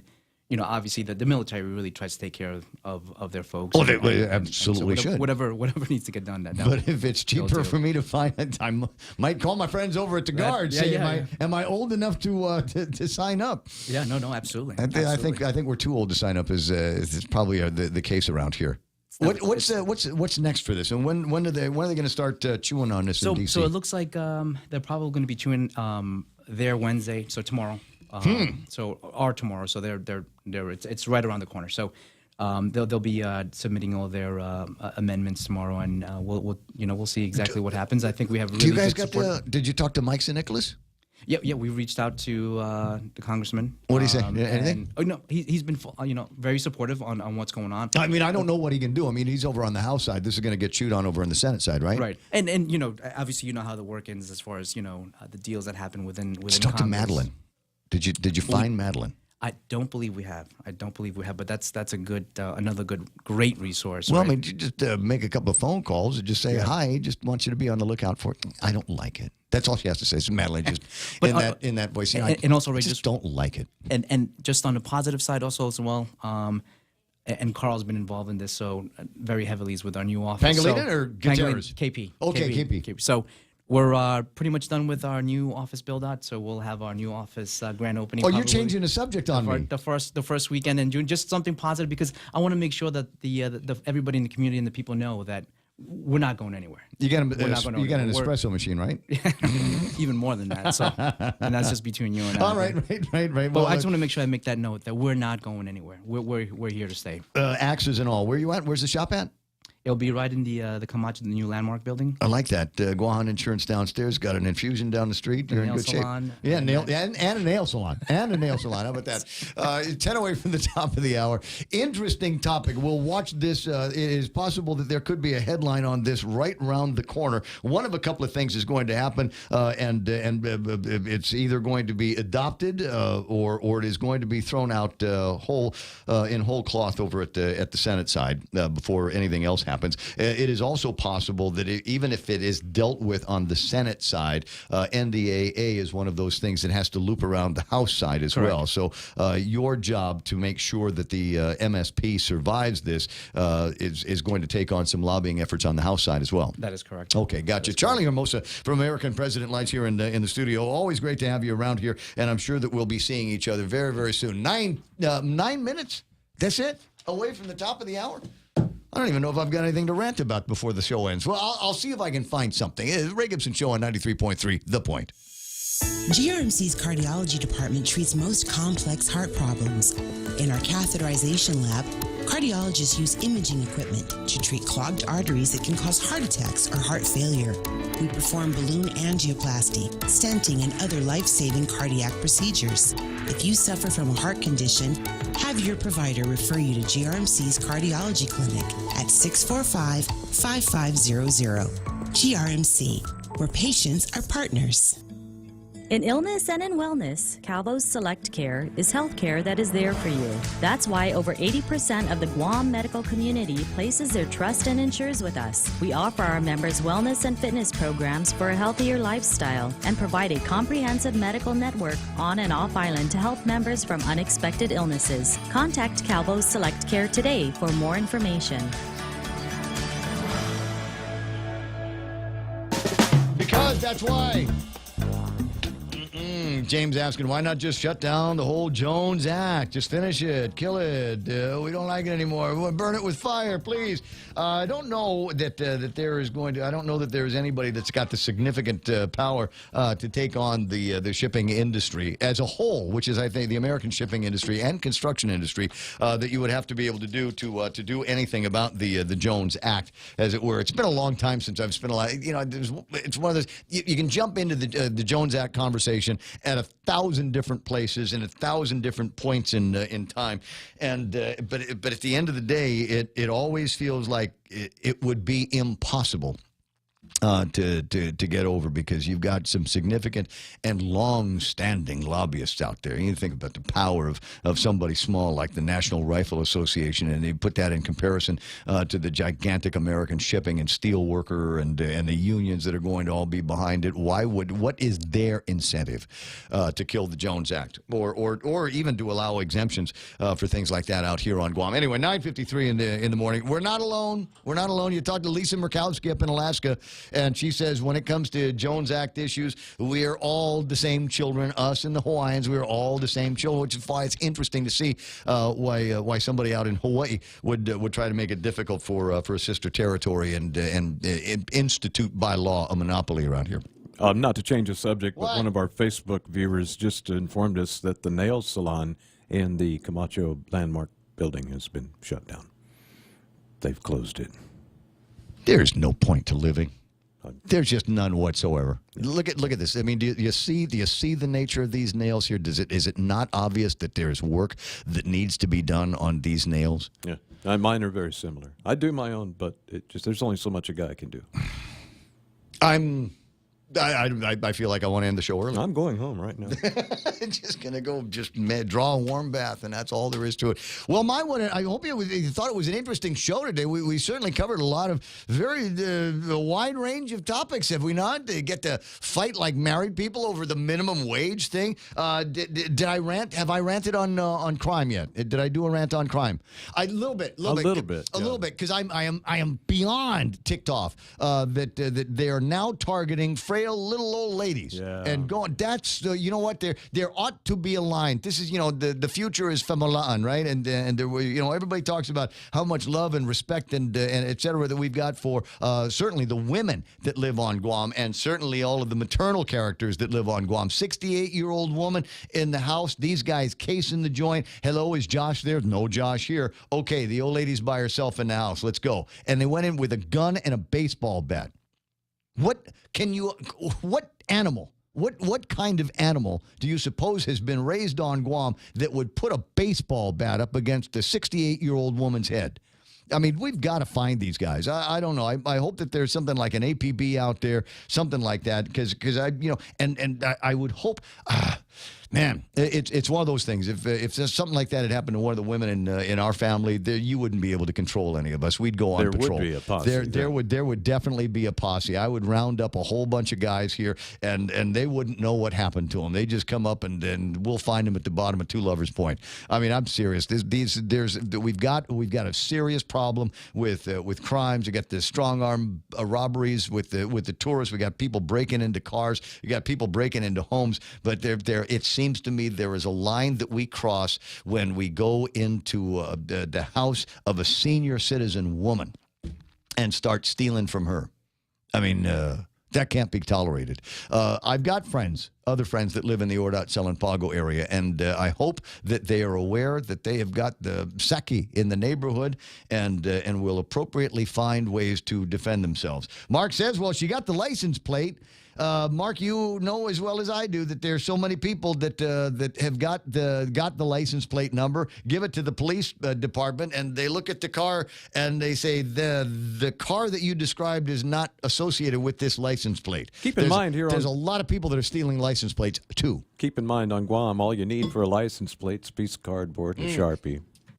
Seen some of that as well. There is one other interesting topic, and I didn't have any time at all to talk about it today, but I think it's interesting. There is an ad in both of the newspapers that is being tossed out. You may have a sexual abuse claim or general claim against the Archbishop of Agana. However, the last day to file a sexual abuse claim or general claim against the debtor is August the 15th of 2019 at 5 on whatever Chamorro Standard Time is. So if you were sexually abused by any person connected with the debtor or have an unsecured claim against the debtor, you must file a claim by August the 15th of 2019 at 5. What they're basically saying is if Polly touched you, or if Sister touched you, or if one of the other altar boys, the senior altar boys touched you, this is the notice that the door is going to close on the availability of you being able to go and make a claim against the Archdiocese of Agana. Yeah, closing time. It is. You don't have to go home, but you can't stay. Yeah, and speak now or forever hold your peace. Then that's all there is to it. 9:58. All I can think of was I must have been an ugly altar boy because nobody ever come after me in that way, if you will. So that's the deal there. Anybody that might have a claim against the Archdiocese, specifically in this case, maybe other cases, you gotta get lawyered up between now and August the 15th. On August the 16th, or close of business on the 15th, the window for you to make any kind of complaints on that will close. Neat's talking about my buddy Tom Tomasiak should be offering more self-defense classes. You know, I think they're still doing self-defense classes for ladies up at above Vinny's, the Aikido place. What's Sensei's?